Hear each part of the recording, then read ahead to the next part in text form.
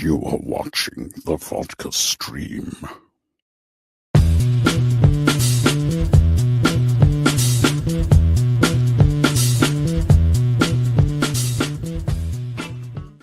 Hey, what's happening, everybody? Welcome to the Vodka stream. Hey, we're here. We're here. I'm drinking. I don't know about you, but I'm drinking. Cheers, everybody. It is a crazy weekend. Comic-Con, Deadpool Wolverine. Gotta love it. A lot of things happening. Cheers, everybody. It's no vodka, no liquor. It's straight up it's just white wine. That's how I'm starting it off, and then I'm gonna go to the red. Yeah, I didn't get any vodka or bourbon or anything like that tonight. Did not do that, and so I just have wine. So just gonna stick with the wine tonight. So yeah, no vodka stuff. There you go. Hey, we got Pop's Film Junkie in the. I got the Instagram live going on right now too. For at least the first part of this before we start doing panel stuff. And I got my dad in there. And he's saying I should wear, I'm wearing my Deadpool button-up collar that I got. I got this shirt, guys. I got this shirt at a comic book shop. Was it a comic book shop? I think it was, that was closing down, or like they're trying to get rid of things. And I found this shirt, or maybe it wasn't. Maybe it was actually, you know what? It might have been on like the discount rack at some kind of department store or something. I don't know. I found it. It was my size. Got it. And haven't really worn it. So I figured tonight was a good night to wear this button up. Of course, loosey-goosey because it's freaking hot as balls still. So, you know, I got the AC cooking. But, I was like, you know what? Let me just wear the Deadpool button up tonight as opposed to just like the same old Deadpool t-shirt that I have. So, but anyways, yeah, look at that. It's funny. I got like my cousin and my my dad that's in the Instagram chat right there. Both military. Obviously, thank you guys for your service. Army and Marines right there. That's right. So cool to see them. Of course, it's been a lot. And I got stories, but the story of yesterday. Had a day yesterday. Had adventures happen yesterday. So some adventures. So I'm going to talk about that. But let's say hi to the chat. Right here. How's it going, everybody? We got Kojo.animix. It was peak. All right. 1/6 shape. I'm assuming he was talking about Deadpool Wolverine. Woo. All right. Woo. All right. Ryan, LFG. What a movie. Good to see you, Ryan. We got Andrew right here. Happy Friday. Jose, what up? Good to see you. And Mr. Droga right here. And Lane. Good to see you guys. Happy Friday, Eleanor. Always good to see you. Always great to see you. We got Abel right here. What is happening? Hey, we got Sci-Fi Center right here. When it comes to William's currently right now, and hopefully, when it comes to William, we got William, Phil, and Rhea, of course, who have been recurring panelists on the Vodka stream that are currently at Comic-Con right now, in line to get their Hall H badges, and been waiting. Been seeing Rhea's shorts that she's posting on YouTube and TikTok and everything, and then of course William's been posting pictures and whatnot and posting his vlogs. So maybe, just maybe, if we can, I'm going to send them the links and maybe they'll be able to come on into the Vodka stream from San Diego Comic-Con to talk a little Comic-Con. I mean, I know there was the big panel last night for Deadpool and Wolverine, and it was huge. And hopefully you didn't see anything because it was spoilery. It was very spoilery. So hopefully it's kind of funny how that was, because it looked like, from the clips that I saw, it looked like an awesome panel, and it was spoilery for sure. And then I saw big trades posting about it. I'm going, what are you doing? Wait, you don't post. I think like Deadline posted like full on. Luckily I already seen it. And this was at like after midnight. I was trying to get up my first reaction review, and I didn't get home till after midnight. So I was seeing all this, and God, did I need a shower? Last night? I'm going to get to the story of yesterday too, the adventure of yesterday as well. Hi, Peanut. There you go. We got Scott McClellan right here. What's happening? We got Super Batsy. What is going on? Yeah, look at that. See, he's live from San Diego right there. So, yeah, we'll try to get those guys in here, see if they have anything they could report from what they've seen, what panels they've seen, and what's to come when it comes. I mean, tomorrow's the big panels, obviously. And today we got some DC stuff, just like they said they would. You said we were going to get some DCU kind of stuff, and we got some DC updates. We got a new logo for DC Studios, and I love it. I do. And then, of course, we got the Creature Commandos trailer, which I posted a short about it. I haven't posted it on Instagram yet. I've neglected Instagram, but I didn't post it on there. I posted it on everything else but Instagram. So, but didn't post my reaction to it quite yet. So I will, though. I'll post it on there. I'll probably post it. It's not even really that much, but it's on all the other stuff too. There's too many platforms. Too many platforms. And I was like, oh shit, I should post it on Instagram before I go live. Totally forgot. Anyways, what's going on, Mr. Trevino? What's happening? Cheers. Salute. All right. Yes. Cheers indeed. It's great though, because I'm on a 4-day weekend right now, guys. So yeah, so today was just like, I got to sleep in today, and trust me, I needed it. Yeah. So thanks for commenting on the shirt. All right, let's see. Max Wolf, Night Danger. Hey, David, just watched Deadpool 3, and holy shit, this movie was fucking awesome. And yeah, I love movie. This movie is better than the Flash movie. Well, I mean, it was kind of a given, right? I mean, as much as I enjoyed the Flash, as much as I enjoyed that. Yes, I got a brand new corkscrew. Okay, I got a brand new corkscrew. We're good. We're good on that. We're good on that. Batsy. Jade, what's happening? Would love to see. I would love to say, but I'm watching it tomorrow. Yeah. Don't. If you have not, I'm not going to be talking spoilers right off the bat. It's only when when people get in here. That's when we're going to dive into the sports. I'm going to give an actual my drinking review as I do every Friday. I'm going to do that. And it's going to be spoiler free. I'm going to give more of a review, because first reaction is first reaction. Even though technically last night wasn't like the first reaction or out of theater reaction, as some people call it, because of it was just it was a long day yesterday, and I'm going to talk about that too. What's going on? Yeah, let's see. Saw Deadpool and Wolverine today. It was so awesome. There you go. What's going on, Cortez? Just back from seeing Deadpool and Wolverine. I gotta say, that was the most fun I've had at the movies in a while. I think a lot of people could say that. Hey, what's going on, Dan the Man? Was the best multiverse movie, Dave? I think it brought. I mean, I love Multiverse of Madness, so it's kind of, I mean, there is that. Do you think Kevin Feige can get Spider-Man rights back from Sony? I don't know. I don't think Sony. I think Sony is never going to give the rights fully back. Been watching your channel since 2013. Look at that. Love you, Morgan. Madison, right there. Thank you. Appreciate that. Makes me feel old though. I'm just kidding. But yeah, I appreciate that. What's going on, Bennett? Happy Friday. I might have to duck out because like I said. It's not going to be, it's only when the panel, and I'll let everybody know when we're going to really dive into spoilers. But right now it's going to be spoiler free. But of course, be careful because there will be people in the chat that might start talking about things. So what's going on, Jacob? I did not expect Mariah Carey cameo.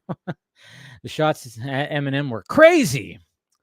Jokes, gotta love it. Game City Savior, what's happening? Hey, Dave, hopefully Keanu as Shadow the Hedgehog. He is, right? He is. Let's see. Abel. The movie was awesome. Need to see it again. Yeah, I can't wait to see it again. There's so much in there. What's going on? Dat Dude Vince. Seeing it Tuesday. Have a good stream. Good to see you. Thank you for stopping by. We got Chuck. Cool. What's happening? You meant cool shirt. Okay, thank you. All right, cool. Nice pool. Yes. Okay, we got Thwip Media right here. Hey, Dave, just got back from Deadpool Wolverine.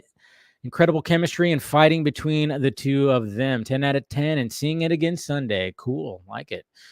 Awesome. All right, we got Ariel right here, everyone. Dave, Deadpool was everything and more. So there you go. So people are just loving it. People are just loving it. I mean, it's just like one of those things where it's just people are just collectively kind of loving it. I mean, there's people that don't, and it's fine. But it seems like everybody's having fun with this movie for sure. What up? What's going on, Phil? Of course, you're with William and Rhea right now, so you guys are having fun. Hopefully not. Hopefully staying hydrated. So.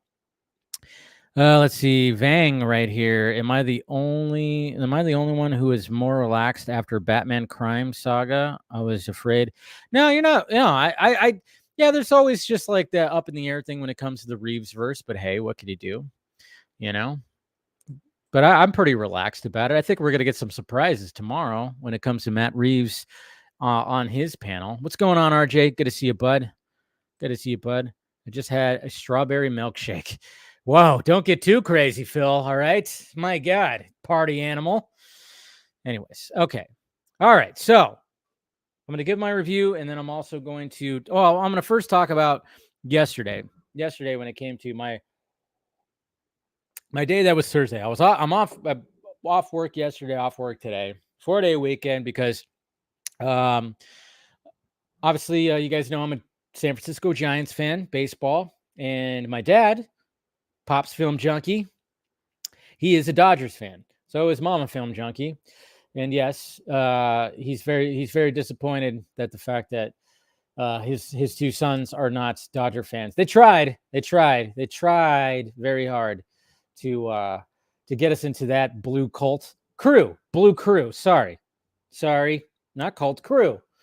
Anyways, no. Anyway, so once a year, anytime the Dodgers and Giants are playing at Dodger Stadium in LA, we always try to go.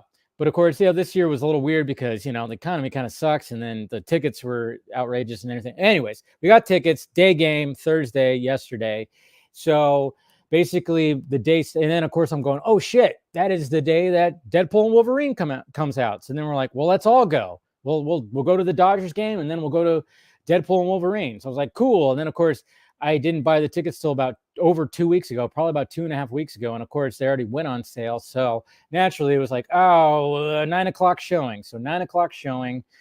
And then, we were a little further up than maybe you'd want to be or something like that. But so my day started off, I woke up. So obviously on Wednesday, you guys know I'm streaming like crazy. I do the members only stream after Film Junkie Live. And then of course, Scott and I, we do DC Fanimated. So, it's kind of it can be a long day on Wednesday, but I of course love it when I don't have to work on Thursday, but still I had to get some things done. So when I got done with that, and then of course, Scott and I will chat afterwards and everything and catch up and whatnot. So I didn't get to eat dinner till about 10 o'clock, make dinner, eat dinner, and then of course start setting some things up and blah, blah, blah. So about 11:30, I go to bed and don't fall asleep till maybe about midnight. Wake up at 6, because I did a segment on Film Junkie Live talking about the reviews of Deadpool and Wolverine. So I wanted to get that up, make sure I got that up, because I'm like, all right, well, everybody's going to be talking about this movie now, more so than they already have. So get that video up, because I'm going to be gone all day. It's going to be, I'm not going to be able to get any other videos up, any other clips or videos up until I get my first reaction. So, we do that. So I do that, get that going. We go to the diner that we go to at 8 o'clock. We have breakfast, go to my brother's house, get everything set up, drive out to LA, and it takes us about an hour and 45, but it's mainly like 2 hours to get out to LA to get to Dodger Stadium. And it's about 11:20, 11:30. And of course, it's hot. It's starting to get hot, and it's been sticky. This summer has been a little sticky in California, not like sticky back in Florida, not Florida swampy sticky, but it's a little sticky. So we get out there, and then of course we have some time to kill. And the first thing you do, if you want to enjoy a drink and you want to have some fun, you want to grab, hey, let's get a drink, let's get whatever. But at the same time, God damn, it's ridiculous how the prices. Why do we do this? Why do we buy drinks at these ballparks, these venues? Because they're so expensive. But it's like, fuck it, you're here. And So I get like a vodka mule, one of those in the cans, the Cutwater things. Very refreshing because I was like, I'm not doing beer. It's gonna be hot. Let me get something that feels refreshing. But then it's kind of dumb because like, wait, it's hot. You're gonna get dehydrated. So not to mention. So then we're also gonna buy waters too, and those are freaking. They price gouge the shit out of those too at the stadiums. But anyway, so we see where our seats are, and the seats, of course, are right in the sun. It's like the front row of the second deck on the third base line. And it's like, okay, so let's just chill in the shade until we have to like sit in our seats. So we do that. But then, yeah, once we had to like sit in our seats, man, it was like one of those mind over matter things, guys, because it's like we got the sun's like right up here, it's right up there. And you're sitting on these hot seats. If you've ever been, obviously, if you've been to a stadium, you know how hot those seats can get. So when you first sit down, it's like, oh my God, your cheeks get baked. But it was like a mind over matter thing where you just kind of go cool. And then luckily we were in the front part because there was kind of a breeze that was coming up through like, there's like a little sign thing right here, like a little LED sign, whatever the hell. And so a little breeze was coming up. So I was kind of like leaning forward the whole time, trying to get some of the breeze. And you just are trying to just mind over matter. And then it was always nice when a little breeze came in. But then one of the things, since I was leaning forward and trying to get that little bit of breeze, I was noticing that the sweat from my forearms was starting to soak into my shorts. And I'm like, well, don't do that. Let me lift up my shorts a little bit so then I could lean up against like my legs. So then it doesn't, like when I actually get up, I don't have like sweaty, I shouldn't have cared, but I don't know. This is what I was thinking. So the fact that I did that, look at that. Look at this. I got burnt kneecaps. Look at that. You can see it right there. So I got 2 red kneecaps. Looks like, I've been doing something else besides going to a baseball game, if you think about it. Anyways, so I got burnt kneecaps. Got a little bit burned right here on the forearms. Not too bad. A little bit right here on the back of the neck. Not too bad. But, yeah. I got it was so funny. It's not as bad as it was when I got home last night. Both of the tops of my kneecaps were just like glowing pink.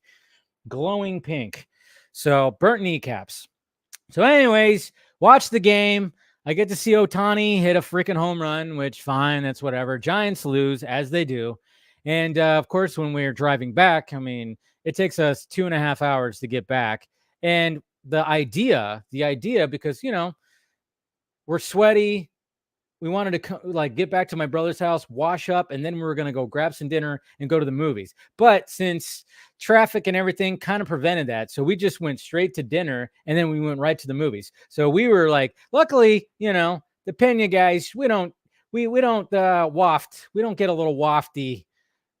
We're good. And I think we were fine. None of us were like reeking or anything like that. So we said, fuck it. We went.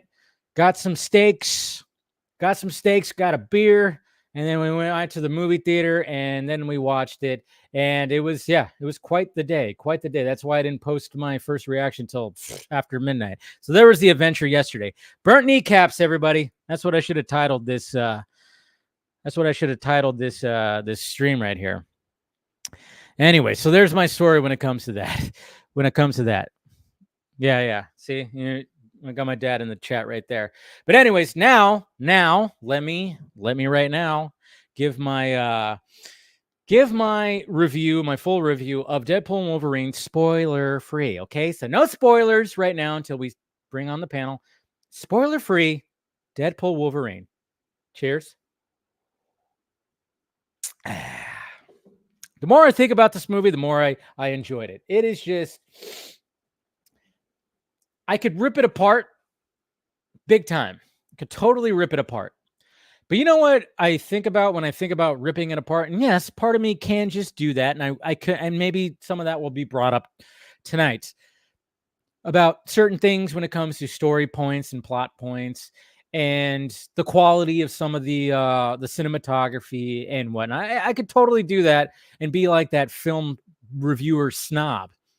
But I don't really want to do that because this movie is a ton of fun.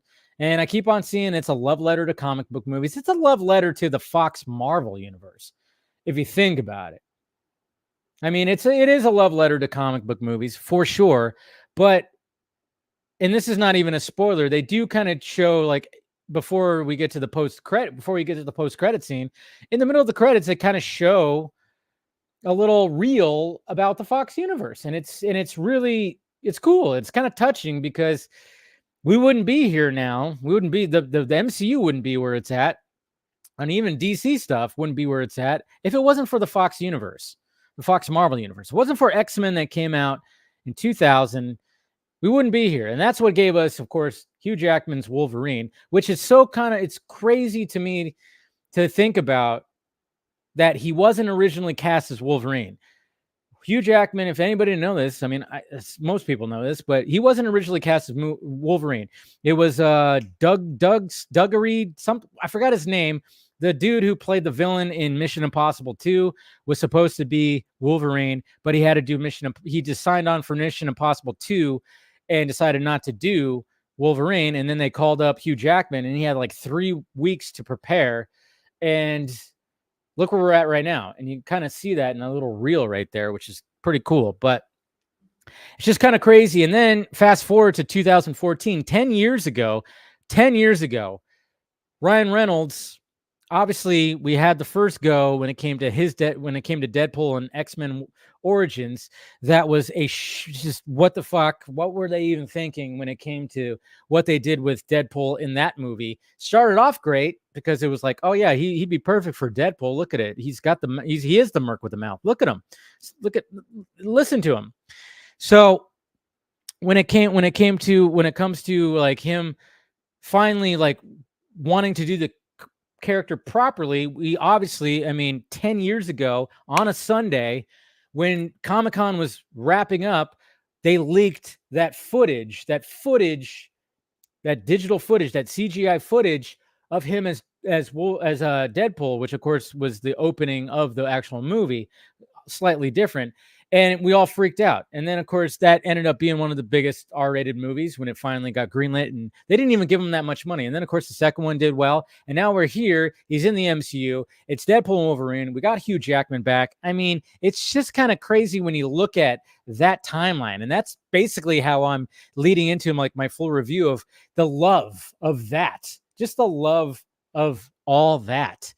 Like, yeah, I could rip it apart with certain things, but at the most part, the jokes are funny, in my opinion. I thought most of the jokes work, especially the jabs at Disney and Marvel and Feige and all that stuff, and even the digs at Hugh Jackman. And Hugh Jackman, he still is like, he has not lost a step when it comes to Wolverine, just the way he looks, the way he acts, and the way dealing with trauma and everything.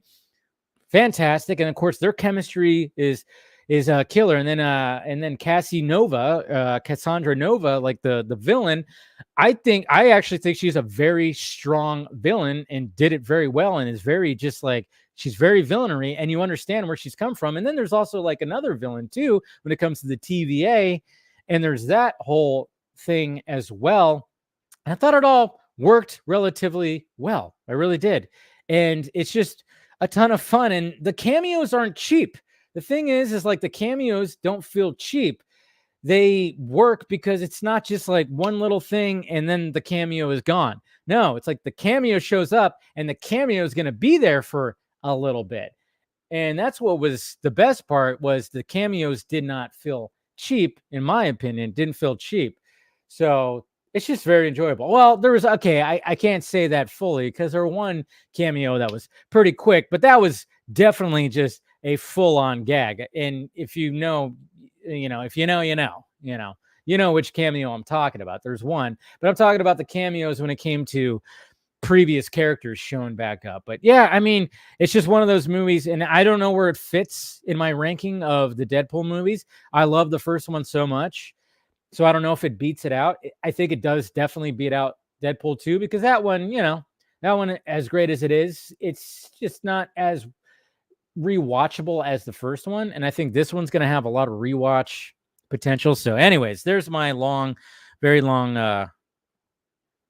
Deadpool and Wolverine full-on spoiler-free review. Delicious. So there we go. Just trying to Get all that. So what's going on? We got Marvelous right here. Yep, let's go. Can't wait. New York Queens, you the man. Good to see you, Marvelous. I would like Deadpool to roast Sony Spider. Yeah, there wasn't really any jabs to that. Dougray Scott, that's what his name is. Dougray Scott was originally supposed to be playing Wolverine in the first X-Men movie.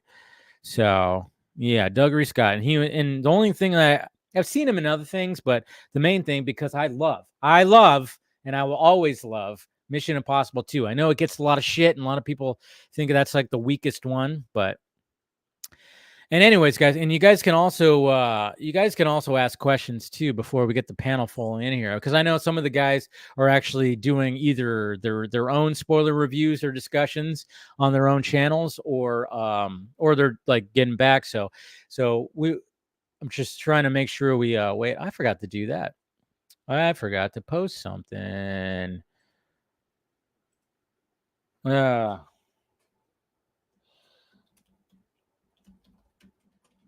I forgot to fully post that.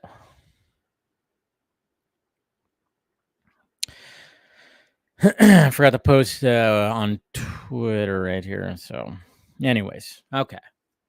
Just making sure I do that. Got to post my little glamour shot that I posted on Instagram and Vero. Okay. So, let's do this. All right. So, I'm going to start inviting some of the peeps in here.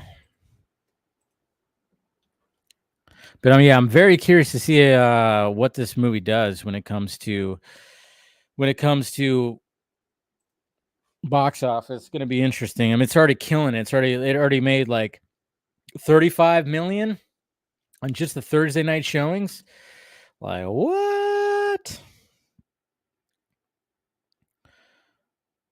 Pretty crazy. Pretty crazy. All right, so got that. Oh. But yeah, it's already done gangbusters already for Thursday. I think it's got the record for R-rated Thursday night showing, so that's pretty sweet. Oh crap, I hit the wrong thing. What did I hit? No, that's not right. All right. Sending it all out. Let's see. Do I got everything? Nope. Don't have everything.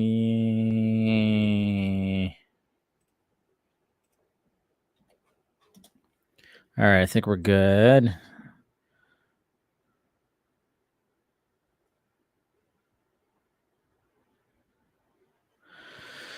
Who else? Okay. Let's see who we got here. Now that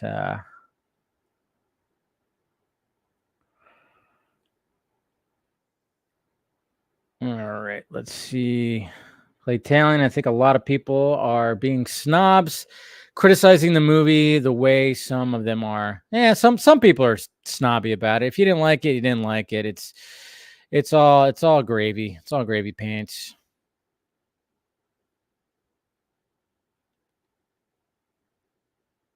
It's all gravy pants. But yeah, I mean, again, there's just spoiler alert, guys. Spoiler alert. It's all very much happening right now. Like I said, we're gonna start bringing some people in here. I already gave, like I said, my spoiler-free full-on drinking review, but now it's gonna be full-on spoilers at this point. So, gotta be full-on spoilers.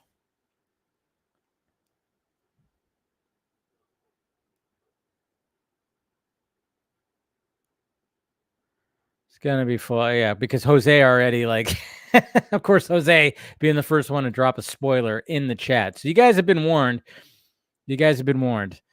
Okay, and I'm gonna go ahead and end the live on good old Instagram. Thank you guys. You guys are awesome. Good, great to see you, of course. And all right, well, I'll be posting, of course, all the stuff on here. So thank you, Instagram. Go to YouTube now. All right, go to YouTube. We're gonna go full on spoiler crazy. At least we'll get there. So all right, love you. Bye.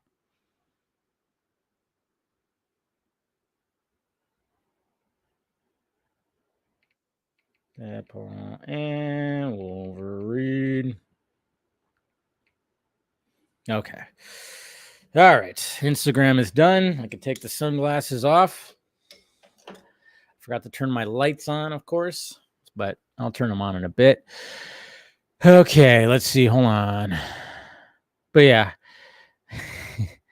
Yeah, spoilers already, guys, because then he said, like, Henry Cavill looks goofy as Wolverine. No, it doesn't look right. Yeah, I think that was Jose, I think that was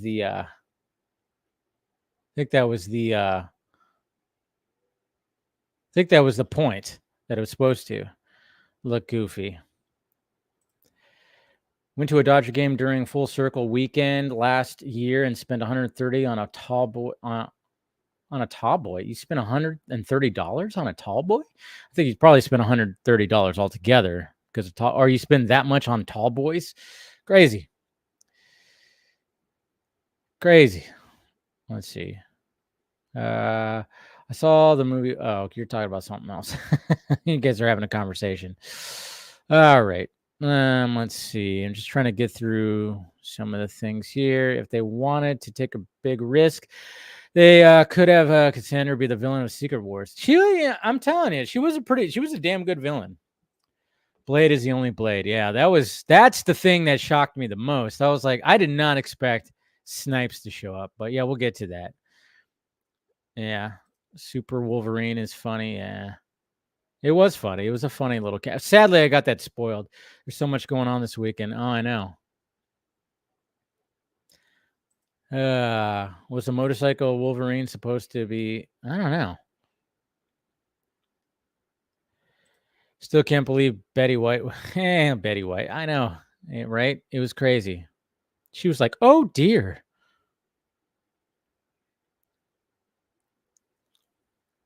Thick and Wolf. We all are the Cavalrine. I thought he looked good. I thought he looked pretty badass. Cigar in his mouth, with the hair and the beard, and jacked as all shit. Cal or no Cal, Dave? What's your pleasure? You talking about with Wolverine? I thought it was. I actually liked the Cal. It was pretty cool. I was wondering when he was gonna fricking put it on, but anyways. I was like, hey, when is he gonna put that freaking thing on? When are we actually gonna see it? Is he gonna find it somewhere? And then it was like, oh, that's how they did it. No, okay, cool. I love it. All right, first off, we're bringing in Scott without a camera. Well, there's a reason for that. Uh-oh. So you were talking about how we sit around and we chat a lot after Fanimated. Yeah. Out of juice. No, the problem. Shit, my camera just went off. Oh my god, I spoke that into existence. What did you do? I hit. Oh crap. Hold on. You can still hear me, right? Oh yeah, we can still hear you. No, yeah, I just knocked my power. I knocked my power plug out. So keep on talking. I can hear you. Well, no, the funny part was that you know how I have to. I've always talked about how I have to unplug my computer so that I can plug in the webcam, like the really nice webcam that I use. Yeah. Yeah, that doesn't do a lot of good if you don't unplug the webcam and plug the laptop back in for the last 2 days. Yeah, that's not good. So no, the camera will come back on eventually tonight, but right now I literally started charging the computer as soon as your Instagram live video hit. So I'm at 49% after 35 minutes. So give me another half hour and then we'll see your pretty face. And then you'll see my pretty face because I'll just go ahead and give you a heads up. I wore the Exclusivo t-shirt to the movie tonight when I took Heather to go see it. And I posted the picture on my socials, but we wore our Deadpool and Wolverine best friend necklaces to the movie. Yeah, I saw that. So I let her pick which one she wanted. Heather, of course, went, I'm always Wolverine.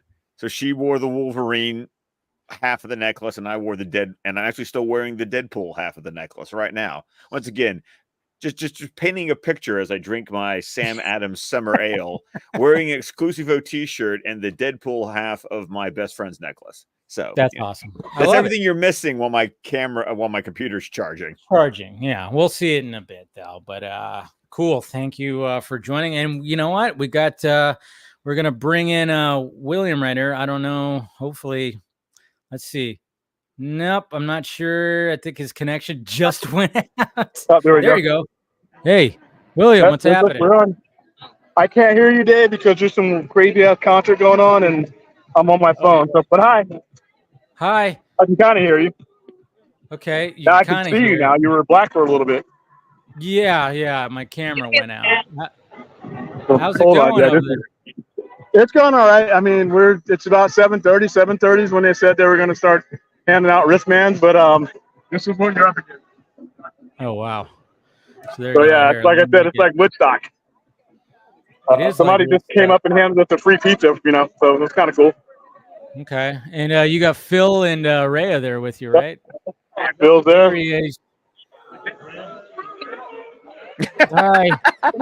He's trying to get connected right now. Okay. What was that?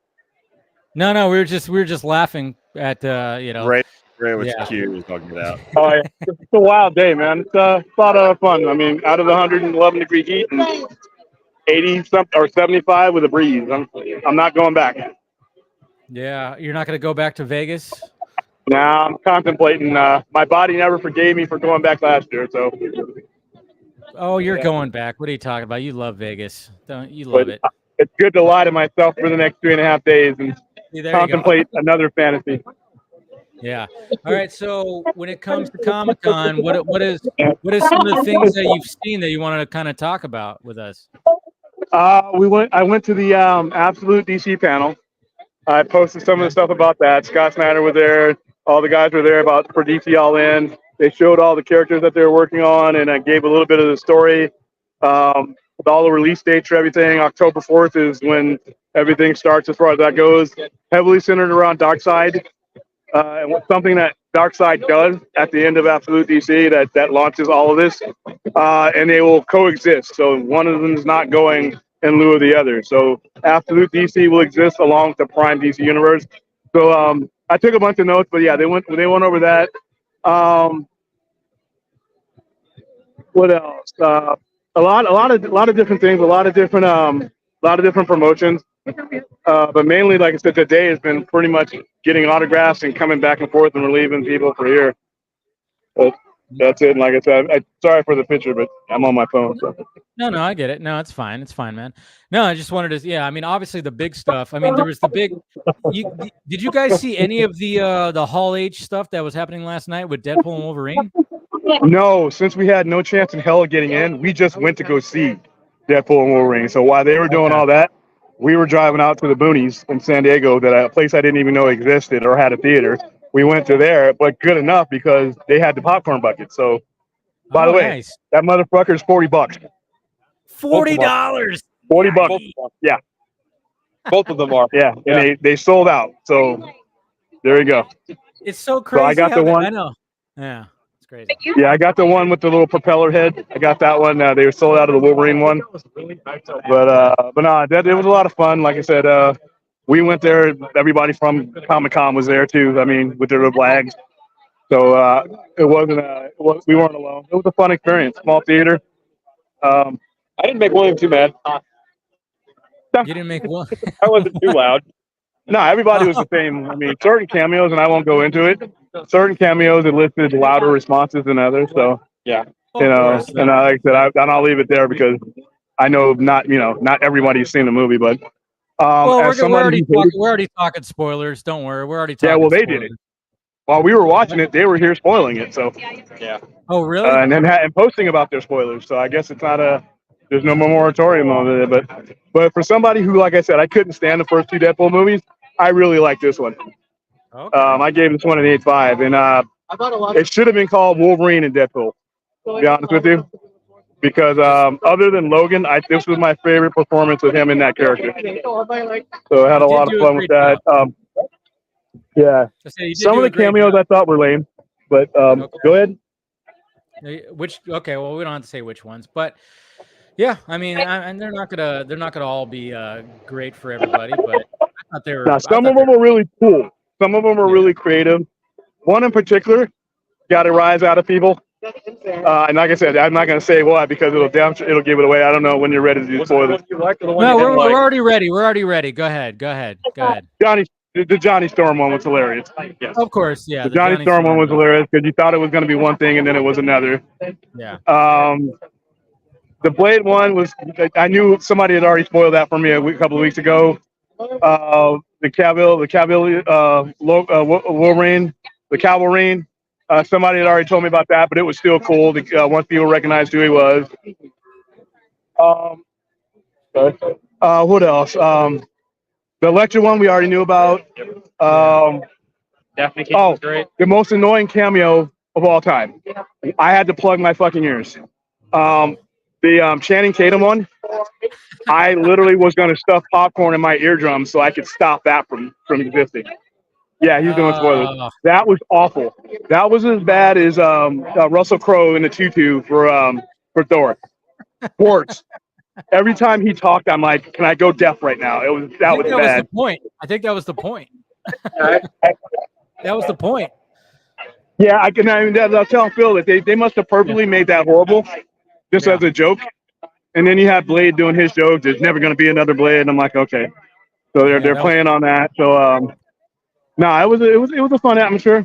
We did our review there, our spoiler-free review, which has now become meaningless because it's been spoiled. But other than that, then we got some food, and now we're back here at Woodstock.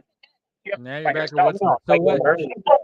So what's the plan for you guys tomorrow? The plan for me is once I get my wristband, I'm not going to sleep over here. Like I said, I did that with the Army under orders, and that's it. We don't sleep outside no more, you know.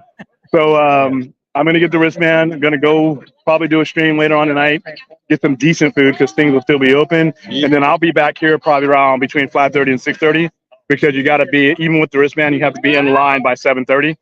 And then from that point, the games will begin. And then at that point, I'll be here.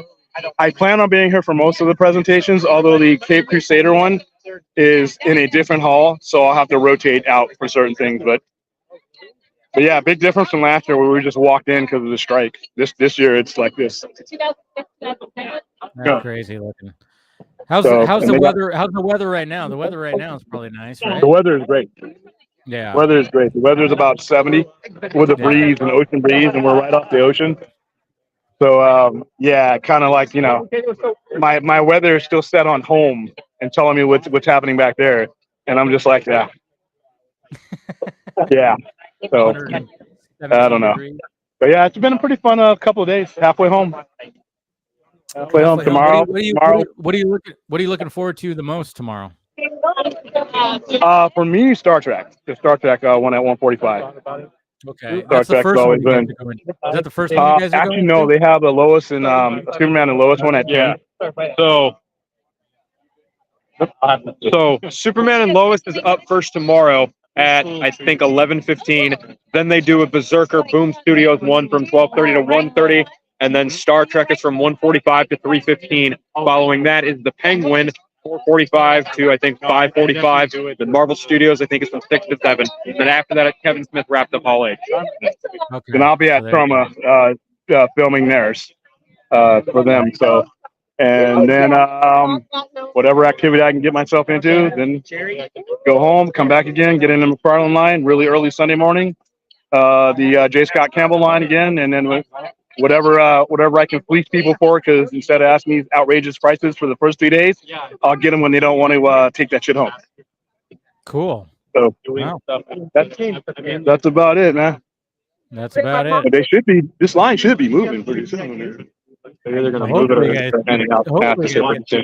What was that? Hopefully, you guys started getting those things in. Because how long have you been waiting in that line? Phil got here at 9. Jesus. And I got here as soon as I knew he was here. I got here at about 10:30, and Ray got here about noon. So about 11 hours almost. Yeah, and off and on. We've rotated out though, so I've gone on the floor. Good. You know, Ray stayed here. Ray has gone on the floor. Phil's gone off. So we rotated in and out and kept maintaining our spots. That's what you got to do. But yeah, we pretty much been in this spot since early a.m. in the morning. Pizza? Yeah. Oh yeah, we got a free pizza. There you go. There's some free pizza. There you go, man. Yeah. Free shit, man. Hey, you know, you got to take it. You got to take it. Yeah. Well, all right. I Well, take free food, broke or not. all right. Well, you guys go ahead and have some fun. I know, like, you know, just do all that. We're gonna continue. We're gonna bring on some more people. We're gonna have more like little discussion. There's a lot of background noise happening on your phone. So. Oh my God, dude! You don't. It's concerts and all kinds of crazy stuff. But yeah, if you're still on when I get into somewhere normal, I'll jump on. All right, yeah. Go ahead and come back on if any All of right, you guys guys. want to come back on. Goodbye. But thanks for dropping by. Appreciate it, guys. All right. Talk to you. All right, there you go. Woo, yeah. There's a lot of madness happening in that one right there. So. I'm still here, Dave. I'm still here. I know, I can't. Oh, Shout yeah. out to Phil, though. I want to say something. Phil has personally secured the SDCC exclusives I wanted, and good. I was actually the first thing he got because he mentioned the Berserker Boom Studios panel tomorrow. If for anyone who doesn't know, that's the comic book that Keanu Reeves developed and co-wrote for Boom Studios. They this week just released a novel set in the Berserker universe, co-written by Keanu Reeves and a British sci-fi writer by the name of China Miéville.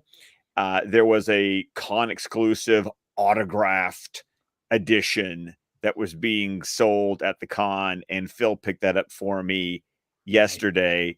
And then while he was in the Hall H line, he sent out an agent, and they got me the Old Man Bruce and Ace 2-pack from McFarlane Toys.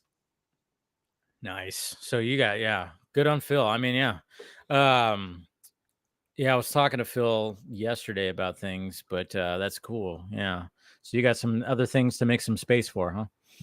Well, a book, Not really, a book, but the action figure will, the little action figure, it'll probably stay in the box. I mean, it's Old Man Bruce and Ace. I love Ace. Well, I can't wait till we talk about Batman Beyond on Fanimated because that's right. Good bad dog. Now that's it. Yeah, I was wondering when the McFarlane. So that's going to be happening on Sunday. He said, right? The McFarlane panel or some kind of something. Did you mention? I thought that panel had already happened, or did it already happen? I don't know. It already happened. Yeah. But by the way, getting back to a Deadpool and Wolverine spoiler discussion. I sent you some images in a Twitter DM. I wanted to start off by bringing those up. Okay, well, let's wait till we get more people in here. Okay, but hold on to those images. Yeah, no, the ones you picked, I know exactly. Like we actually saw. Yeah, we see. I know, but the beauty of this movie was that I loved what you said in your drinking review, because it's exactly what I said in my Letterboxd review. I will say that I enjoyed the movie much more. Not much more, but I had a much easier, enjoyable time watching it tonight, the second time around, than the first time. It improves on a rewatch for me. Sure, I could see that. But the thing that really tugged at my heartstrings was what you said. This is a fucking love letter to Fox Marvel. Yes. And I grew up on Fox Marvel. We both did. Yes. I know. So I just love the respect. I mean, the behind the scenes footage reel that they did for the credit scene, I literally was like choking up and like tearing up. So was I. And that was one of the things that was like sticking with me. And I remember I had to explain it with my nephew because, obviously he's a young buck and he didn't exactly understand everything that was going on. And I was like, because he was going like, well, why did they show that? I'm like, well, it's because it's Fox Marvel is done. It's all done. That's what the whole point of this whole movie kind of was. And he goes, wait a minute. The forgotten heroes. Like no one remembers. So he didn't quite understand that. So I had to explain it to him a little bit. And he goes, oh, okay. So I'm hoping that he's going to start diving into some of I know he's seen some of those before, but he didn't know full on what exactly the meaning behind showing that reel, which I thought was, and I hope and I'm sure they will. They're going to release, unless it's already out there, they're going to release that entire reel probably soon. I wouldn't be surprised. I wouldn't be surprised. Well, the funny thing was that I remember some of that footage from all the Oh, yeah. behind the scenes DVDs for all those movies. Like it was crazy. Yeah, and it was great because I mean, you just see the fun that they were having with all the movies and all the different shots. I mean, obviously, it's very much fixated on Ryan Reynolds and Hugh Jackman, but I mean, Hugh Jackman more because he's just, I mean, the motherfucker's been the goddamn character for 24 years. So there's just a lot of that. And then, of course, you see like the interviews with Ryan Reynolds, younger Ryan Reynolds. I mean, he's known, but not fully known. And then just seeing him being interviewed. I remember those interviews as well, too, from like DVDs and everything. So, yeah. And in all the, I mean, and as soon as Chris Evans showed up in The Void, there was never a question in my mind. I went, fuck it, he's gonna be Johnny Storm. They're doing a Fantastic Four callback. I actually had to explain that one to Heather. It's funny watching this movie with like a mostly general audience. The jokes that just whiz right by, or they don't have the like. I was explaining so much to Heather because it was like she doesn't know this stuff, and they were just like the whole Channing Tatum as Gambit gag. I had to explain what that was because it was like halfway through that she went, "Wait a minute, is that Channing Tatum?" I went, "Yes, honey, it's Channing Tatum." He was supposed I had to explain that too. I had to explain that to everybody. I was like, and like, why was Channing Tatum? I was like, well, this is why. You know, I had to explain the fact that he was cast. They were trying to make a movie. Didn't quite work out, and everybody was wondering what was going to be happening with that. And then finally, we got him as Gambit. Finally.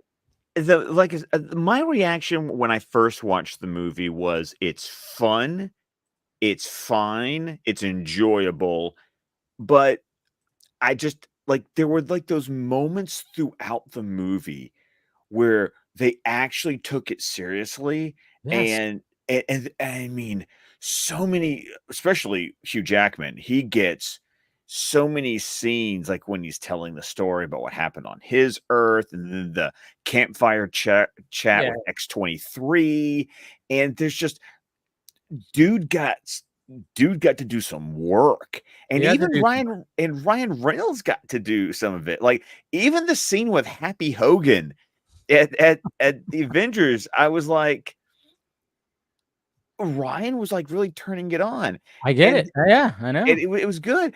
But then, it was so funny. There were things that I kind of like would annoy me the first viewing, like all the needle drops and, how many cameos are there going to be? And the thought and the plot kind of thin to me the first time I was watching it. But then the second time I watched it tonight, it was great because you already know what you're in store for. Yeah, I know what I'm in. Right. You watch. It's what Tim used to do on Squadcast all the time. He was always kinder to a movie the second time he watched it because you've let go of all of your expectations and now you're willing to just accept the movie for what it is. Yeah. And I mean, I will say too, and sorry, I didn't mean to cut you off, but go ahead. But I was just saying, like, when it came to the cameos, I had expectations with certain cameos that I thought were going to show up. We'll get more into it when we get like the whole group in here. But it was just like, for me, I went, I was kind of disappointed that I didn't see this person or that person. But then at the same time, I'm going, good. That means that whole thing when they released fake stuff out there. And I'm going to talk about one particular, because I mentioned it last night when we were driving back to my brother's house. That I was like, because when I read that report that they planted and they put out there some spoilers and cameos that they wanted to divert the attention, I went, but then of course some of them ended up being true and stuff. But it was just like it was kind of interesting to just kind of, now that I saw it all, because because I was looking for something and I saw somebody listed, there's these spoilers. And one of them actually wasn't even in there. And I was like, oh shit, that wasn't even in there. And then I saw fake images as well. People sent me fake images and I went, shit, I just got that spoiled. But then they ended up not being in there. It was kind of like an interesting, it was just very interesting. Like the way I was like, taking it all in because I was looking forward to some, didn't happen, but then I respect the fact that it didn't happen when I was thinking about it, driving home, and then thinking about it today. I don't know. It's just one of those movies where, yeah, like I said, it's love letter to comic book movies, sure, but definitely 100% a love letter to Fox Marvel. Yeah, I have to. It was so funny. Like, my wife is terrible with recognizing people, so like she didn't even realize that was Wesley Snipes' Blade. It was such a weird thing. But I even was like I loved it. I loved it when he says, "Some motherfuckers are still trying to ice skate uphill." I'm like, yes. It's that stuff right there. But we'll start diving more into it. We got Paul, we got Chris, Weapon X right here. So we'll start maximum effort. Maximum effort, guys. Let's fucking go, Chris. Let's fucking go. One scene. I'll tell you what. Okay. Whenever we get into it, we'll get into it when we get some more peeps in here. We'll start really breaking the thing down. But how you guys doing tonight? Doing good. A bit tired. I can only stay on for so long. I have to go to work in the morning. But other than that, I'm doing great. I've seen the movie twice. I'm in my new place, as you guys can see. Look at that. You are. Look at that. You're no longer being held captive. It's great. That's right. I escaped to be trapped in a new fun hell. So yeah, it's great. I mean, usually don't see fun and hell in the same fun, but here we are.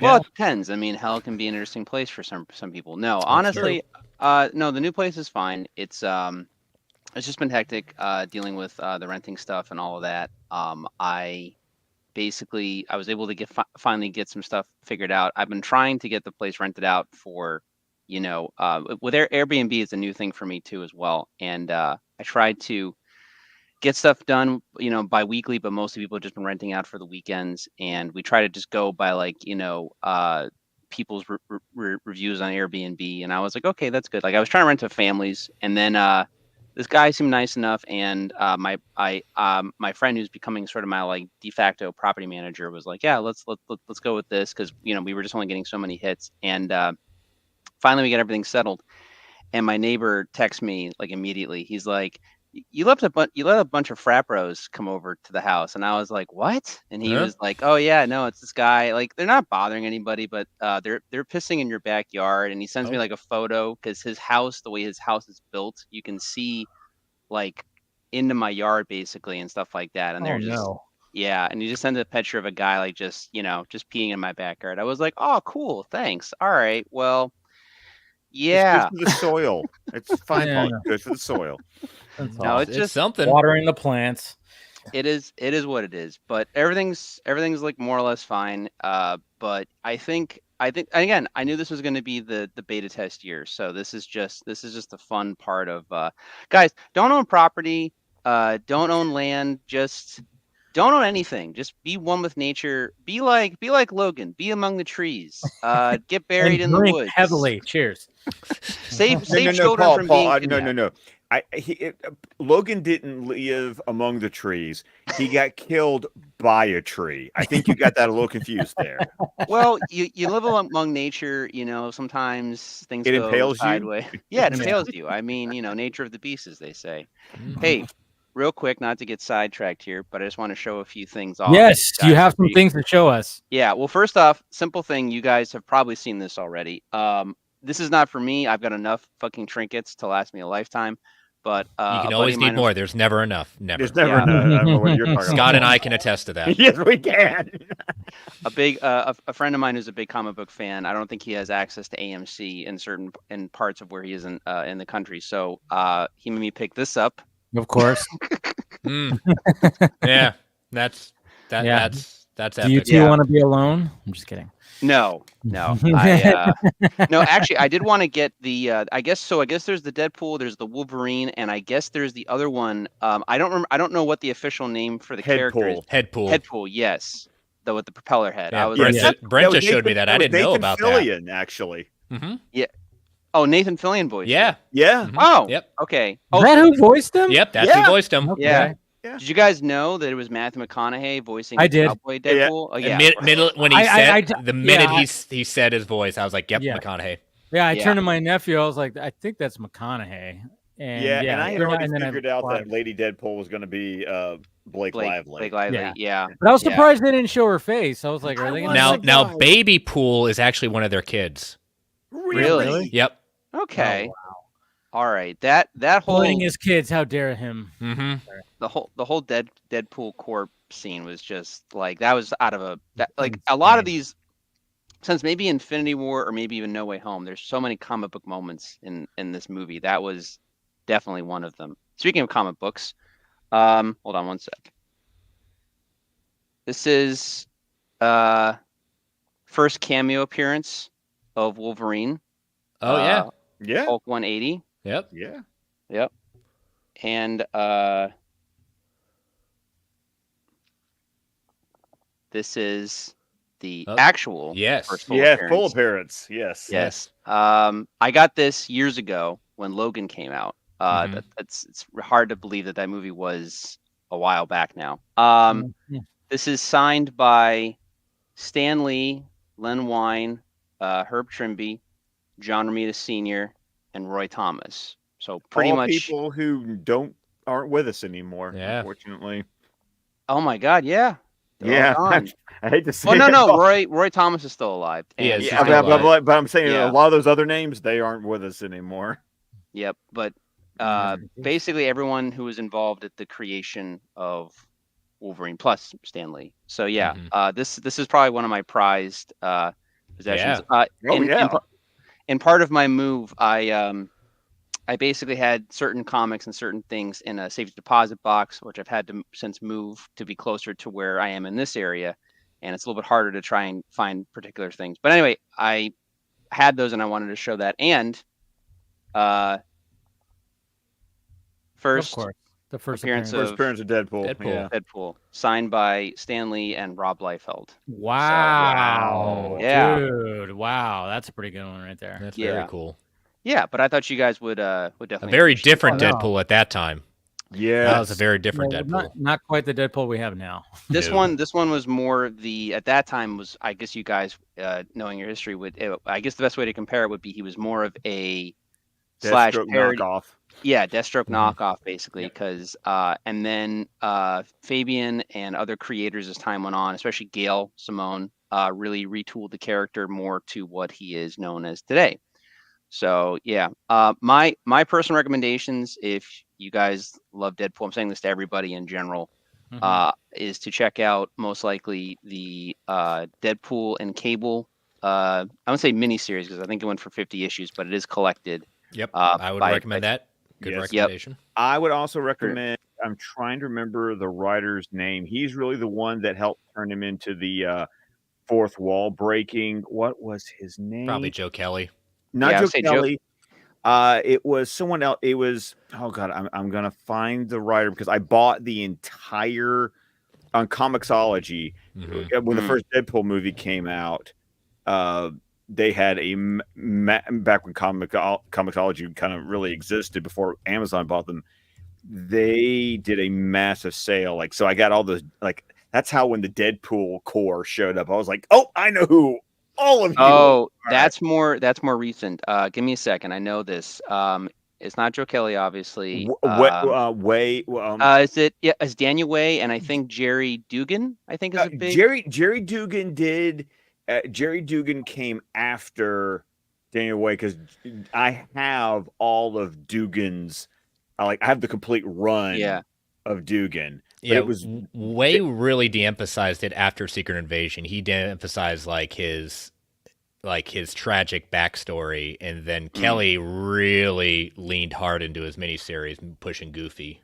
Yeah. Now, personally, in my opinion, and again, I still have to read a lot more of the more modern Deadpool stuff. I'm been slowly going up because I basically will go back and forth between Marvel and DC, and in Marvel I will put stuff to the side and then come back to it later. But my personal favorites have always been the Deadpool minis, which are basically the 5-issue miniseries of certain things. You have Deadpool Kills the Marvel Universe, Deadpool Illustrated, Deadpool versus Carnage, a lot of those things, even Deadpool versus Gambit, just these little contained stories and stuff like that, or you have to hope that he's really good in a good supporting role. Right now, I'm going through Uncanny X-Force. Yes, where that's great. another Yes. excellent run Yeah. Yes. by Remender. Yeah. Right, Yes. exactly. For people who don't know, if you've seen Deadpool 2 and you see him with the gray and black costume from the Soot, that is a reference to the X-Force costume that he wore at that time. So And also yeah. play the it was for the PS3 and I also have the PS4 remaster, but the Deadpool video game was a hoot. And you Was could it? you Yes. could I've unlock seen clips. Yeah. it is, let's put it this way, the scene I would just call it the like a prayer scene with Wolverine and Deadpool killing the Deadpool core. That felt like I was playing the Deadpool video game. That's Because that's Yeah. the one that Nolan North did Yes. the voice Yep, he for did. Deadpool. Because he was also, if I'm mistaken, when they did the Wolverine versus Hulk animated short film, Nolan was the voice of Deadpool in that animated film, and then it carried over into him being the voice in the video game. Yeah. The video game for me, that was definitely more. I mean, again, Reynolds has done a fantastic job in my opinion, but more so the comic book version is probably closer to what that video game is. I never was able to beat that game. I had it, I enjoyed it. I didn't love it like I love, say, like, you know, the Spider-Man or the Batman Arkham games and stuff like that, but I got stuck on the final boss because it was one of those things where, or at least it was a glitch in the, it might have just been from my copy, but it was a glitch in the game that when I was playing it, where I think the final boss is Mr. Sinister. It's been years since I've played it, but I got stuck. And then when I died, I had a certain amount of ammo or whatever the case was, and the ammo did not replenish or back to what I had it at when I died. So every time I died, I had less and less ammo, and I was stuck. I just could not advance because I didn't have enough to fight the bad guy, and that was it. But I got pretty far. I got literally to the final boss, and then I just couldn't beat the final boss essentially. But it was a fun game, though. I think they did a pretty good job trying to articulate the characters and like the way that they're portrayed in the comic books, and even like and again, Cable is like he is in the comics. He's a giant dude essentially, as opposed to the jokingly only 5'11" version of Josh Brolin in Deadpool 2 and stuff like that. So yeah, they did. Yeah, a good job. We got Andy showing up right now. You all talk so Andy. long. I was like, when am I getting? Sorry, I go on. Oh, Andy. We talk so. Yeah. Paul, I'm sorry, Paul. Like, pick a struggle. Like, how can you you made this big deal about this move, but yet I'm like, where are your collections behind you? Like, he's still they're in setting up. storage. And he got very upset when he couldn't see the collections behind me when I was on vacation at that point. He got very upset. Yeah, I got very triggered. Yeah, it was very bad. Like, I Guys, didn't know Nolan North did Deadpool because like. Fuck! I should have asked him like when I talked to him, because I was so focused on him when he was in Cry, but like, has Nolan North just like been in every like superhero universe at this point? Because I feel like he showed up. He's done Young Justice, of course, as Superboy and Superman, but Deadpool, yeah, I didn't see that coming. Good for him. No, he's also Blaze and Blaze and the Monster Machines. Just saying, he gets him young. I have no idea what it is, but I'm happy. It's a kid show for math and engineering. It's all monster trucks. Okay, are you a kid though? I have 3 of them. So. No, that wasn't my question. I said, are you a kid? Yes, I am. Yes, we all. We all are child. Have you seen how many toys I have? I must be a child. They're collectibles. Thank you very much. Scott, here's another test. Do you get excited having Dino Nuggets? Actually, I don't like the taste of Dino Nuggets. I'm gonna be honest. They don't. It's because it's not probably real chicken. That's probably part of it. Not gonna lie. It's made out of what they call dino chickens. Yeah. Yeah, it's made out of rocks. But I can't even remember if I've had any dino chickens. But anyways, I don't think if I want to try. Shirt though, Dave. Yeah, right. Oh yeah. Oh, that's cool. I like Yeah, that. I know. I Did you guys found this. miss the beginning of the stream? He literally had a Yeah. I'm whole sorry, I story was about this. podcasting No, on I've my been- other show. I Dave, sometimes have to Dave, sleep like an hour before the Dave, don't I come worry. on. I pay attention. Stay up. Dave, I pay attention. I love you more than these bitches do. Don't worry. What'd you get? No, I found this, I think, on like a discount rack at some department. I thought it was a comic book shop, but then I went, no, I think it wasn't a comic book shop, because the only one that I remember closing down was like the one that I made friends with the owner. And I was like, I don't remember getting this shirt there. I thought I did, but no, I think this was on like some discount rack. But I remember it being $10, and it was my size, and I went, fuck it. And then I have not really worn it really at all. I think I wore it one time. I don't even remember what it was to. Maybe it was to Deadpool 2, because I've had it for a bit. And then, I always think about wearing, because it's a button up. I was like, oh, I could wear it to like a family function or whatever. But I always go, no, I don't do that. But I figured it was fitting for tonight, I guess. No, it's good, man. It looks nice. Yeah.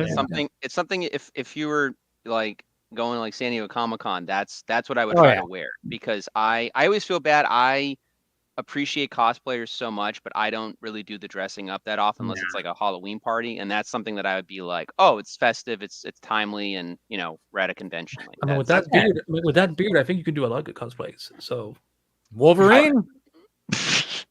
I would be a very. I mean, if Wolverine was malnourished and very skinny, yes, I would be. I'd be great. You didn't see that little thing in the movie?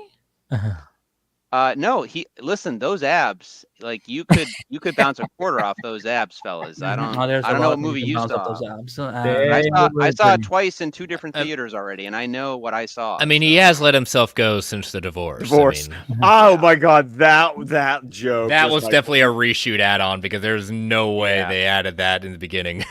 But I think Had to be. it's also easy because he's wearing the mask. That can just be ADR.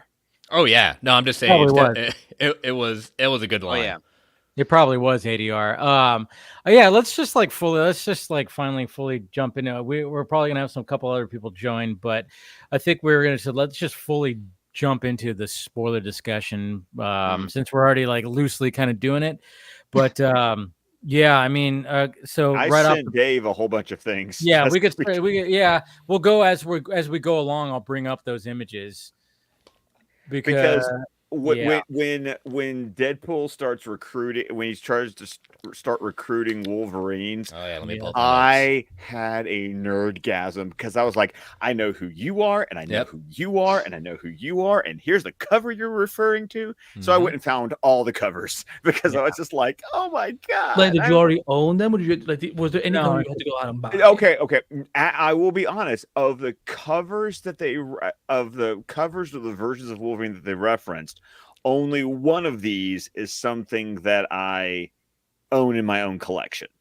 Yeah. The rest of them are just so iconic in my brain that I knew immediately what they were referencing. So it wasn't like I had to like search Google really hard. I knew exactly what I was looking for. And so, when you can go to Google with certain keywords, it's very easy to find what you need. Facts. very true. Yeah. Very true. So, it was kind of funny, because I remember when everything was coming about and speculation was happening when it came to this movie, especially when we saw the early set photos. And it was kind of one of those things where it's like, all right, are we going to do a thing where Deadpool essentially destroys the Fox universe?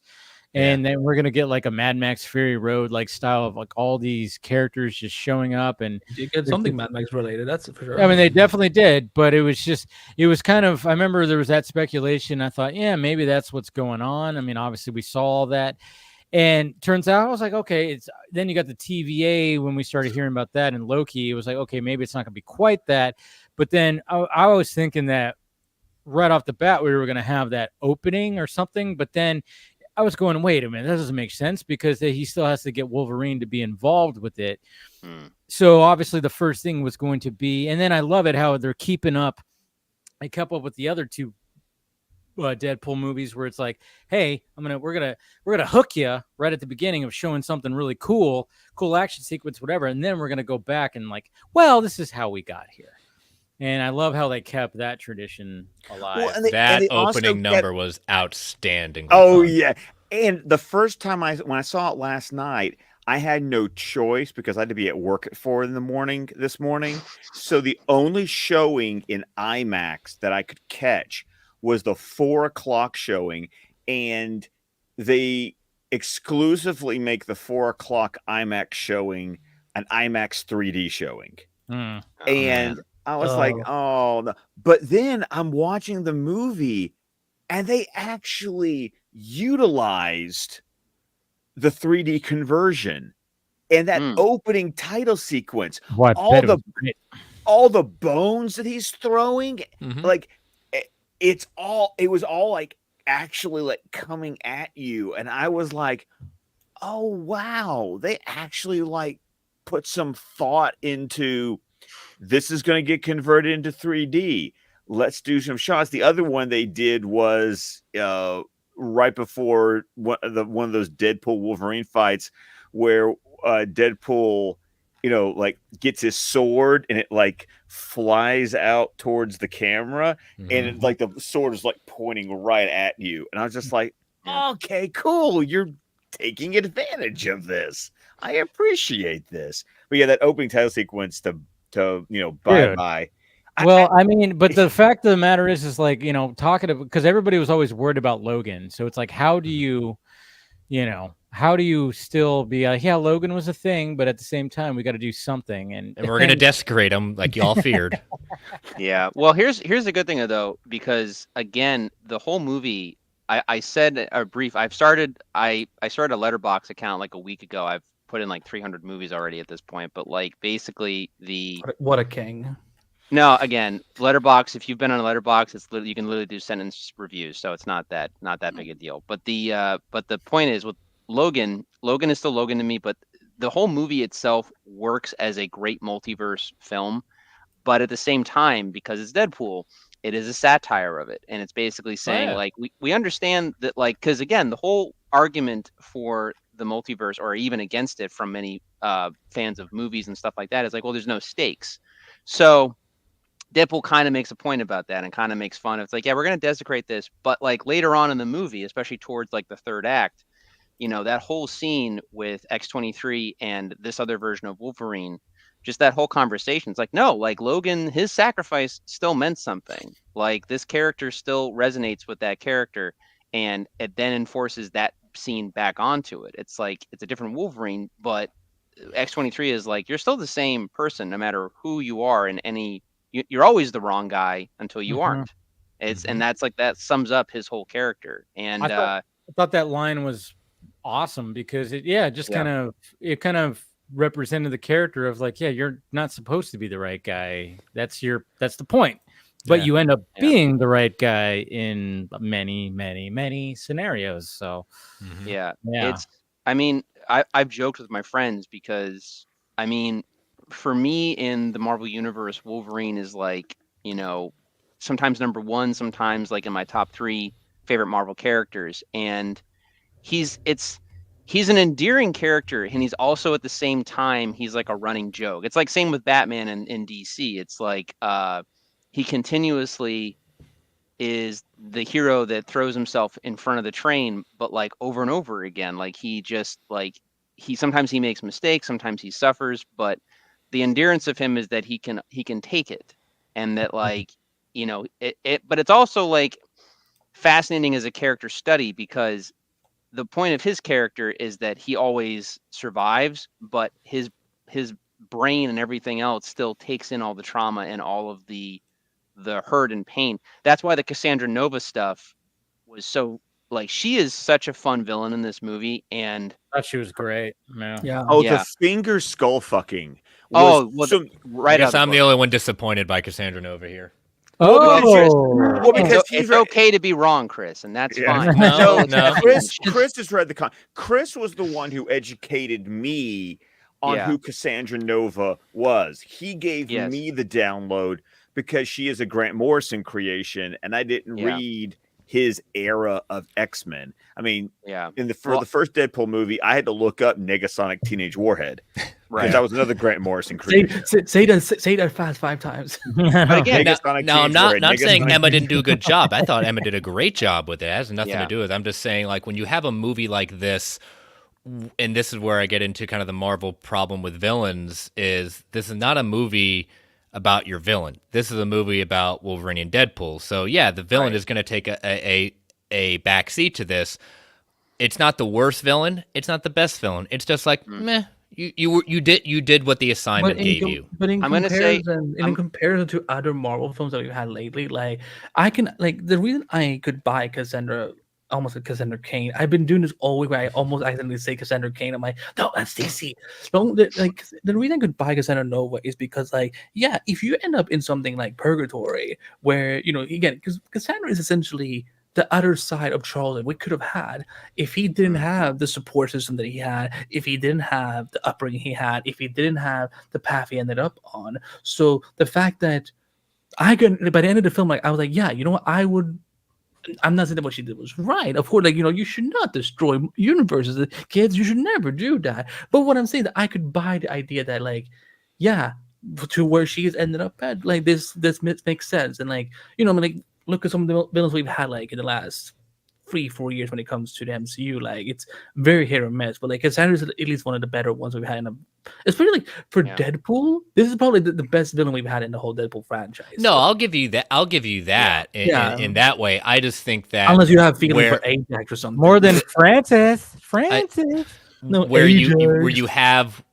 where they have that moment where Wolverine kind of convinces her to kind of turn good for like a few seconds there, and then she's like, oh no, I can figure out what Pyro's doing, and then I can take over and destroy everything. It's like, that's kind of like a back and forth that's like, I get, but that kind of ruined what your character is. Your character's never been good. Your character's always evil. You're never going to turn good.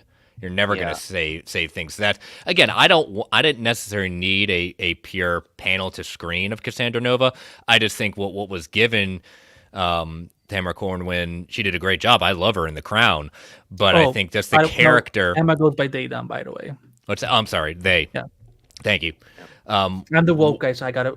No, I appreciate that. I want to make sure. So, what they were given, they did what was needed of them. I just think that the character was just meh.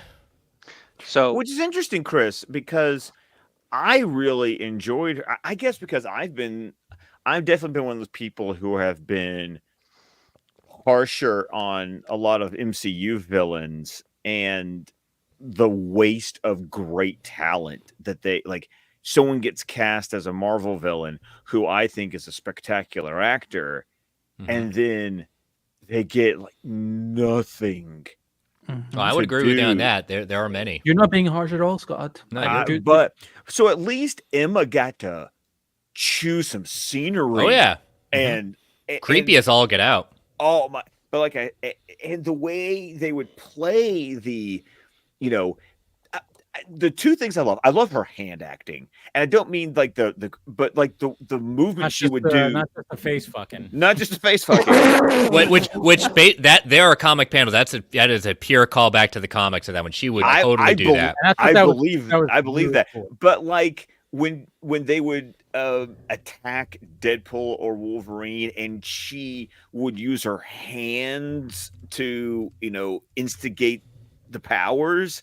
Yeah, I loved the super exaggerated. Like I still remember from the trailer when Cassandra is attacking Wolverine, and there's the up down, and I love the puppetry of the power set, and it just it made Cassandra an interesting character in a way that a lot of Marvel villains aren't. I mean, Marvel has their crown jewel in Thanos, because you watch Infinity War and you realize, oh wait a minute, this is your movie.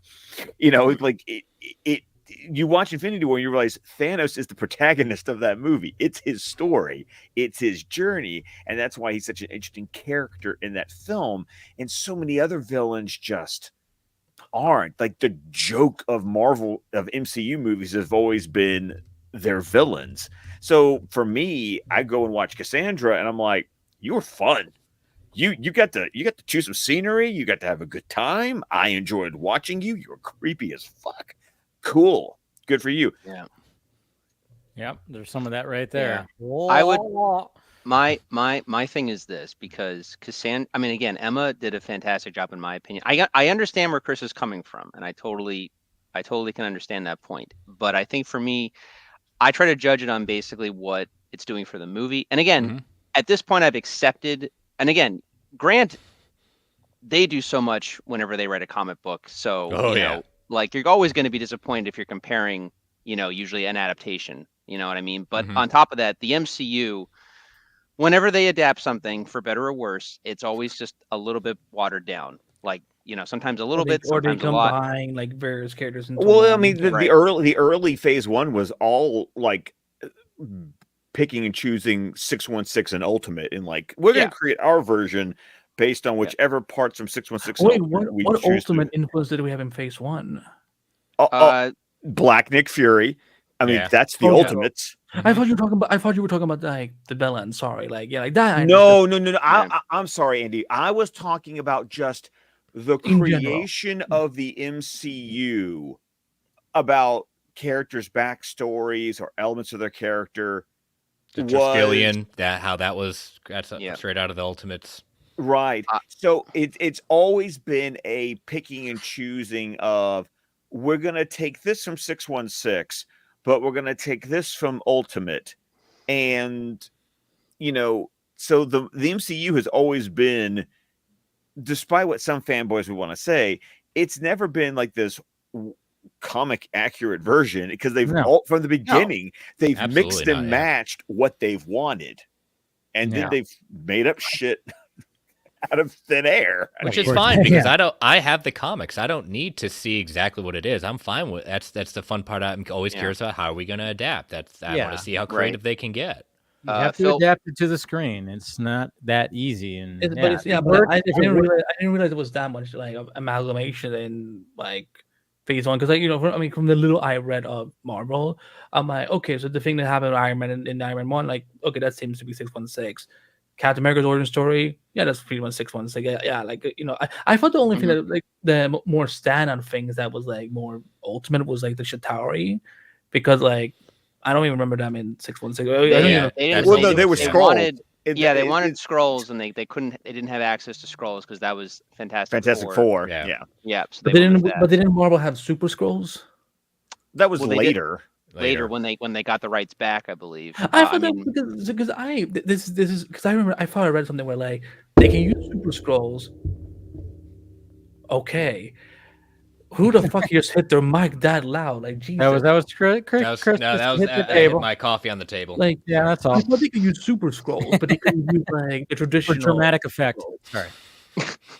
Well, they always get screwed up because, you know, it was supposed to be Skrulls and Dark Phoenix, and that's what led to a lot of the rewrites and reshoots in Dark Phoenix, was because Disney, that was all during like the purgatory time of Disney buying Fox. The dark times. The dark times. And that's why those aliens are clearly Skrulls. We just didn't get to call them Skrulls. And then the third act got completely rewritten and reshot.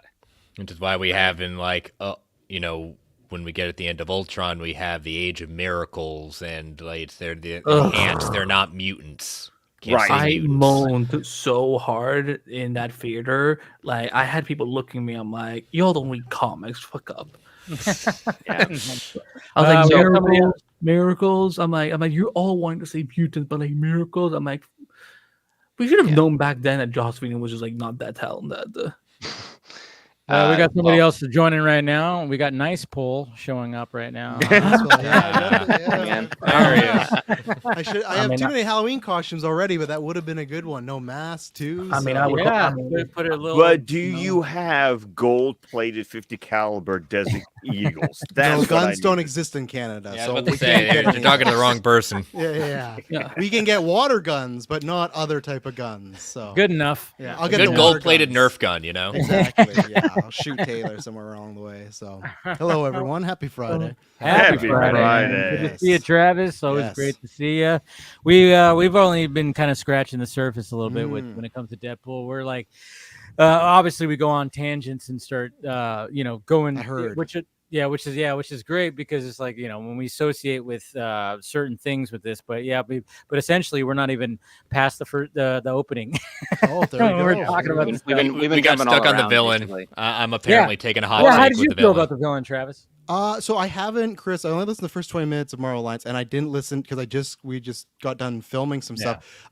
From a little bit of the chat I heard you guys, I really like the performance. I'm not a fan of the arc because they do a weird thing at the end of Act 2 where they seem to give Nova almost like a babyface turn where it's like, yeah, my brother, you loved my brother, and I wouldn't want to hurt you, and you don't want to hurt me. And then when she comes back to New York or wherever they are, she's like, and now I want to kill everybody. So it just That's what I'm saying. Yeah, and it sucked because Reynolds did an interview where he's like, well, we're all about making personal stories and we don't want to be like a world-ending thing.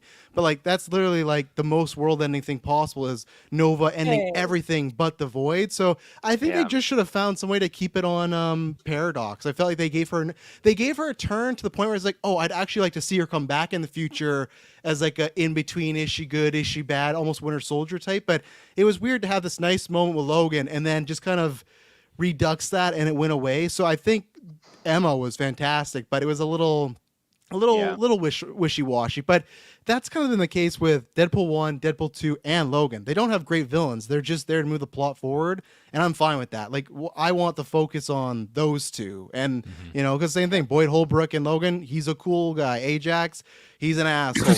Cable's kind of villain. Then you got the weird, creepy priest villain, and then you got other things. So, like, their villains are very one-note. We need someone to beat, and that's fine with me in this type of movie.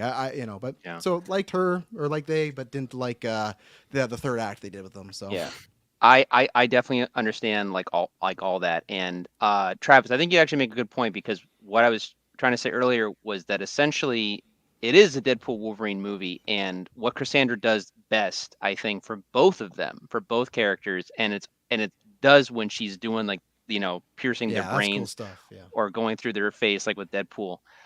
I think for me, the ones that made the biggest impressions, especially between Ryan and Hugh acting as these characters, first off with Deadpool, and again, I don't speak for saying that I've had like immense depression. I know friends of mine that have suffered way, way worse, but I've had seasonal depression. I've had low points.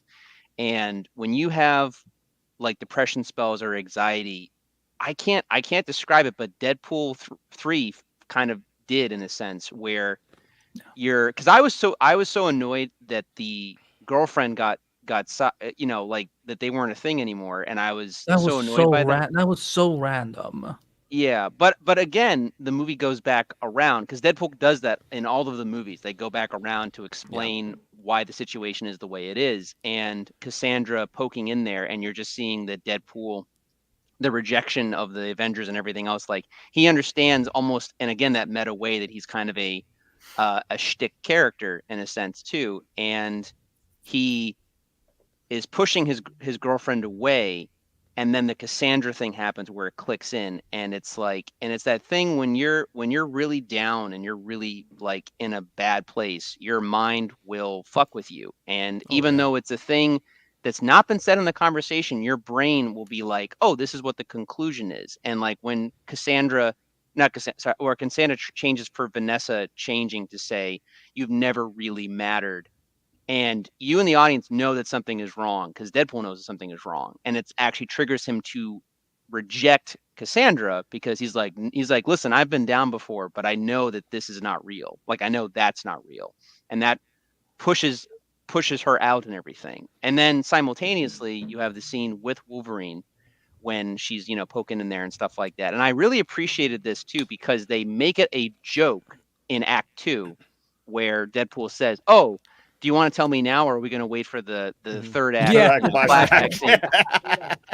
But it's third act flashback, right. But they were Sean Levy and Ryan and Hugh were smart in that they relied on Hugh's acting.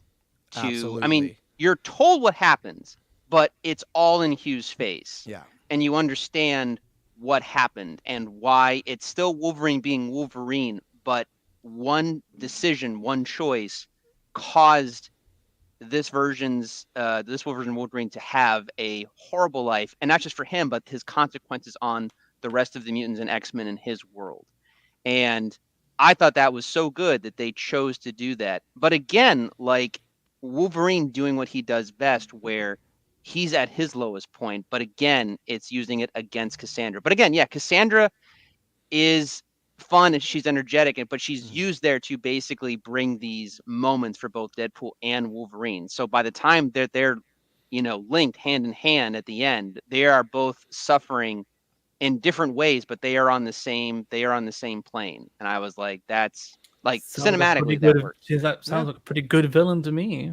Yeah, I mean, that's what I got out of it. But I don't disagree at all with what Chris and Travis are saying, because it's more of like, okay, she took pity on them, she let them go, and then it's like, oh, the TVA still wants to kill me, even though I'm okay living in this realm. Okay, well, fuck you then. I'll kill everything. It's like, okay, again, all right. Remember, she's supposed to be a wild card because she's never had structure, discipline, anything. She's just she's been there since she's a baby.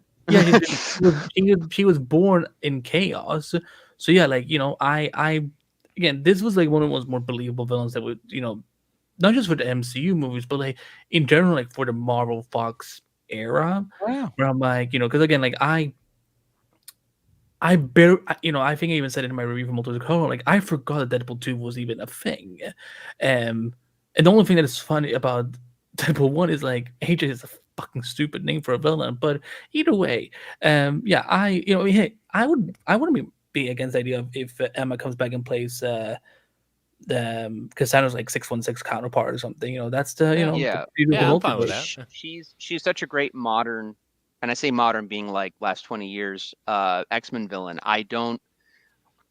One, she did it so well. She's still they are still relatively young, and I could see them totally coming back in a variant type of way, because like you could even play around with that aspect of a Cassandra that maybe was loved by Charles and playing with that dichotomy. There's a lot that they could do, but you can't tell me that, like, at least for the next decade, which are going to be dedicated to the X-Men movies, that Cassandra isn't at least on the playing table coming back in some capacity, and not even Emma, maybe a different variant depending on what they want to do. But like the potential is there for sure. But yeah, I will say that I am so glad that the last week of May, when I took some time off to be for my kids on their last week of school, I am glad I watched the 2 seasons of Loki. Yes, it does help. Loki season 1, episode 5. I know. I watched the 2 seasons of Loki, and I was like, based on what the trailers were giving me, because I didn't understand what this wasteland was going to be, because the void in the movie looks absolutely nothing like. Thankfully, there was no beer in that bottle. Chris tonight. You and Chris are drinking too much. You guys are knocking stuff over. What's going on? No, I wasn't knocking. I hit the table. I know, right? I'm probably the most drunkest here, and I'm not knocking at anything. I know. Coffee. You have so much practice, Dave. Yeah. I'm a professional, everybody. Yes. But the void looks nothing like it does in Loki season 1. Mm-hmm. No. I also love the fact that Deadpool even references like the exact episode you need to watch. It helps out those people that need homework. Exactly. That's what I told my dad and my brother. I was like, oh yeah, if you guys watch Loki, it's good, but that's what he was referring to in the TVA or part of that, and that's why you hear him like literally talk about a specific episode. And my dad started laughing. I was like, okay, that's what I thought. I was like, yeah, watch it. It's actually good. My friend I was with, he had like literally stopped watching Loki like in the middle season. So I'm like, hi, how far did you get into Loki season 1? He's like, probably around the number he just said. So I'm like, okay, good. So you're almost caught up. Yeah, this movie was really good in a way that because I as I've famously said, after Endgame, it's really just been when something struck my fancy, I was no longer a 100% participation on the MCU. So going into this movie, I loved it because except for watching it, really you just have to watch one single episode of the first season of Loki to get the concept. really the only homework for this movie is, did you grow up watching Fox Marvel movies? Yeah. Essentially, it was that. And just okay, so even like just when it comes to the beginning, and I love like going back, and then of course we get the group of that we've got introduced to when it comes to the first two Deadpool movies. But yeah, even going like you got Wade just with him and Happy. That was a pretty cool exchange. That was a funny exchange. Favreau crosses both universes. I forgot about that until the behind the scenes clip, and I went, damn it, he was Foggy in the You Daredevil can't forget movie. Foggy. Yep. I didn't catch that either. I did not catch that either. I only caught it, but it wasn't. I mean, I know I'm skipping ahead a little bit, but I only realized that he was Foggy when they confirmed that Daredevil was dead, and like Elektra's like, it's fine. I'm like, wait a minute, John was in that film. Yeah, I know. I forgot about it too until they showed him in that reel in the credits. I went, oh fuck, that's right. Favreau was also in goddamn. He was Foggy. Yeah. I was like, well, that was also like an extended joke. I think there's deleted scenes, but they wanted to have more scenes with Favreau and Matt Murdock, Daredevil of the MCU together, because they just want to make that joke of like, remember when he was Foggy and now he's here and he's happy. It's like, yeah. But did anyone else like look around, like when they were in that room when they were doing the so-called interview? Like, was anyone else looking around like? Oh, there's so many Easter eggs. Yeah. So many. Like that. I don't know if it was a prototype shield. I just remember like that was prototype. Like it's from Iron Man 2. Iron Man 2. Tony Captain America hadn't like come out yet, and leveler. The toy helmet blocking Peter Parker in the photo was brilliant. Yeah, because he can't have Tom Holland without Sony's permission, so that's the way they get around it. They'll put the toy helmet. But I thought that was because like they're like, oh, we've forgotten that Peter Parker is Spider-Man. So no, they can't. And because that isn't that's in the scene with Favreau, right? With Peter. Yeah. And that's because that's when I heard your thing. I didn't know it was like 8 days before Infinity War. I knew it was in 2018, but I didn't know it was for sure before the snap. Yeah, it was a few days because certain people weren't snapped at that point. Yeah.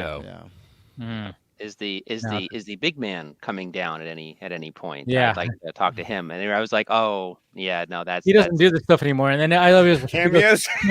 Yeah. I was so dumb. I think I'm like, why the fuck is he talking about Kingpin? Like, because they kept saying that the big man in Hawkeye.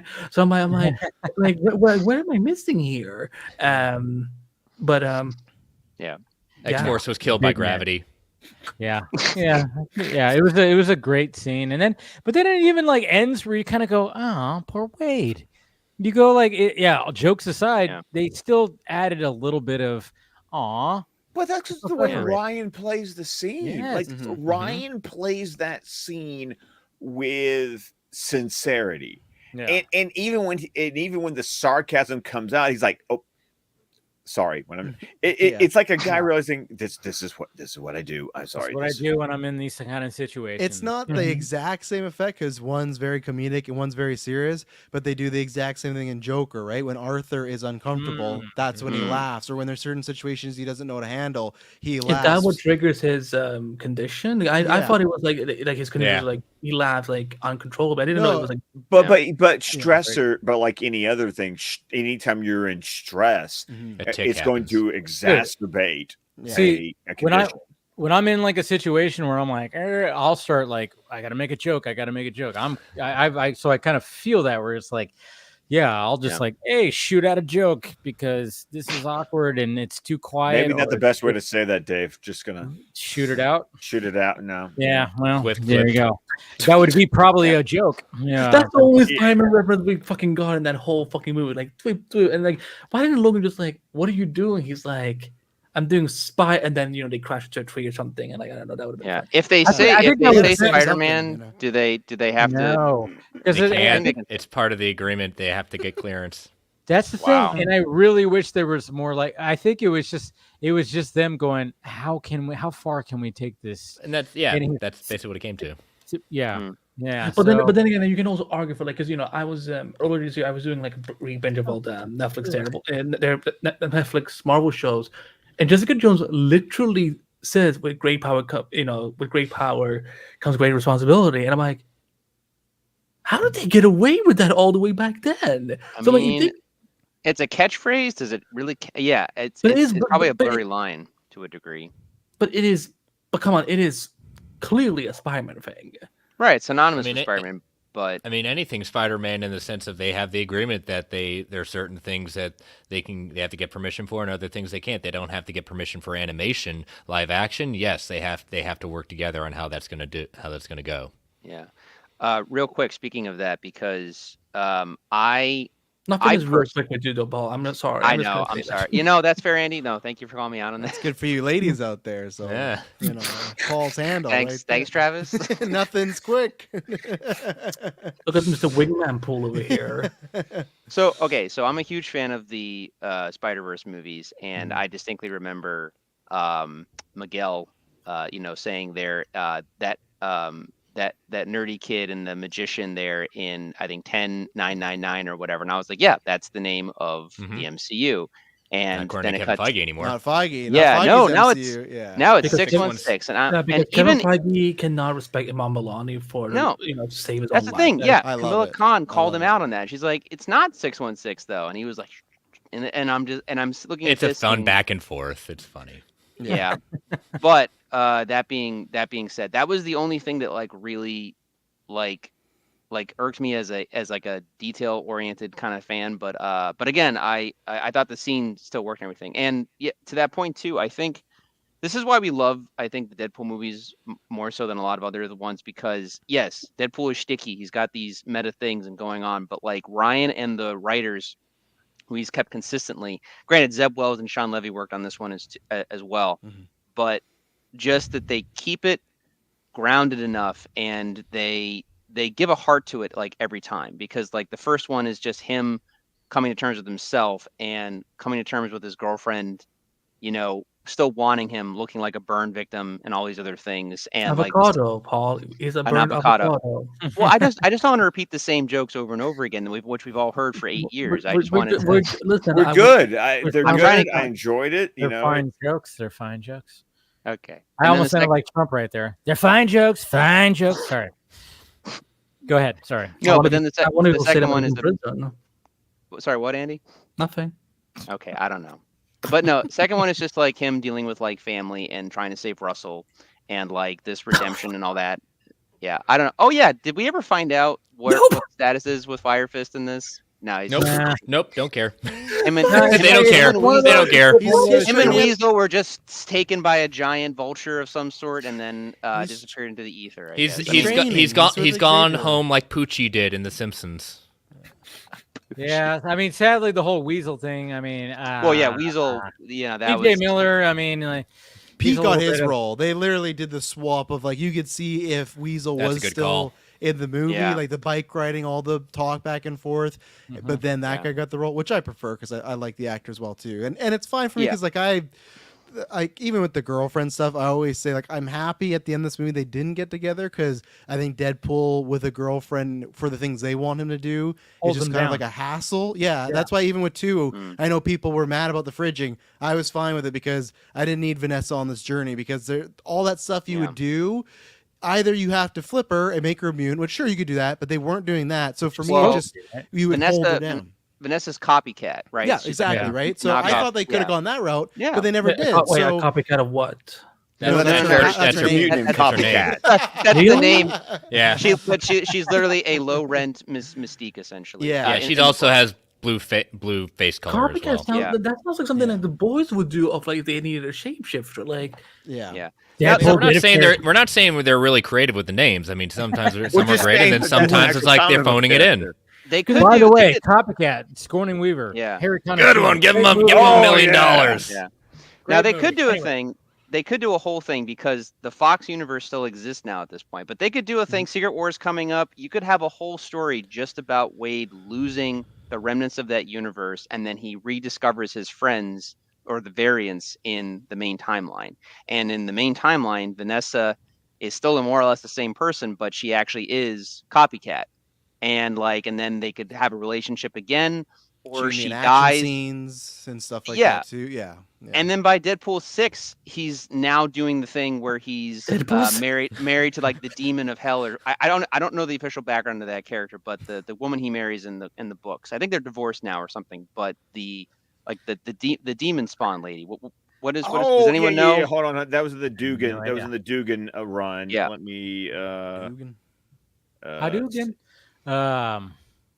No, but I mean, yeah, the whole thing. I thought that too because I thought it worked for the first one. That the storyline of her like being there, but then I remember even thinking before, like when Deadpool 2 was gonna be coming out, it was like, okay, so how are they gonna work the whole girlfriend aspect? And I thought they did a good job of it. And it's just like, yeah, you can't have Deadpool held down by a relationship, I guess you could say.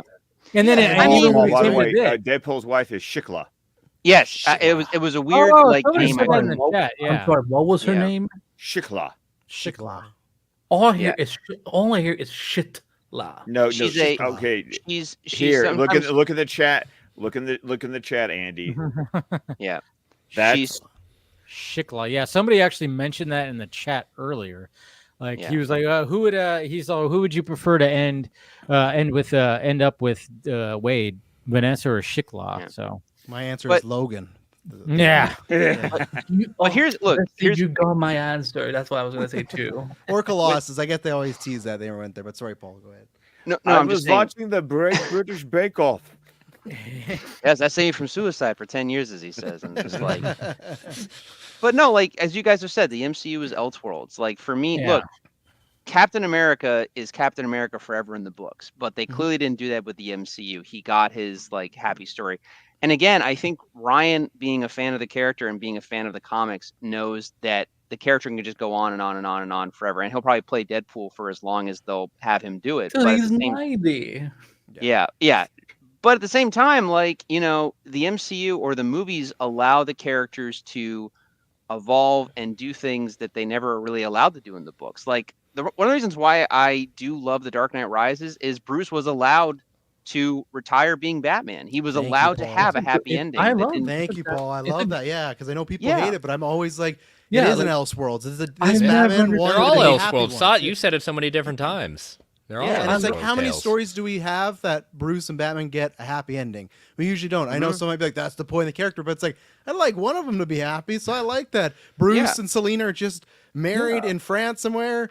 Making love, eating food, boning all the time, drinking. They are definitely boning Bruce all and the time. Selena's around in the Alpha Tower. But the thing is, like, Earth 2, Batman was happy. He got married to Selena, and they had a kid. And they had Huntress, and she was so popular, she moved over into the main continuity as a different character. But like, then at one point, I do like. Sorry, I didn't mean to cut you off. But at one point, I'm like, I want to like know like, well, what was like when the honeymoon phase gets over, and all of a sudden you get that itch. Selena's like, you want to like, you know, go on some rooftops, or you know, it's like, you know, you gotta like. There's a sad ending to Dark Knight Rises in a lot of ways, because now like Bruce can no longer really live in the public. Like that is a sad ending in a way.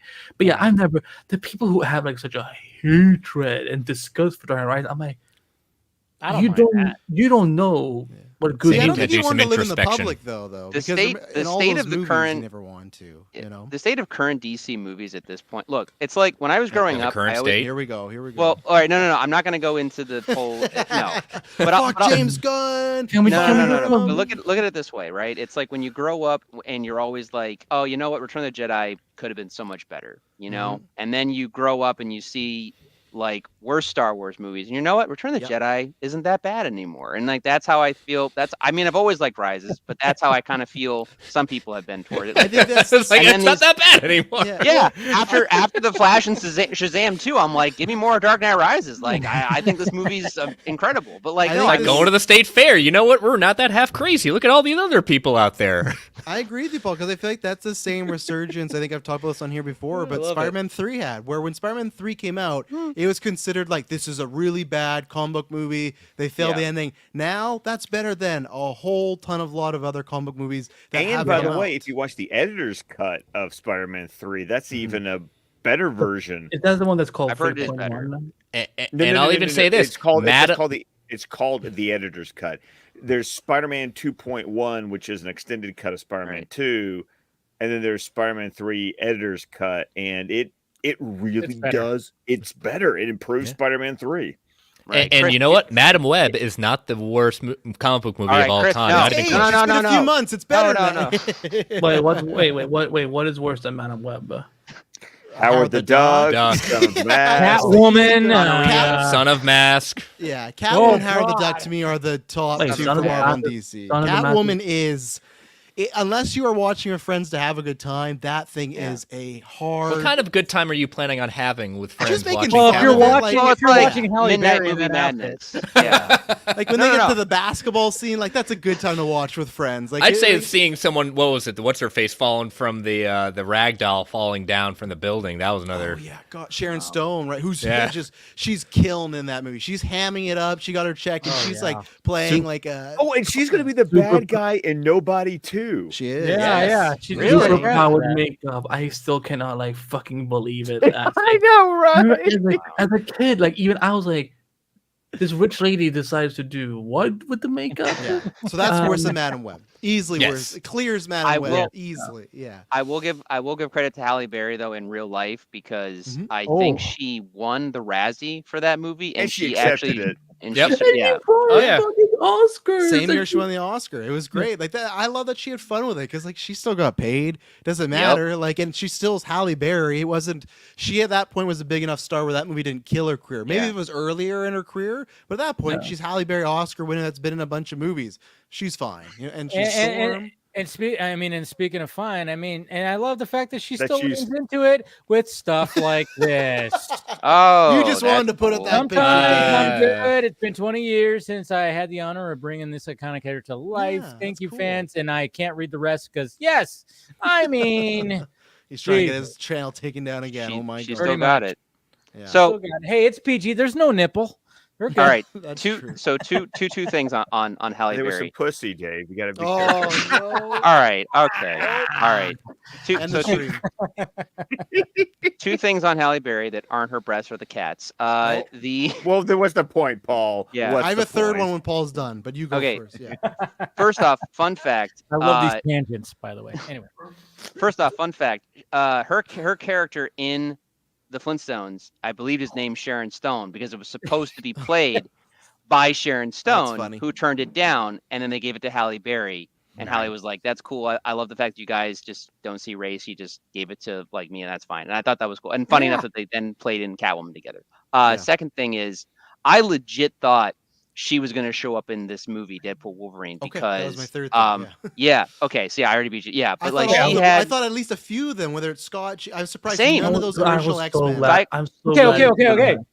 So when it comes to Halle Berry, I think she was one of the plants, one of the misdirections that was reported Oh. Fake leak. because Yeah, he I see that. posted an image of herself, and I would love to like go through all her. There's something about being photos on and- set or something. no. It was around the same I'm time. sure they were you shooting, do, wasn't it? Dave. I know Yeah. that's yeah.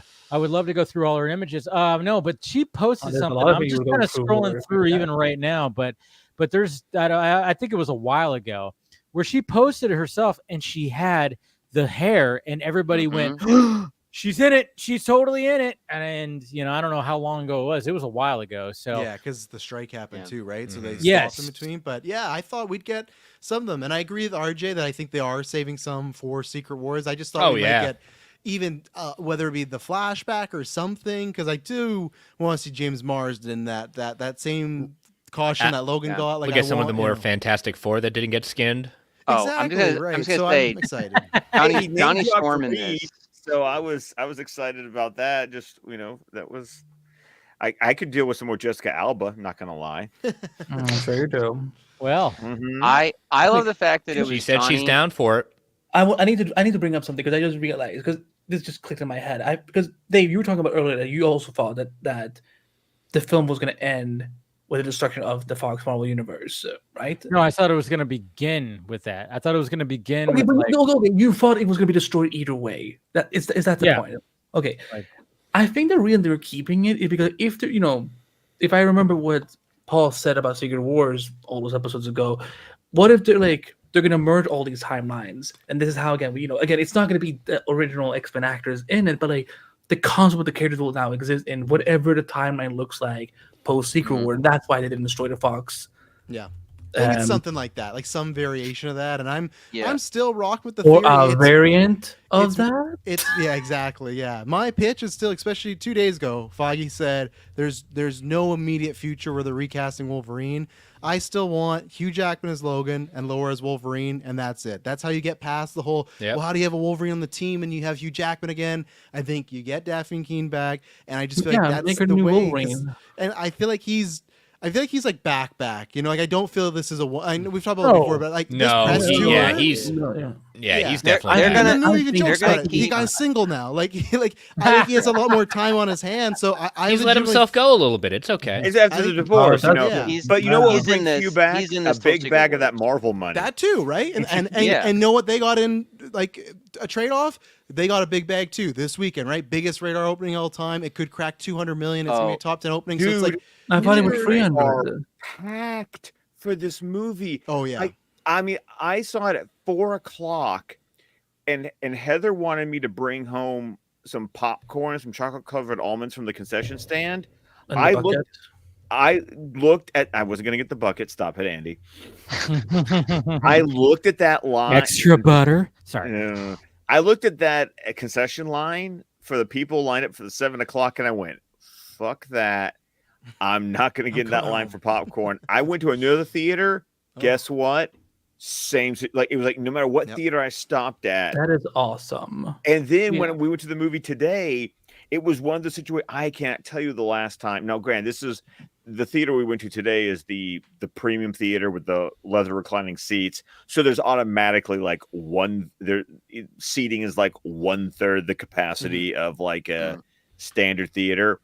But when you looked at the ticket purchasing, it literally like reserve. Like the only non-reserved seats were like the 2 rows, you know, that would give you like the neck pain. The neck pain. Yeah. And so, and the audience I was watching, look, the audience I watched it with yesterday at 4:00, we were clearly all nerds. Yeah. Like, absolutely. That you looked like the nerd. I mean, it was the stereotypical, you look like the nerds, you're wearing the shirts. It was clear. Today, the 4:00 matinee I got a really clear vibe that this was more general audience that I was watching with. And that was confirmed for me by the jokes that they weren't laughing at. Because I was like, you don't like, and I used my wife as a guide. I was like, you don't know this. So you're not laughing at the joke because you don't get the joke. But they were having such a good time with the rest of the movie. This movie is playing. This is a movie that's playing incredibly well with the general audience and, you know, the nerds. The nerds, yeah. This movie was gonna make bank. It's going to Did everyone here have a person next to them that they had to explain like some of that, like why was it so fun that Channing Tatum was Gambit? Like, did everyone here? My wife, nope, had no idea. My best friend, I had to explain to him because he's like, because I like grabbed his. I go by myself. Shut up. I avoid that. Chris, if I lived near you, I would happily go see the film with you. Good. I'm glad. Aaron doesn't. Ever since COVID, Aaron doesn't care much for. So she's good waiting until it comes out. So that's when I have to sit and explain things. I'm sorry. It's okay, but you can come here and we can go together. But to that point, it's better to explain it when you're at home than it is at the movie theater. Yeah, but when good point. Heather, I don't mind explaining it to Heather when it's my second time watching the movie. That's true. First time I'm watching the movie. Shut the fuck up! I'm watching the movie. Locked in right now. Leave me alone. Yeah. No, but I grabbed my friend's arm when Gambit showed. He's like, ow, what is wrong with you? I'm like, oh, he doesn't know. Fuck. Because like he's like, this costume looks stupid. Like what? Like why are you so fucking comic accurate? See when Aaron has the ability when we're watching it for the first time, any movie at that point, she'll start saying, "So is that what's going to happen next?" I said, "Do you want to watch the movie or do you want to narrate what's going to happen?" Yeah, like so I think it was supposed to be a Gambit movie. Shane was going to do, and he's like, maybe it's a good thing it didn't happen. Then I'm like, dude, he's like, dude, that costume looks stupid. I'm like, but that's what he has to do. Comic like. Yeah, the Gambit. I love the touch. The Gambit. I'm the Gambit. I love the touch though that he comes in and he looks like He looks like Channing Tatum. And I was like, I'm like, I get why maybe the contacts or something. I was like, they didn't do the red black eyes. I was like, okay. And then he throws the card and his eyes light up. And his And I eyes was like, change when he So has it's the cool, cards. Yeah. yeah. And I think I honestly think they probably will do that in the other movies too. Like whenever they get their gambit, I feel like the same way like Jackman, which I'm glad with. I know people always want the Deadeye mask and they want all their characters to look like ghosts on screen, but I was fine with the mask being there for the final battle because there's even times when him and Wade are talking as a mask, and I'm like, take that fucking thing off. Yo, like the eyes thing. It and I said the same thing on Marvel Alliance. That's the time when they started talking. That's when I was like, but that's the thing. We haven't seen him in the mask so it's until cool. this moment, so it's a little bit off-putting at Do you first. think initially he wasn't supposed to have the white eyes, and that got added last minute? Because like I know there's been like some comics where like you can't see his eyes. Do you think that the was mask is definitely part CGI. It's like Yeah. his helmet Yeah. and thunder. The eyes are moving. But like, when that mask came on, I was like, my whole Oh, theater was just like, listen, finally I happening. I will say what we're all thinking. I mean, I know you all did it too, and I did it because I came when he put that mask on, and I was We all did. Yeah. Because I was wondering, I was like, how is we he? got a character like Deadpool look at him going, do you just save that for special occasions? Yeah, and then Only he for started killing. going off.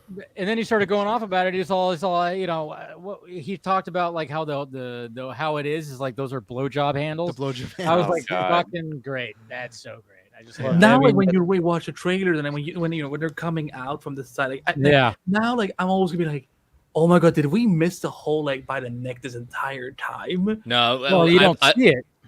Or they just edited it out at that. Yeah. They just didn't have it, so There you is never that really one looked for it. photo a couple weeks ago EW posted, and Hugh Jackman's head was all fucked up, and Yeah. that was clearly he's wearing the mask here, and they just edit a bunch, and that happened a bunch, right? Like in the first trailer, Sabretooth is in the trailer, but he's just a guy in black robes. Where then when you watch the reveal trailer, it's him. They have the outline of him. They just do it all the time. You know, like since Well, it's the same Infinity thing with War, the- right? Yeah, you have to Yeah. do. I mean, that's the thing to avoid spoilers. I mean, there are shots where Chris Evans is there, and you Absolutely. see shots in the trailer. And then I was even looking. I'm like, okay, Chris is not really there. It's They when the Mad added him Max in. people all pull up. In the Yeah. trailers, you see the round shot, and Chris Yeah. isn't there, but in the movie, he's there. So Yes. you're right. Yeah. So, and let's talk about that fucking cameo, because I was like, when I knew, I was like, I think I got it maybe even spoiled that there was going to be, because I saw like a thing and I briefly read it and I was like, what am I doing? Yeah. So, but it was one of those like, Bad, Dave, bad. Did you read Variety's review? Yeah. So Like, like, stay away from that trade. Either So, that or Grace Randall, like either one of those two are going to put out all the spoilers. yeah. Well, Deadline fucking. Anyways. They did it too?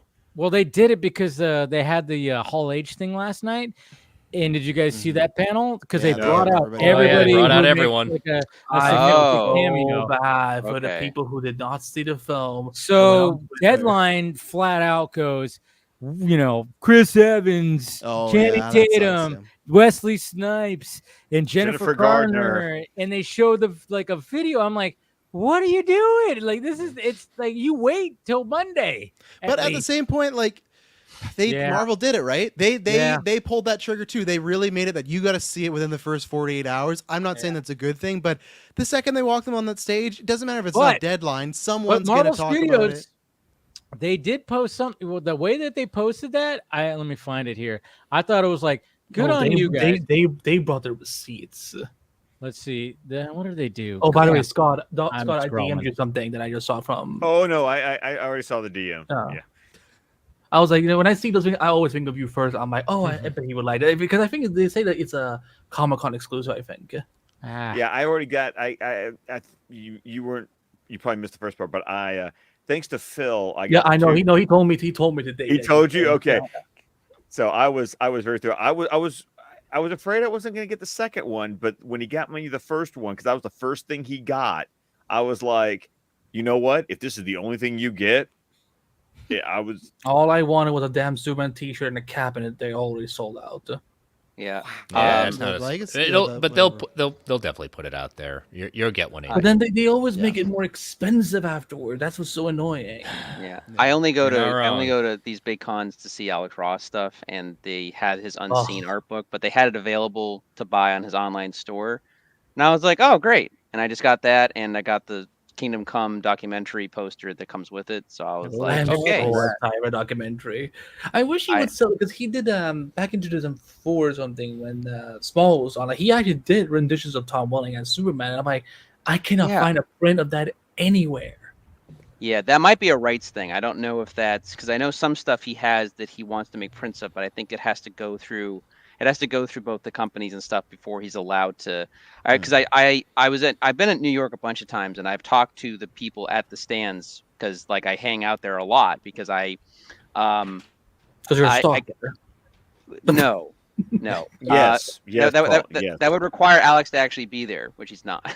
No, but I got a I had to talk to them because one year for a gift I got the framed Crisis piece, as you guys know what that is with the the entire one. Yeah, I got that for a buddy of mine, and I got Mark Wolfman to sign it, but I had to get it off the wall and have it brought down to Mark Wolfman to get signed, and they had to put it back up on the wall. Because that was that was there, and because usually you can buy it when it's on the wall and stuff, and then they'll send it to you weeks later once the convention's over, everything's gone home basically. So I had to, converse with them and everything. I have that here too at my place, because I have to still give my friend moved and there's complications, but now he's situated in Georgia, but that's a whole nother thing. But anyway, it's all wrapped up downstairs. I'll take it. I'm right next to it. We'll gladly have it at that point. I mean, seriously. Who wants it? But what I was going to bring up is like bring the receipts. Bring them receipts. Well, like this is what the Marvel Studios posted last night. And by the way, I love that Ryan Reynolds is dressed up like Peter Griffin. Anyways, yeah. Oh my really god.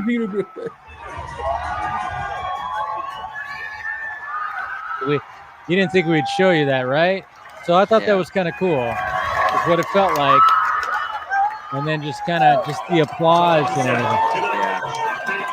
Well, the point about that, though, is that at least by the time they brought those cast members, had they already shown the movie at that point? Yeah, they had. Yep. Yeah, they had just finished. Spoilers for them, at least. Oh, yeah. It was quick, not Q&A. It was just quick. The first cast comes out, hypes the movie. They watch it. Apparently, Ryan Reynolds and Hugh Jackman sat in the crowd with everybody, so that's cool as well. And then after the movie, they thanked everyone and said, we got a few people to come out. And it's great because other than Evans, like Jennifer Gardner, Wesley Snipes, they weren't around during like the height. And we're not that we're at the height of it. We're still at a higher point, though, that when they were around with Elektra and Blade, right? As far as like the fever pitch of being in a superhero, and especially now this one is going to be big Roman C. So it's cool. So it's like the thing that I'm always bummed about, like Christopher Reeve not being alive for this, like didn't get to be in like a Comic-Con where he gets that standing ovation. Like when Snipes walks out, he gets a huge pop. It's like he didn't get to do any of that. I love how Ryan Reynolds said, "My friend." Yeah. Okay, so and there's interviews you can look up too that Reynolds called him and Evans, so they must have obviously patched it up and everything. That's fine. He needed a paycheck with tax evasion. I mean, come on, we all know that. And we want it. Chris, you don't have to be so cynical. Like people can make up, and like I mean, I'm sure. Yes, I mean, I'm sure, but no, I'm sorry. I took low hanging fruit. Come on, I'm joking. It is low hanging fruit. It is. No, but I mean, like, obviously, like when we start going into the whole like Deadpool trying to find his Logan, this is where we start. I mean, first off, epic, dude. I had so much fun. And Power of Love playing the entire time. Absolutely, I know. But to show like when he finds that Logan and then he hops off that chair and he is tiny. 5'4" Logan. Dude, I started laughing and I turned to my nephew because he didn't know. I was like, that's the way Logan looks like in the comic books.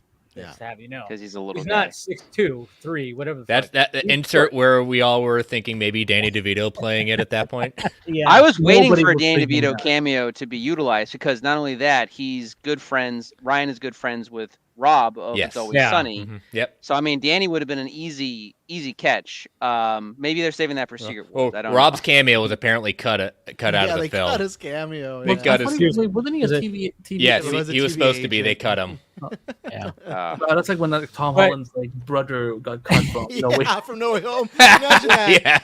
You're gonna make a movie with Andrew and everything. Yeah. It's just so funny. It's just like how in Deadpool 2 when Deadpool like comments about that, how Cable wasn't comic accurate. It was the same thing. It's Yeah. like, oh, hey, here's the comic accurate Wolverine, and it's just the way he said that, and it was just Oh, it's Mary so Lou fucking Henner. yes.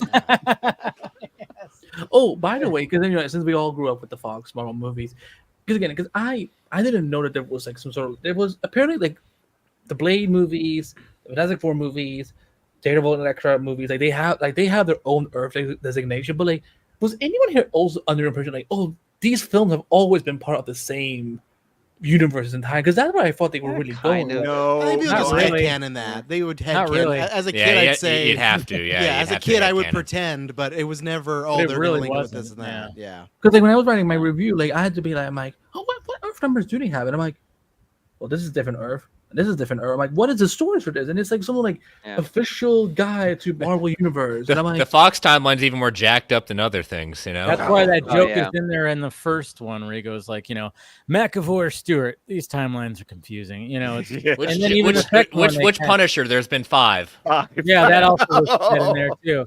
That was also said in there. That was great. But then we also Daredevil is dead. did- I'm so we sorry, also did Elektra. this It's okay. version of Wolverine. Oh Yep. God. Patch. Yep. Scott, is this the cover you actually have? No, that's not the one. Oh. I have This is Wolverine number 8.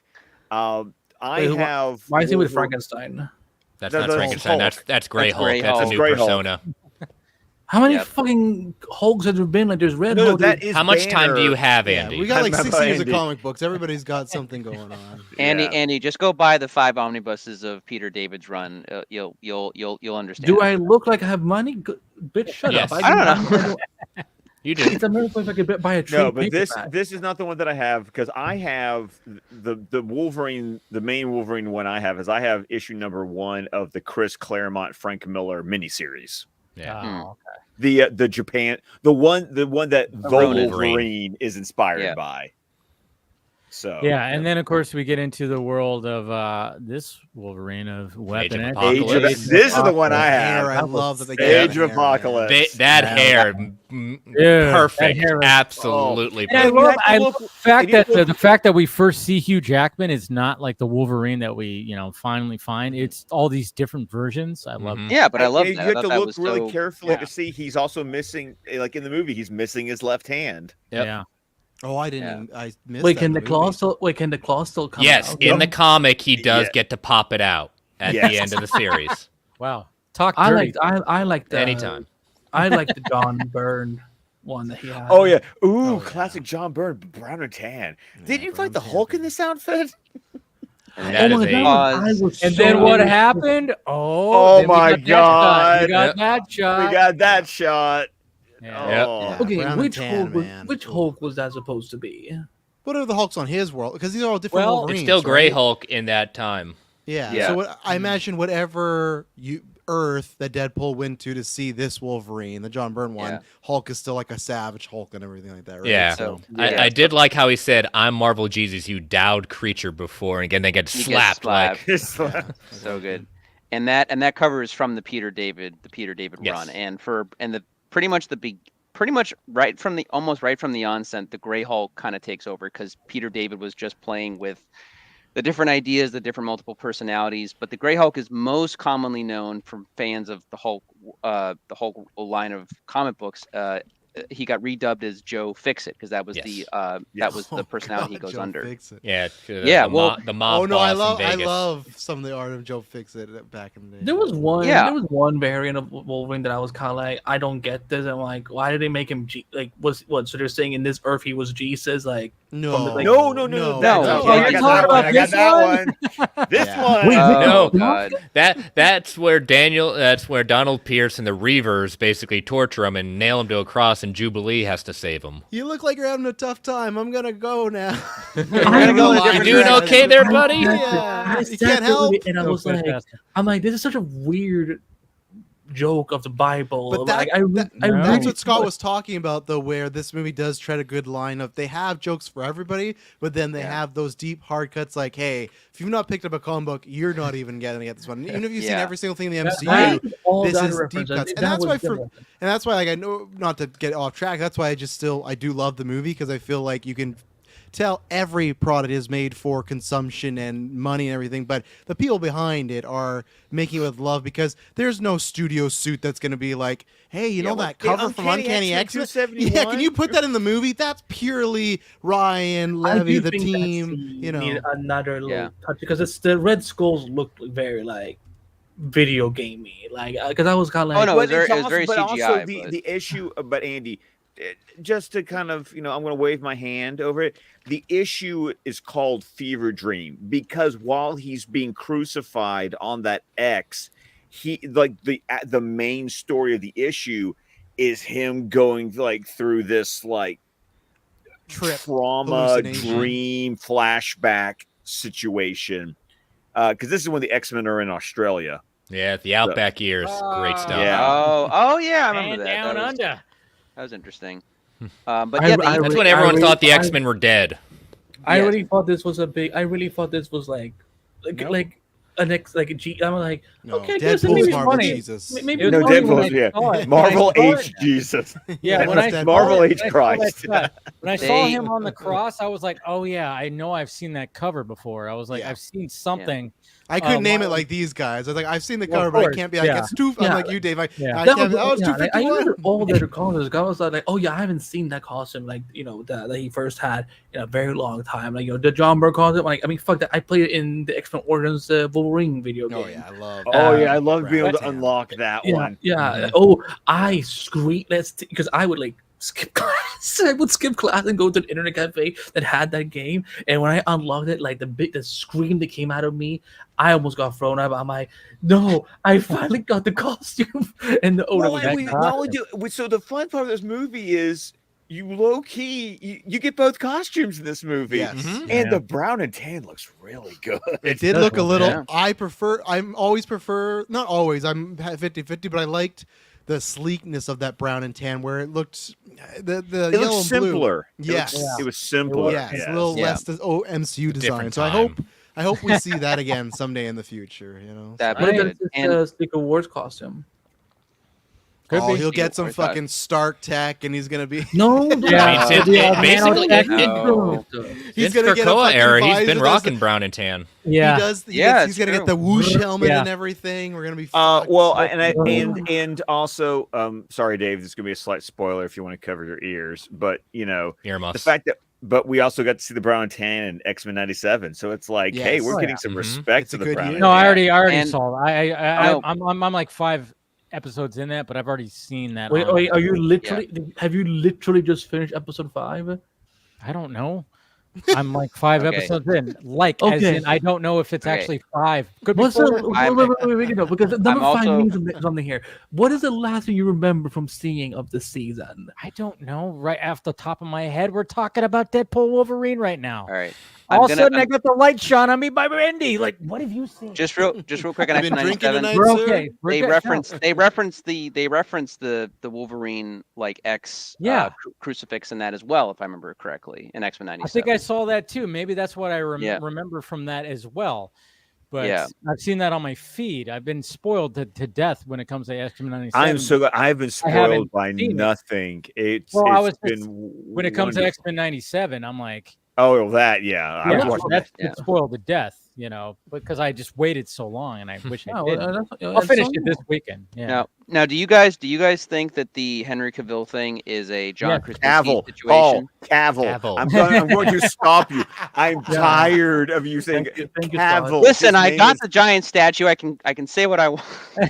I think you would be wrong, sir. I think one of my first appearances on Vodka Stream, I was always in the camp saying I think Cavill would make a great Wolverine. And I'm glad they did the cameo. Yeah. I think after I saw The Witcher, I was like, okay, he has the chutzpah. But I think because I don't think Hugh Jackman's going to be going away for at least another 5 years, it is a Krasinski situation where it's maybe you see him, a Krasinski situation. Yeah, maybe you see him pop up again for another time. I think Cavill would be a good Cyclops. He could probably. He's too old, I think, for what for the main MCU Cyclops we've had. I'll tell you that much. He definitely would, because I know I saw art for him as Cyclops, and I thought, yeah, I think I'm with you with that, Andy. I think he would be. You finally agreeing on something after. I still wish it 50 was episodes. Doom. That would have been my pick after, if not Wolverine, because I would have. Doom. I'm also with. I 100% want. I think he would have fit in with that cast really well. He's in that age group too. If you could believe him and Pedro having a relationship. Committed.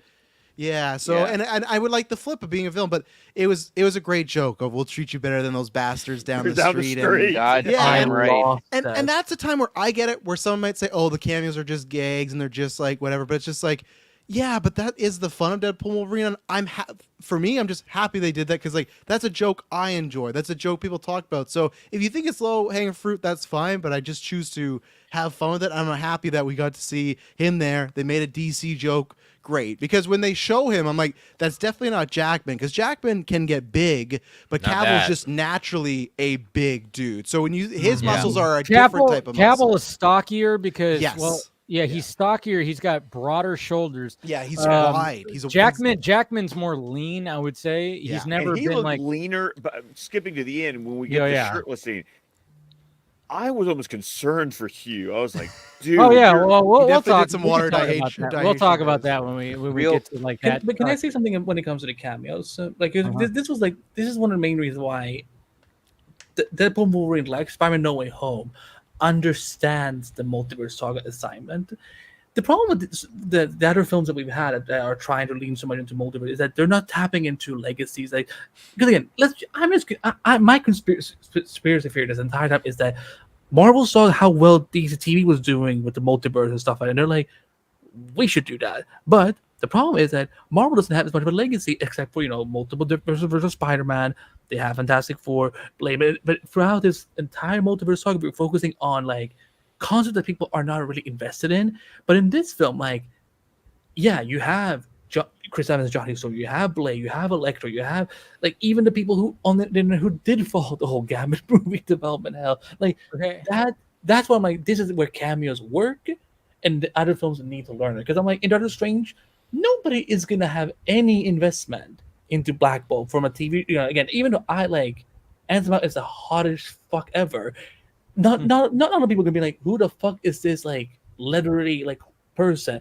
Not a lot of people are gonna remember that. Oh yeah, Agent Carter, she died like 5 years ago in the movies. Like there's like it just this movie Deadpool Wolverine gets the multiverse aspect, even though they make fun of it because I'm like wow, they're like it's almost like Kevin Feige is like, yeah, maybe we should just acknowledge the fact that the multiverse is being overdone. But I love it. Welcome to the MCU. You're joining at a low point. Yeah, that was great. Marvel should just take the L and move on. But that was fantastic. His speech to the Deadpool Corps. He's like, guys, we just have to move on. All right, like it's been miss after miss after miss. And there's nice people saying, I've liked everything since after Endgame. It's been steadily good. I fucking laughed when he died because I was like, good. Because Nice Pool is like that's why I always felt like if Disney ever owned Deadpool, like before we ever saw Deadpool in movies, that's what Deadpool would have been. And I'm just like, thank no healing ability. Exploded head. But it was funny going back to the Cavill Wolverine thing. I saw this the Wolverine before I even got it spoiled for me. I saw this on my timeline like 2 days ago, and then somebody was kind of just like, but it was like concept. It was that I could show that because it's art. Yeah. It's not real, but it was just kind of like somebody like posted that, and they put the emojis of like the painting the nails, and I was like, what is like? Yeah. Very what? No, that's cool. Bill Sienkiewicz. He's an artist. Okay, yeah. But but it was just kind of funny. And then all of a sudden somebody tagged me to like a shot of him. I was like, damn it. But I do like the fact that when he shows up, because obviously it looks like it's the barn in Origins, right? With the motorcycle. A little bit, yeah. Oh, I was getting the sense of stuff, yeah. But then it was like, he's doing the and then he's like, from the back you look like, oh my god! Yeah. How's that say? And because it wasn't the legends were true. Because it wasn't spoiled for me, I had a what the fuck reaction when I saw it. Yeah, I've told a couple of people I'm like that don't know everything about the X-Men universe, but know about Henry Cavill and Superman and stuff. I was like, there's gonna be a cameo I know you're going to like. I won't say it, but you're going to be like, oh, this is what Dave was talking about, because I'm like, and it's so funny because out of all the cameos, this was the most like wink to the crowd one. Yes. Every other cameo served a purpose to the story. I feel. Like You can take that out and it changes nothing. The Henry Right, Cavill one, yes. right? Yeah. Where like Cavill Johnny, was simply a wink, yeah. and the fact that he was Superman, and then it worked, and he did it. I'm glad he did it, but that was like the only I felt wink to that. Yeah. Everything else felt like if there was somebody who showed up, they weren't just showing up to be like, "Hey, that's me." No, they actually did shit. Yeah. We started getting a little bit of rumblings that he had met and signed something with Marvel, and that was it. It was nothing. Yeah. Oh, it's it always was one of nothing those super specific, people just say saying that, he had signed something. Did anyone else when they confirmed that that Ben Affleck's Daredevil is dead, and Electric goes like, that's fine. Did anyone else that was a great oh, one-liner. Yeah, was that like was a great really good. That and works great on delivery. so many levels. Because it's absolutely. true. It's Yeah. true. And then I was wondering, I'm like, I remember hearing that Ben might actually be in this. I'm like, is he going to be in this? There And was I a wish- time. I wish he was. When I that think time, would've been when fun. she said that line, I went, oh shit, no, he's not showing up. I definitely think that they did try to go after him on that one, and it just didn't work out. That's what I kind of wonder, and I hope that we get that reveal of how many cameos were they trying to go? But I don't think we're gonna get that story, because I think what may have not worked out for this may work out for Secret War. So I don't think we're gonna get those stories. Especially once you see the money, it's like, oh yeah, I think Daredevil good. Because based on what Johnny was saying about because Johnny was explaining how the Void works and so on, through Reed's perspective, did it seem like he was talking about Reed as in past tense, that Reed is dead? Well, his universe is gone. That's why he's there. His universe is been plucked. Yeah, pruned. Yeah. And he might have just been, I mean, he's been there for a while, years, according to Cassandra, and however they gauge time in the Void and whatnot. So yeah, I mean, either they all came there and they all died, or he did some alone, got purged, and he saw the rest of his universe go bye-bye, or whatever the case is. But, heck, I could see Reed joining up with Cassandra at that point. Yeah, I mean, depending what Reed you get. Comic book with how Reed's a bastard.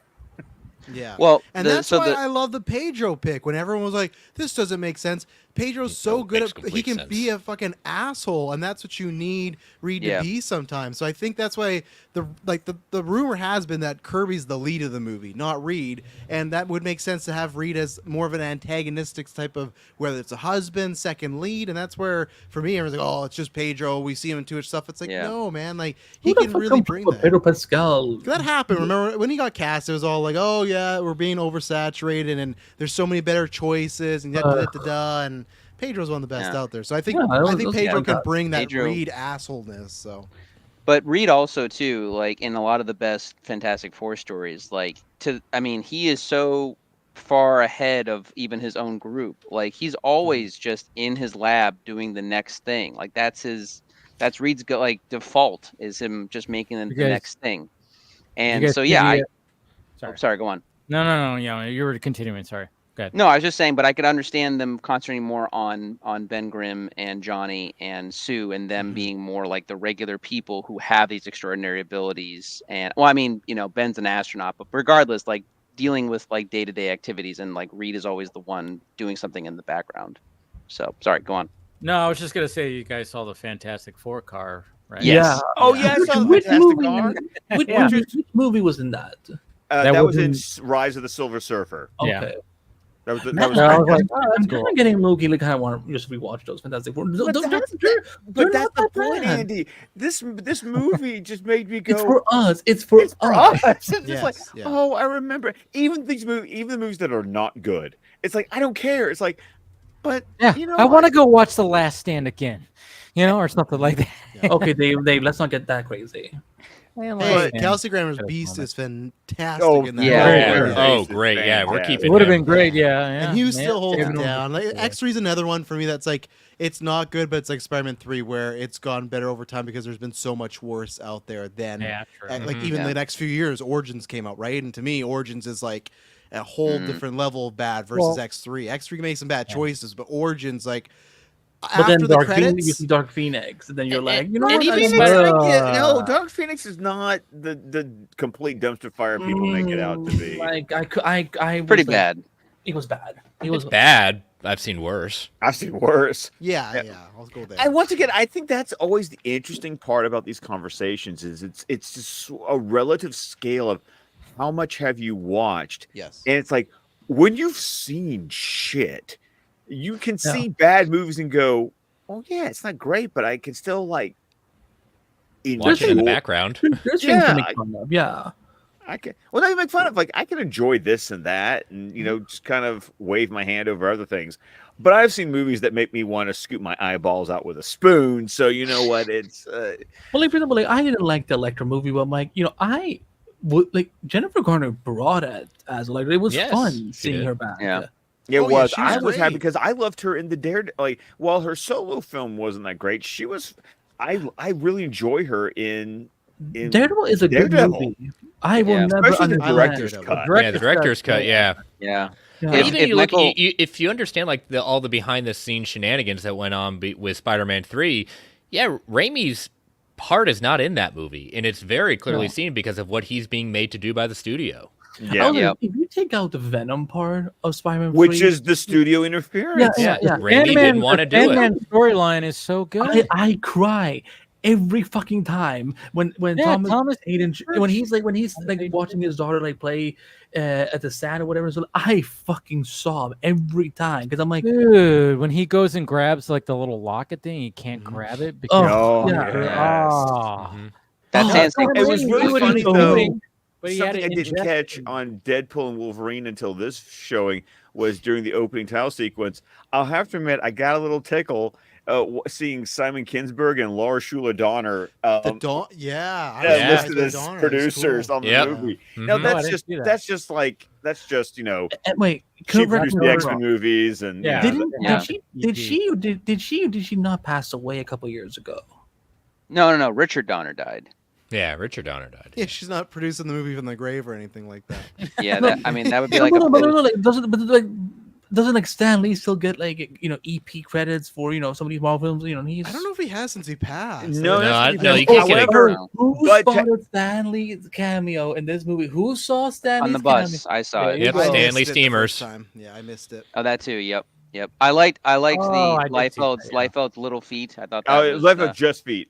Yeah. Life Oh, of oh, that just was feet. cool. Sorry. Just Feet. Yes. No, I had to explain that one to my wife because I was like, yeah, Liefeld famously can't draw feet, so yeah, We that's can't draw all together, but somehow he made it. Oh, Davey. that's a little hard. Hey! I saw. Can you do better? Can you do Listen. better? Go pick up No, I a can't. fucking pen. I think exactly. I- That's what I thought. I think Liefeld had his time in the sun, but I still look as a guy that loves history of comic books and comics in general. I think Liefeld has, for better or worse, has made his stand in at least Marvel anyway, and just what he's done. Because Domino, Cable, Deadpool all came from his trying to make characters and stuff, and X-Force and all that, and it's still around. He has a slot in Yeah. history. Like when you talk Oh, yeah, about the influential absolutely. creators and people Yeah. you can't leave off when you're talking.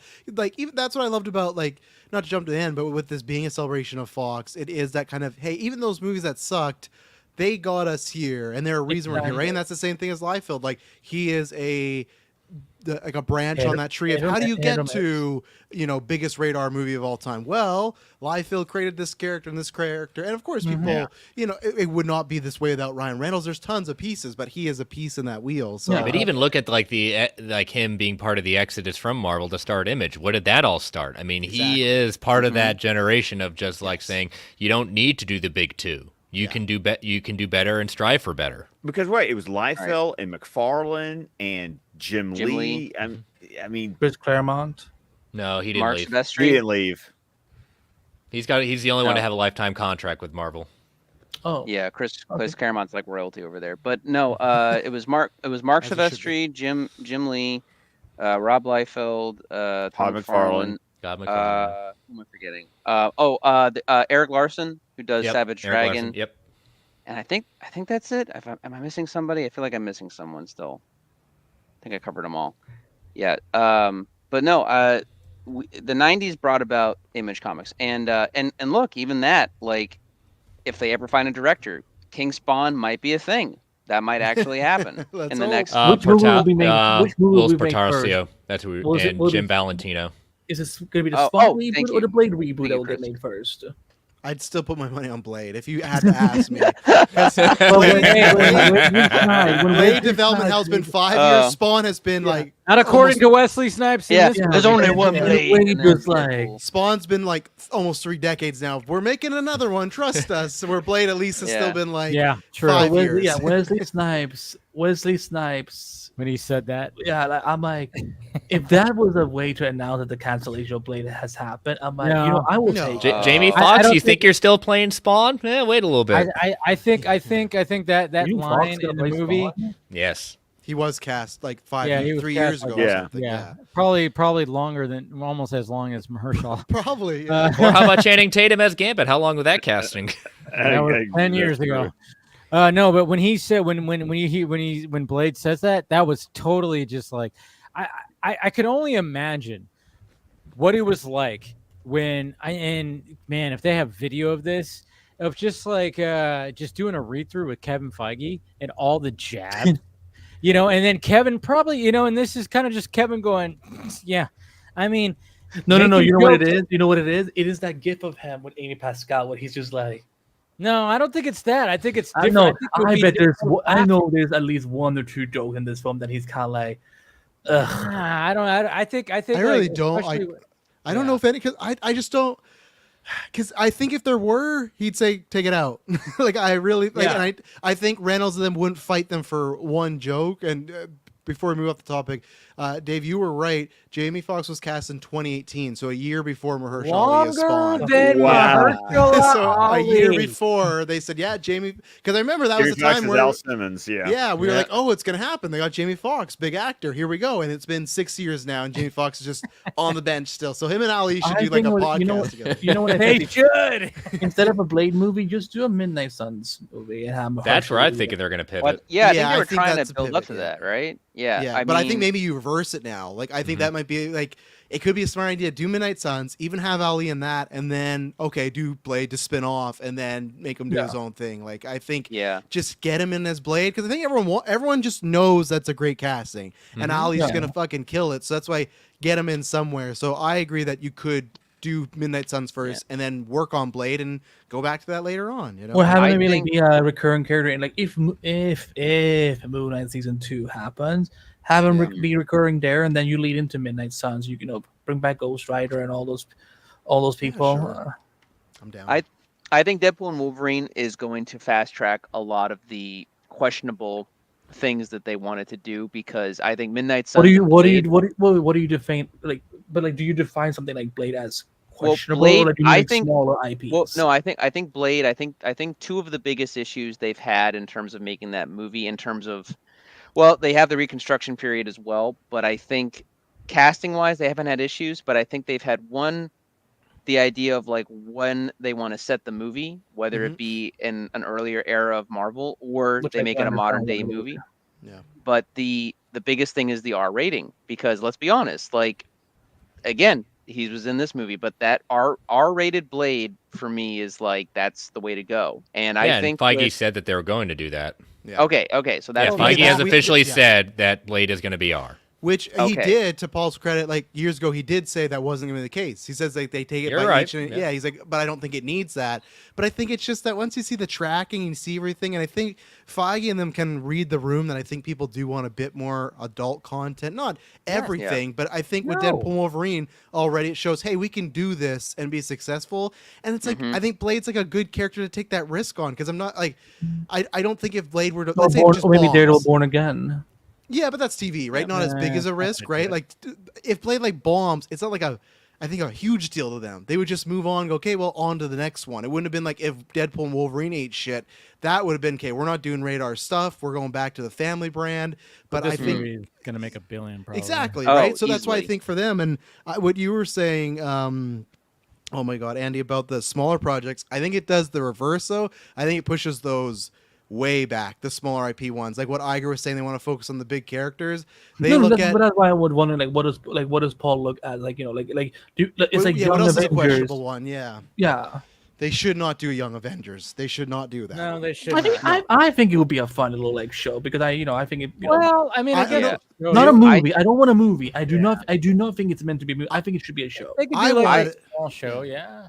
I just think like every success-wise, it's a big gamble right now. I mean, Haley Steinfeld, I'll take her back. anytime.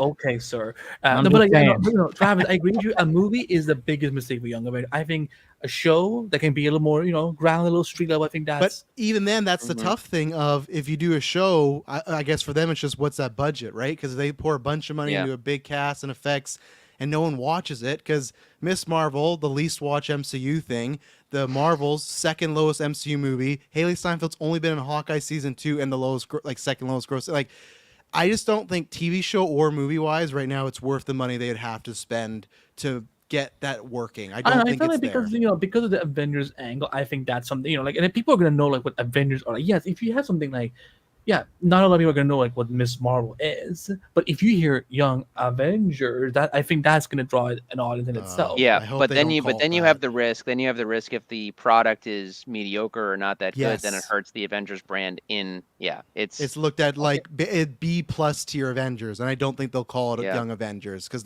like Paul said, it's a risk. If it sucks, Well- you sully the brand. Well, then also, because there's this other fear going around that you know how Thunderbolts has that little. The stupid asterisk thing, yeah. Thank you, You'll find asterisk. out. You mean the Walmart symbol? No, but like does look people like think that. people. Remember, people I host think a Marvel show too, so I can critique. Yeah. People think it's supposed to be like Dark Avengers and not Thunderbolt. But That's what I'm thinking. But what if that movie doesn't do well? Doesn't that also hurt the Avengers brand? But they're not like- calling it Dark Avengers in marketing, right?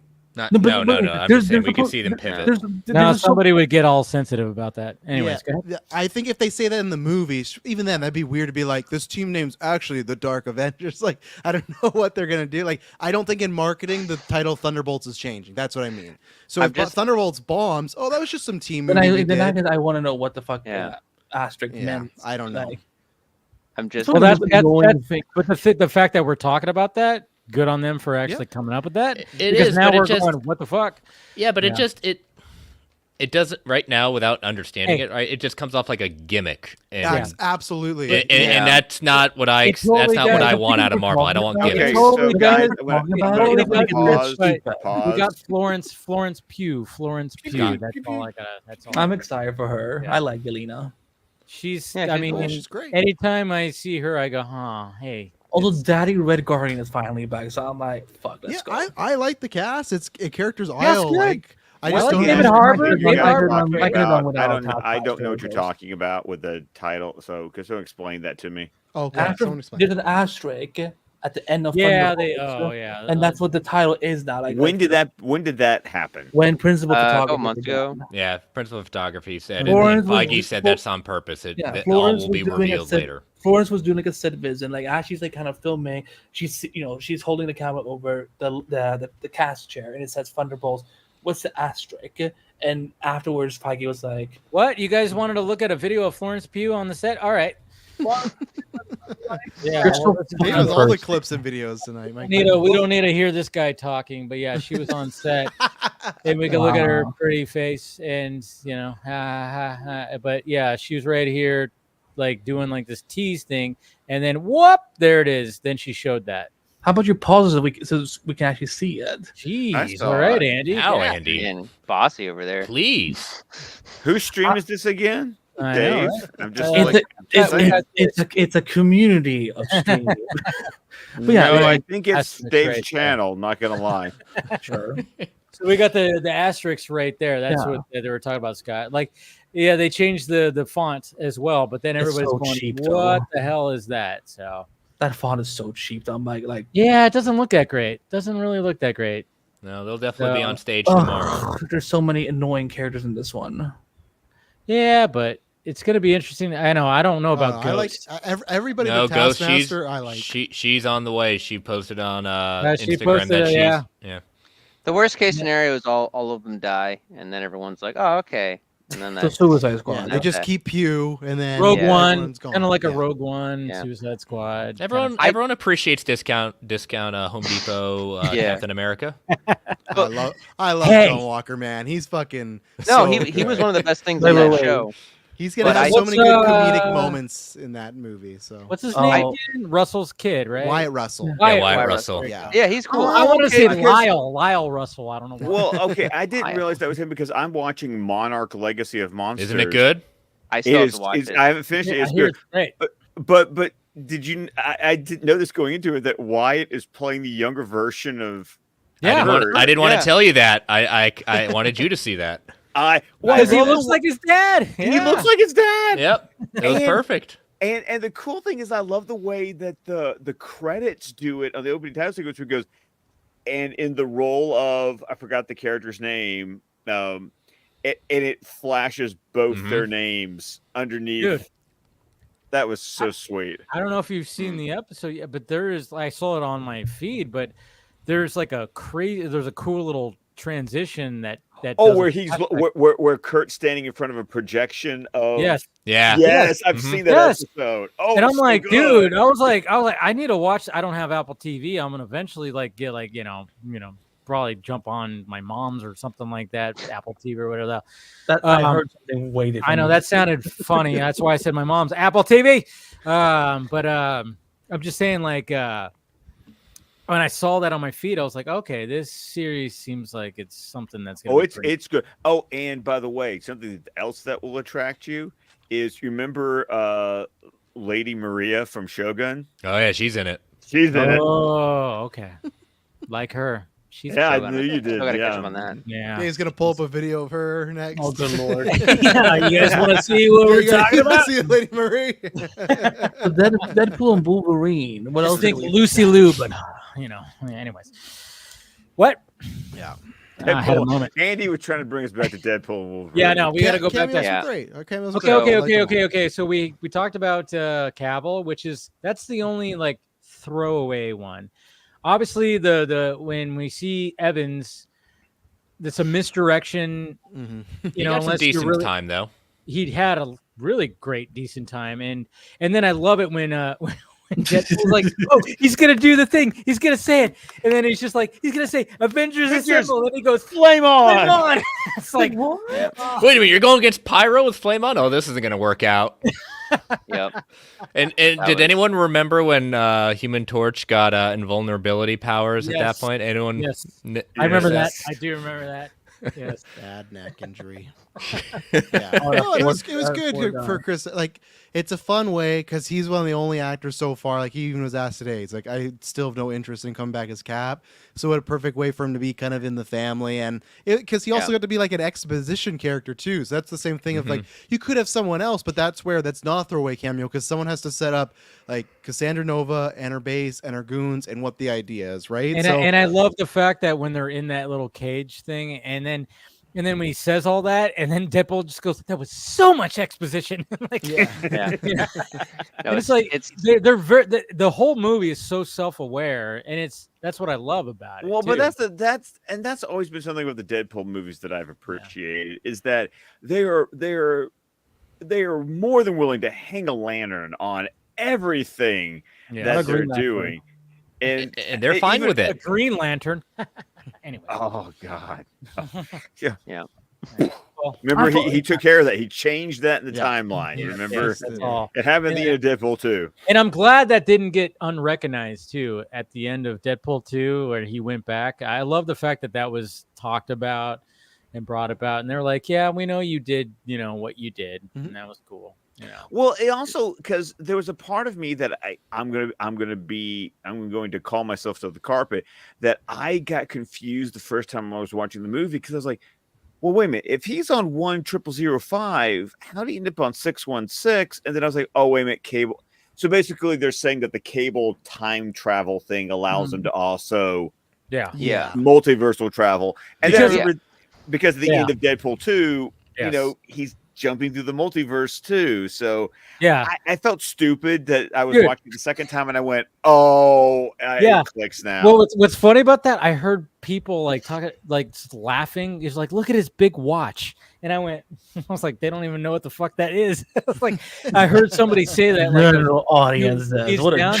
It was like one of those things where it's like they were laughing and like, look at this big watch. It's like, that's not a watch. No, they wanted to be like as small as an Apple Watch. Yeah, I know, right? But it was like, because at first too, I was with you, Scott. I was like, I was going like, wait, we're in 616, and then, but the fact that he was like, when I saw the and I think they actually helped me. I was like, oh, I think this is him doing that. Okay, doing that thing he does.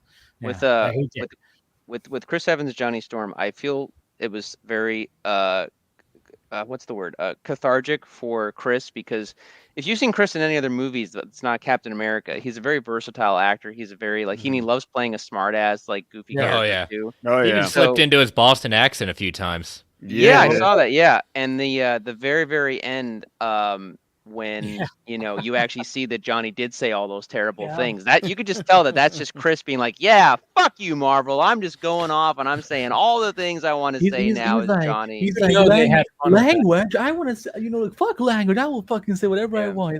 I still love it when Deadpool at the end credit sequence, when he claps the TVA phone and goes, "Gotcha, fuckface." Yeah.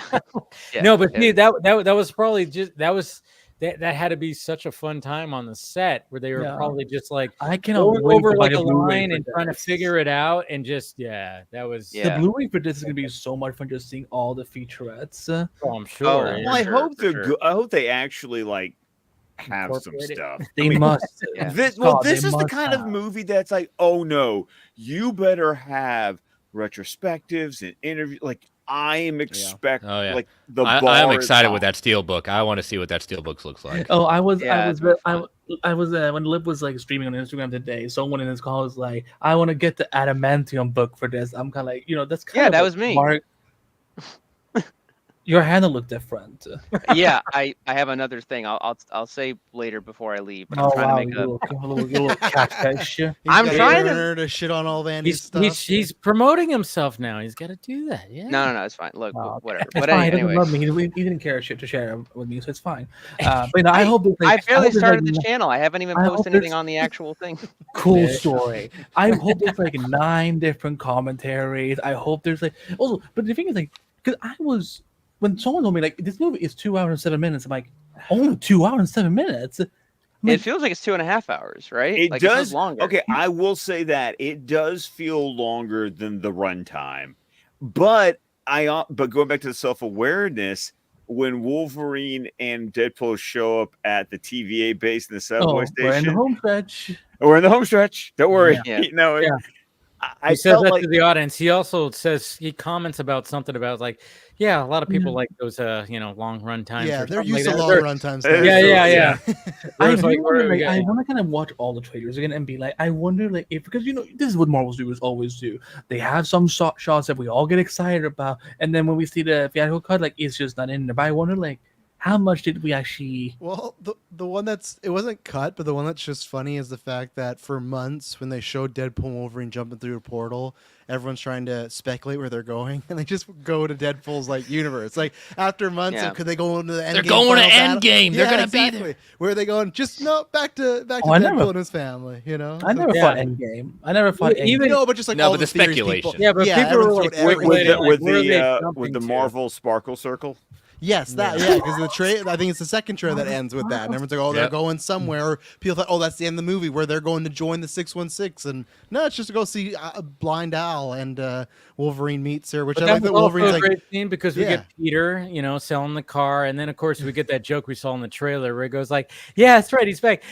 They're gonna make him do this until he's 90." And you mentioned Blind Owl. The funny thing about Blind Owl in the comics, like Deadpool has kidnapped Blind Owl. Like Blind Owl's a hostage for Deadpool. That's the scary thing. Probably wouldn't be a good idea to do that in the movie. No. Deadpool is way more insane in the books and stuff. Absolutely. And I was like, my friend was a little confused too. Like we were talking about it, and he's like, "Why wouldn't the Deadpool corpse be more appreciative of Deadpool?" And I'm like, "Well, you have to remember too, it's the void Deadpools. It's all of the rejects, and they probably do not work well with others other than themselves. But at the same time, like."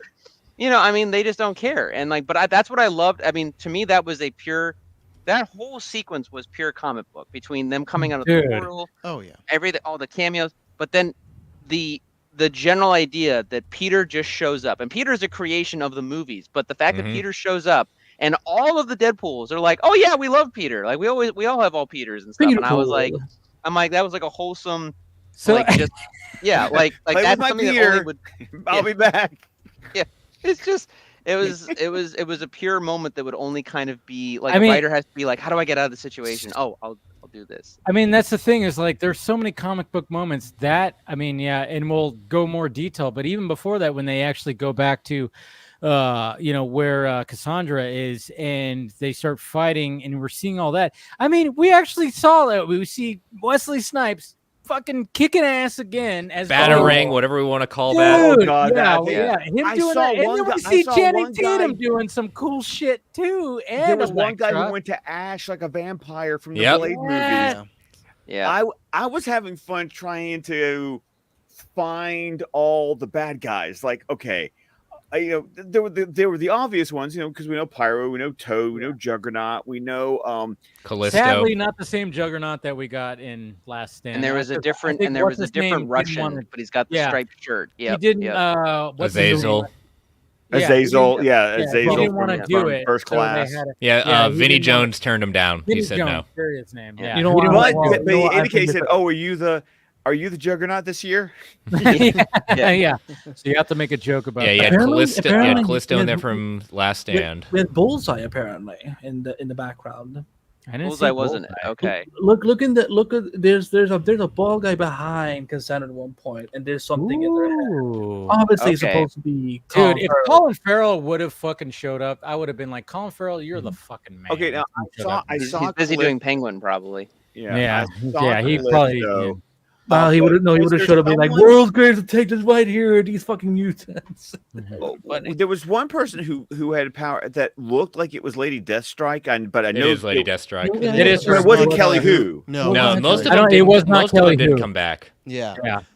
Hmm. And then it looked like there was a dude that was like the fucking TV version of Blade. Oh What? yeah, that one. Yeah, Oh, that- yeah. There was like a What is black Sticky dude Fingers? who was bald because they made him bald with the leather trench coat. Yeah. Mhm. And I remember that was Blade? speculated when the trailer came out. And then when I saw him, I'm like, is that the dude that played Blade in TV? like, I'm Wait, like, we had a Blade TV show. Yes, we Spike did. Fingers. One season. Yep. Spike Very TV. short-lived. John's Spike vote on TV. Spike TV, baby. Spike TV. I didn't the watch fuck it. is but- Channel for men. Yeah, it's a very What it's, the- it's a pure Ah. men demographic. Had a lot of Hey, but you know what? Speaking of a bald chocolate black dude. Dan.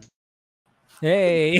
Hello. Hey. Hello there. Blade. What's going on, guys? You excited for Hall H tomorrow, buddy? You gonna walk on stage, replace Mahershala Ali? You know. I wish I would. I wish I He will could. direct. He will direct. He will direct the Blade movie. He will be like, Yes. Oh, "You're man. all staying Give here me with the me?" job. I get that movie done in 6 months. There you go. VFX and all. Dude, you need to There we save go. it, Ben. Save it, Ben. What's happening, man? How you doing? I'm good. I'm good. I was just listening to you guys and then just decided to jump. Actually, I was gonna jump in earlier, but had to do stuff with the wife. Not sexy. course. Not sexy all stuff. right, Just sure, watch. I like you have to qualify that. It's just like That's the qualifier. We've been going we for are- 3 hours. That No, was a no, long no. session there, I man. wish Good for We you. are men, can and jump. we know where we went with that one right away. So come on. We You are can jump if you want to. That's We're fine. man No, in no, tight no, we- skates. tight. We were- tight. Nah, I we know were that. I watching- understood that reference. Oh yeah, Ben. Yeah, but you saw Deadpool Wolverine. Oh obviously. my God! Yes, I loved your that I loved fucking your movie. gif of Pedro from Unbearable Weight of Massive Talent. That was a great tweet. Right? I love. I was grinning throughout the entire film. Like Yeah. from the minute that he went into the TVA. No, actually, from Whoa. the minute that he said, when he went into the when he went in search for one of the Wolverines, and then he ran into the Short King version of, Yes. of Wolverine. I was with a grin like up from here to here the entire fucking film. Yeah. I loved it. I loved it. Yeah, we talked about. I mean, the fact that they brought that in there, and of course they could have did something because we were mentioning like the whole Danny DeVito thing. They could have just like put him in there, but the fact that because at first you go, oh yeah, there's Hugh, and then all of a sudden he just leaps off that chair and he's so tiny, and it's like, yeah. I mean, that's one of those things where if anybody is not educated on what Wolverine's supposed to be, I turned to my nephew and I was like, that's how tall he is, and you know, the comic. I thought they were gonna do that. That was too. I don't think they would have done that, but I remember when the first X-Men movie was being rumored. Harvey Keitel was rumored to be Wolverine. Oh God, I remember that rumor. Yes. Wasn't Douglas Scott rumored to play Wolverine? No, he was cast, and that's what. If you saw the on Mission Impossible 2, because Mission Impossible 2 and X-Men both filmed in Australia. And that's where when Hugh Jackman was talking to Kevin Feige on his Hall of Fame, he gives him the gift certificate as payback for when he Feige brought him to let him know, having a stake, that he didn't get the part. And he only had 3 weeks when he did get cast. Eddie only had 3 weeks to get ready. Yeah. Okay, so now I'm wondering, did they reach out to Douglas Scott to maybe do something in this movie? Do you think or do you think that was actually written down? Do you think they wrote that down of like, what if we actually got? Nah, he was too busy. busy. At the same time, not a lot of people know about this. Yeah, obviously, like, and even with Channing Tatum, it's like even if you don't know that, people still know Channing Tatum, right? So they could just laugh like, "Oh, look, it's Channing Tatum or Douglas Scott." Yeah, no one in that fucking theater is gonna name Douglas Scott. Like, I would have because I've been like, "Oh my God, that's the dad from Batwoman." Oh, right. Guys, he was in Batwoman. I forgot about that. Yeah. Well, he was also the prince in Ever After, the Drew Barrymore movie. That's the only other thing I really know him in. The actor has since passed, but did you guys know that Chris Claremont seriously wanted Bob Hoskins to be Wolverine? Yeah, I mean, this is when I can see that. Yeah. Yeah, I mean, this was before like Wolverine became a more handsome fellow, because he was always a grubby, like smaller, stout kind of guy. Pharaoh looking, God bless Hugh Jackman. Yeah, I know, right? But he ruined it for everybody else. He totally did. But Paul, I know you got to like take off, and you've had a long day and stuff like that. So. Well, it's more so I have a job again now. I have to pay rent on this place. My house. You got to adult. It's okay. You got to adult. No, I mean it had to happen, but no. I do morning shifts and stuff, so it's like 1 a.m. here. I gotta get up in the morning, guys. But hey, I appreciate it, man. Yeah, no, listen, and thank you for bringing me on. I was caught up on the movie, so I just wanted to, just go on about it. And honestly, like, I loved it. It'll probably be my top 10 of the year. Like, I haven't felt a connection to the comic book genre movie since maybe like No Way Home, or maybe like Zack Snyder's Justice League, in terms of just like all these fans kind of coming together and just uniting under this movie that's kind of hitting all of these things that fans have been wanting to see for so long. So, yeah. It's really good, in my opinion. But it sounds like you guys had a good time watching it too. And I'm gonna head out. But if you guys want to follow me, as I always say, I'm PMickey1988 on Instagram, or at Paul Panhook on Vero. I'm trying to start up more and be a little bit more creative on the downside, on the downturn. I'm trying to maybe start a movie channel and stuff, or maybe start a YouTube channel. I've started an Instagram account. I haven't posted it here, but it's Michael's Movie Reviews, but it's my last name's spelled like Mitchell's. So that's what I'm starting out, but I haven't posted anything yet. So just getting that started and stuff, and we'll see where it goes over the next couple weeks and everything. But all right, cool, man. I like that. Yeah, nice. And thanks again for having me on. It's always good chatting with you guys. It's always fun to just talking. It's great. So thanks. All right. Thanks, Paul. Good seeing you, Paul. Get some sleep. All right, guys. Same. Take care, guys. Have a great night. Take it easy. That's cool. But yeah. Wait, Dave. Can you put me next to Ben? No, I'm do you fine by need that. a moment? Or listen, I don't mind being in between. I have more seniority here. Oh This is my this is God, this is a Dave. good sandwich. If I will I Now, take it. somehow- Dave, can if you I could remove somehow Andy from the combine you, stream? yeah. Can you remove him from the... Now I look better by association. Thank you for moving him. Wow, I want to put the white guy in the bottom corner over here. I see what it is. Right. I don't. Nobody I puts don't- baby in a corner. I don't Yeah. mind the sandwich. I don't mind this man sandwich. So you know. We know. Did your That's- chain break, Scott? No, What I was happened? just trying to take it off. Oh, okay. Yeah. It just, it's one of those things where I don't wear necklaces a lot, so Yeah. those especially those clasps, are really like, it's really hard because you got to hook it with the fingernail just right to like yeah, pull I the know whole what mechanism Oh, I off. have a necklace phobia. I cannot. Like it's a miracle if you get a lanyard on me. Necklace. I have a thing Oh, with I- This rings. season. Oh. Oh, fuck. I'm there with Lance. I normally just hate wearing things around my neck. I loved it when I got one of those belt clips that has like the zip Yeah. line Oh, that like yeah. you know, especially like when you have like the key card and you like would scan it and then you let it go and it just goes whoop, and just zips back. I enjoyed that. Yeah. So, I get anxiety with rings. Me like too, my man. wedding, Yeah. like my wedding ring. I only wear it when I go You out with tell my it to your wife. I swear to God, like, well, she I- knows. it's- I swear, so- baby. I can't have it on. No, she knows. She knows.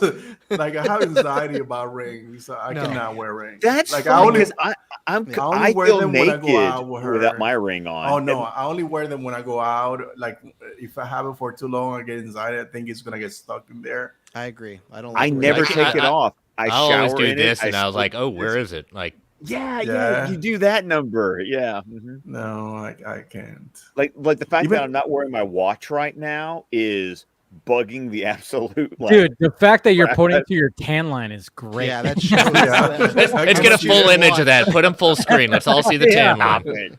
I know. That's what it was great. Is like when you're like, I'm not wearing my watch, and there's like a literal white streak. Yep, we can definitely see it. You are Dave, wearing your what do watch. you and I do?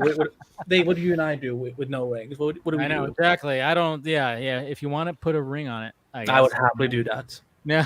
Oh, Andy's proposing. Listen, if he was gay, like he would be good husband material. I'm not lying. Tell There that you to go, my Dave. exes. Yeah. Maybe they don't have taste. Yeah, I'll say that to my exes. I don't know. Maybe my ex wouldn't feel like that Maybe way. the other team's waiting for you, Dave. Maybe that. I know, that's- Yeah. I know it's Oh my maybe God, time for Dave. me to be like, wait a minute, maybe Maybe it's time for going you the to try wrong way. something different. Maybe it's the wrong way. I'm Ben, Go Ben, full what was circle. Ben, what was your favorite cameo in Deadpool Wolverine? Oh man. If you want to rank them, like if that's easier. I cannot rank them because like I feel like I missed because I was laughing so much throughout this. I think Henry Cavill took me by surprise yeah. because I told my Good. wife, I'm glad it dude, this is the only other person who have played Wolverine in cinemas. This hasn't been no other Wolverine but Hugh Jackman ever yeah, since live he- action. Yeah. in live action. Yes. So technically, And I so- didn't even think about that. Like Yeah. now, so, yeah, technically, we've had two Wolverines. we've had Henry Cavill play a Wolverine Yes. variant. Wow, Yes, I I didn't thought- even think about that. Wow. Because Yeah. remember, a lot of rumors were going around. You had Daniel Radcliffe, and then you dude, yes. had. Taron That's the Egerton thing, though. was I was in it. telling- Every white man in existence was rumored for Wolverine. I was telling like my dad and all of them. I was like, I read that rumor last year and went, "That's not happening. Are you kidding me?" And Edgerton was rumored too. Yes, Yes, he Edgerton, was. Yes, Yeah. exactly. yeah. Edgerton would actually do a really good job. I think. I always I would- thought that I he would agree. be a great I replacement. think so I'm too. not there on that I one. think the person, who was it?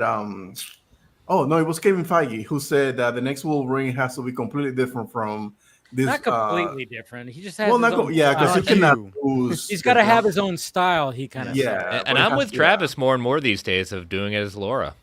Yeah, I don't. Yeah, think I the will- I will- recasting- I know. I would love, yeah. especially. Yes, I agree. I really enjoyed them bringing back Daphne Keane for this movie. It's yes, me like- too. And I The feel like the only thing I will say this: the sunglasses thing was a little too okay. No, I thought that was cool. No, I was down Oh, for that I one. love That that. was- And someone said, I "Is that love the same that. sunglasses?" No, they had to get something different because they won't fit it. They won't fit her. Yeah, they she was wouldn't 12 fit her years face. old. She when stretched got them rid out. of I it. just kind of thought I I was thought like, it was cute. okay. I was I like, think it that's was a just little to on the nose. symbolize that is It like was. our Yes, Laura, I get it. right? I get it. Yeah, I but know. I thought it was yeah. a little too on the nose. But like even I feel like most people that even hated Acolyte would be like, oh, but I really liked her in it. And I just feel like she has a lot of good momentum right now where if they said, hey, we're doing X-Men and she's going to be Wolverine like in the comics, I don't think people, some would, but I don't think as many people would get mad because sometimes you get that, right? Wolverine, more like Wolverine. That's what they're Yeah, gonna go. you'll with. get some of those. You'll get the red eye let them deal with it and thumbnails. move on. Go Yeah. back to your other club. But the general audience, I think people go, you know what?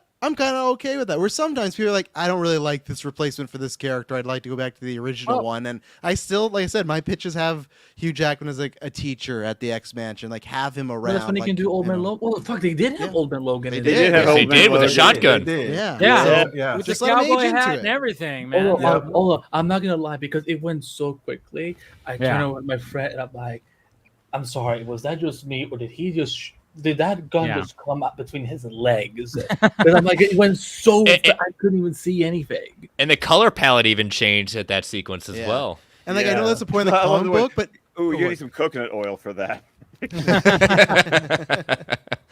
and like that's the point of the comic book, but man, like he looked like Clint Eastwood too. Like the did. facial, like for a second, I'm like, did they just get Clint Eastwood? And it wasn't. I saw more of his face, but they made him look really good. So that's again, like I'm Dude, you know what?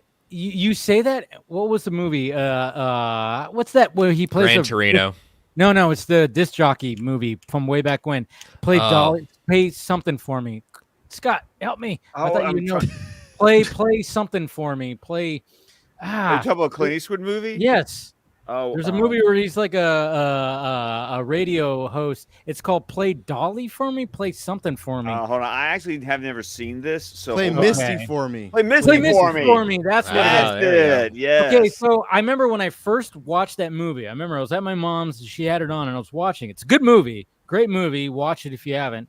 And I just kept looking at him going, God, this motherfucker looks. I mean, I was like, Hugh Jackman. He looks like a young Hugh Jackman. Obviously, He does. Hugh Even Jackman has some. You're He has right. the fucking Dude. Sherpa jacket too. Actually, Yeah, let me- I gotta the watch image- that. I Clint Eastwood. Dude, I it's have a not great watched. movie because it's about a radio talk show guy, like a radio show, that he's getting stalked by somebody, and she always calls in to like play Misty for me. Oh, And really? Very, That's cool. it's very like it's All a right, good I'm adding that movie. to my Watch to-do it. list.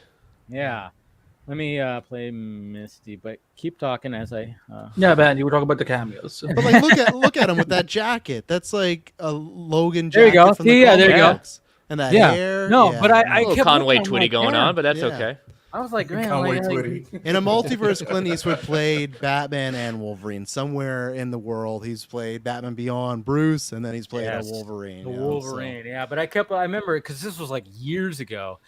This is probably like over 10 years ago when I was watching that. I was like, man, he looks like Hugh Jackman right now. I mean, he could be Wolverine.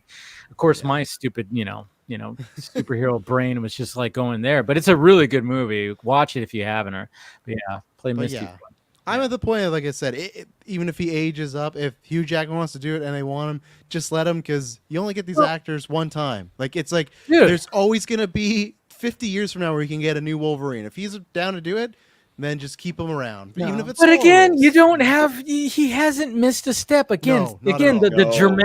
dramatic scenes in this movie, he is still giving that performance. But it's that we not saw even in that. Logan. Look how much fun they are having on every single marketing thing they've done. I haven't watched Hot Ones yet, but that's Oh, one I of the need to ones. watch that- Hot Ones. Oh, I did started watch good. it. Okay. I watched Good. Agree to Disagree today. Okay, yeah, And that one brought up the Daniel Radcliffe rumor because they were Oh, like, right. because it was like Daniel Radcliffe could play Wolverine, but could Hugh Jackman play Harry Potter? yeah, yep. Have you guys But watched they're the- having But the so hard much one- fun. The hard ones, Chris, you're gonna love it. Like, Okay, it- good. But You is the they steals they it. are just. I mean, you could tell the friendship's there, but they don't mind how many times they've been asked the same questions before. Like, they give everyone the full 100% every single time. Yeah, they're going to need a darn break after this whole tour, but Yeah. he's coming back and he's having a great time. I am He's almost having a great convinced that time. Hugh Jackman has signed like a little picture deal, and I think he probably has. did. Do you think that he's gonna come back? Really? Absolutely. Yes, Secret Wars yes. for sure. Wars. And even- Absolutely. Even Feige why would even Feige interview last week when they asked him what could be next? And he's like, we've had conversations. Why would you even say that if you didn't even have any idea? Just like, oh well, this was a fun time. That's You to never know shut the everyone future. up. That's to say, Yeah. like, okay, he's But- back. Yeah, I think he's The back thing is- for at least 2 to 3 more pictures. I One think, of the at next, least. one of the Well, next you have movies, X5 and one of the Secret next Wars. movies that we're going to get a crowd sharing moment is we're gonna get Hugh Jackman and Tobey Maguire. can't in a fucking- Oh my Oh. goodness gracious, yes. 10-year-old I just Travis. know that I think a lot of people. I'm not saying like, oh, I'm Yeah. calling it now. No, so I hate it when that happens. Where it's like, oh, I yeah, I told called you. it. It's like Yeah, so many people that don't be at the same time. It's stupid. like it's just that's gonna happen. I think. Yeah. Well, wait, let me add it to it. We had also Ben Affleck as Daredevil.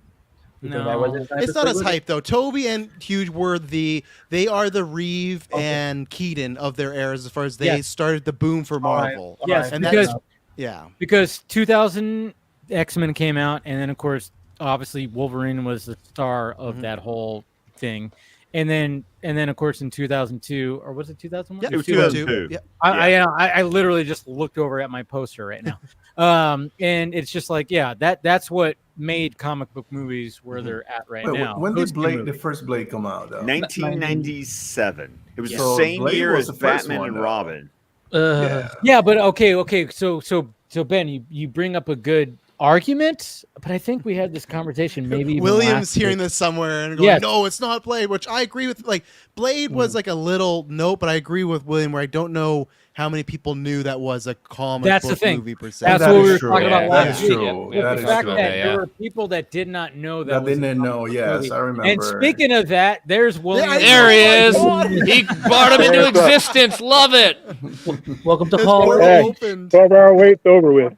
Look at that. You got your hall pass. There we go. Nice, nice. Hey, hi there. There's Rhea. Yay. Rhea.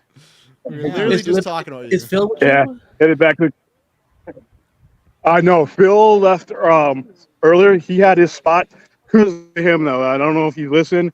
He got here earlier than any of us and got us a spot, a really good spot that led to us getting in there. He didn't have to do that. So really good stand up dude. I enjoyed these last couple of days with him, but that was really cool. He saved us But a he has- lot. I mean, he he got has a here. He has a wristband. Yeah.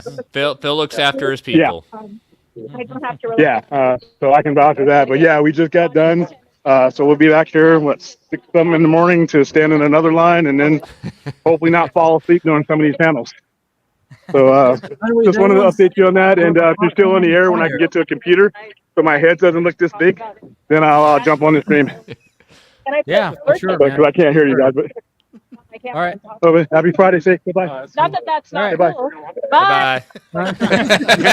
Say bye, Rhea. She was already Reporting over. directly Another from check-in. CDCC. She's probably on another stream or something like that. Yeah. That's funny. Yeah, no, Lip has been lying up all day. Like he was like sending. Oh me yeah, updates. they Oh, yeah, those Phil, pictures. Phil sent me video, And, voice there's been, memos on what is it- Instagram. what is this whole thing that's been like just a bunch of fires? Like first they're convincing them to do an evacuation. And Yeah, then the ice penguin. was- The penguin bar there was a Yeah, small like, fire I there. just- yeah. Yeah. Like what the like? Is someone like just running around like pranking Comic-Con this year with fire? Like what? No, Nobody's it's just a normal day in America. Yeah, this shit happens when people. It's get called together. a Friday. Yeah, normal day in the States. That's cool for them. It should be. This is what I'm trying to change, guys. There are no more Oh fires. fuck! Never. If Donald Trump ever goes to Comic-Con, I will never visit the city of San Diego ever again. What if Trump does? If Trump ever goes to Comic-Con, I will come never on. visit. That would be San Diego. hilarious. Stop. Lex Luthor. Some I don't people think we need a that felon at he's me. Comic-Con. Yeah. What No, do you know what he would do? Like, if you see a bunch of cosplay girls running around, like, we know what that man is capable of. What do you think he's actually gonna walk up and grab him by the? Yep. Yeah, that's not what really happens in real life. Yeah, It's that's not a thing. So Yeah. Comic-Con tomorrow. Yeah, I know. think Comic-Con. yeah. Let's get Yeah. back on.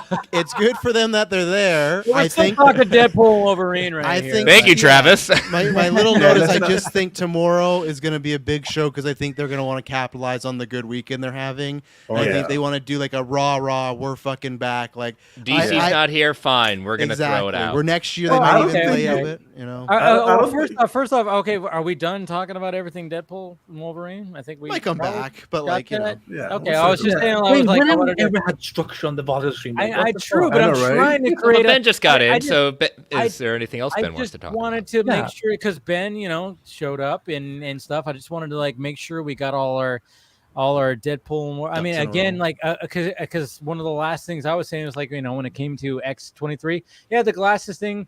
When she put on the glasses, I get why they did it, but at the same time, I just want to see her kick ass because she's awesome. And so yeah, we were all kind of thinking that she's gonna probably still continue. Oh yeah. You know what? Oh yes. The fact that Logan and Laura are both in the On this- apartment. Yeah, in the end, yes. Yeah, And that nobody was- else, Blade and You didn't see Blade or Gambit, Red Sonja? Electra or They went back to They their all own got universes. they all got kind of killed in that whole thing. No, they got sent back to their own universes. Oh, they got Yeah. sent back to their Yeah. own Yeah. universe. I don't know about Tatum. Hopefully. I think you might see Tatum just like die somewhere because I don't I think hope that he character. died. Okay, can we that- talk about Channing That Tatum? accent. He fucking All right. killed it, man. He Okay. was so He, good. he leaned hard. Yeah. Okay. He went hard in the French. Yeah. Yeah. Oh, dude. Okay, You mean so Sling Blade? yeah, And I know. oh my god, that shit make. I was the only Dude, one I love laughing, it- I which love I it when thought it was Deadpool- weird. when Deadpool goes like, "Do you have an acting coach or like do a you have a voice-" dialect who's your coach? dialect? Did you talk to the minions? Yeah. And they're in the car. We're And looking at so important exposition here right now. Yeah, and Gambit's speaking, and he's like, "I didn't hear any of that shit." And then they just like turn back at the like. It was because for the first 2 minutes they play it like you don't know, is he doing this as a joke or is this how he would actually play Gambit? And then Deadpool starts to riff him because at the beginning he's playing it deadpan, and then he just starts talking about like, "I shoot at my dad's dick" and all this like Oh, the that was so accent. Wait a minute, are you saying every your line- name is? Yeah, every line Tatum had, I laughed. I was dying in the They, theater. they called me the You're so Gambit. good. You mean you want them to call you the Gambit, or you call Gambit? I'm the Gambit. I got so annoyed by them because he was like, like the Quicksilver. I'm like, no, it's just Quicksilver, just Gambit. Don't put Yeah, this It felt like Starfire from Teen Titans going like always putting the. It's like we lost the Punisher, the Quicksilver, the Daredevil. Yeah, you always put the in front. No, they leaned hard into it, and they gave him a costume that looked perfectly, Comic book accurate. yeah, with the hair and everything. And as silly as it And- could have been. But then at Yes. the same time, when you see him kicking ass, they He looked did a good cool. job of him. Yeah. Kicking Oh yeah. Oh my god, The- they finally Yeah, gave The, him the, like, the cards all out and bam. Oh yeah, Yeah, I love. Imagine I if love you would the have seen scene- that without context, like behind the scenes stuff. You'd be like, "Oh my god, it looks like trash." But in the movie, it just works. but I love. I mean, honestly, one of my favorite moves is the one where he does the 360 and he's like tucking the cards into Yeah. everybody, and then at the end he goes boom, and they all Again. explode. I was. He almost did it. He didn't exactly do it, but he almost said the name's Gambit. Remember it. He almost came that close to Almost saying there, it. yeah. Oh my god, if he had done that, I But would again, have. this just shows you like they didn't want to make the cameos be just like, hey, it's just a wink. I mean, obviously the Cavill one, that was the wink, Yeah, and that that was was- it, and that was right at the beginning of all this madness, Which They is were what like, they needed "Let's to just show do." that." Yeah, they Yeah. got it out of the way of like, hey, we're gonna wink and have the guy who played Superman at one point do Wolverine, and then that's it, and then every other cameo was like significant to the plot to move forward, and it Yep. was like. And know when it what's came to this group with Elektra and Gambit and Blade and X-23, it's like they went on to take on this venture, and we saw them all kicking ass. And I was like, thank you.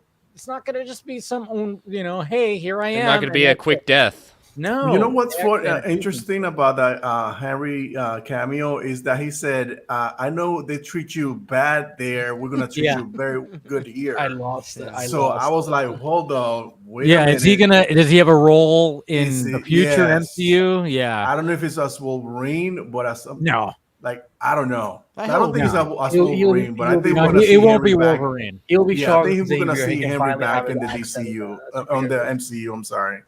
No, I think it showed that he was game to be like, fuck Yeah. it. Yeah, let's do this shit. And then Yes. maybe they have a whole other role for Cavill. And I'm like, you know what? Yeah. Fine, get your Fine, fucking yeah. bag. I would If love Chris that, Evans yeah. can play two different characters in in Marvel movies, then anything's possible.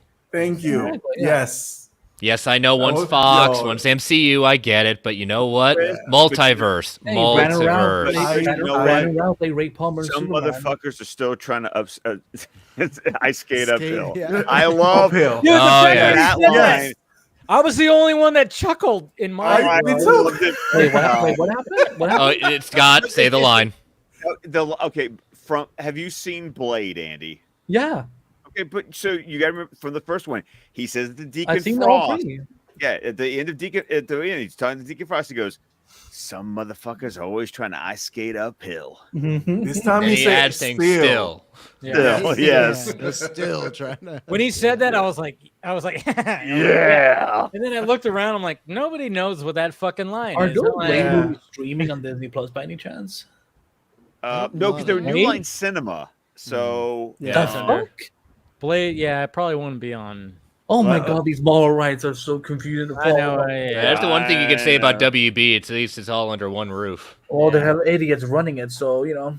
No, yeah. I thought it was. I thought I'm it not was saying hilarious everyone when at he- Marvel Studios is necessarily and smart, to- but and because it's New Line, it's actually not streaming anywhere. You have to pay to play. They were playing. Yeah. But I got the 4K Steelbook, so you know what? I'm There good. you go.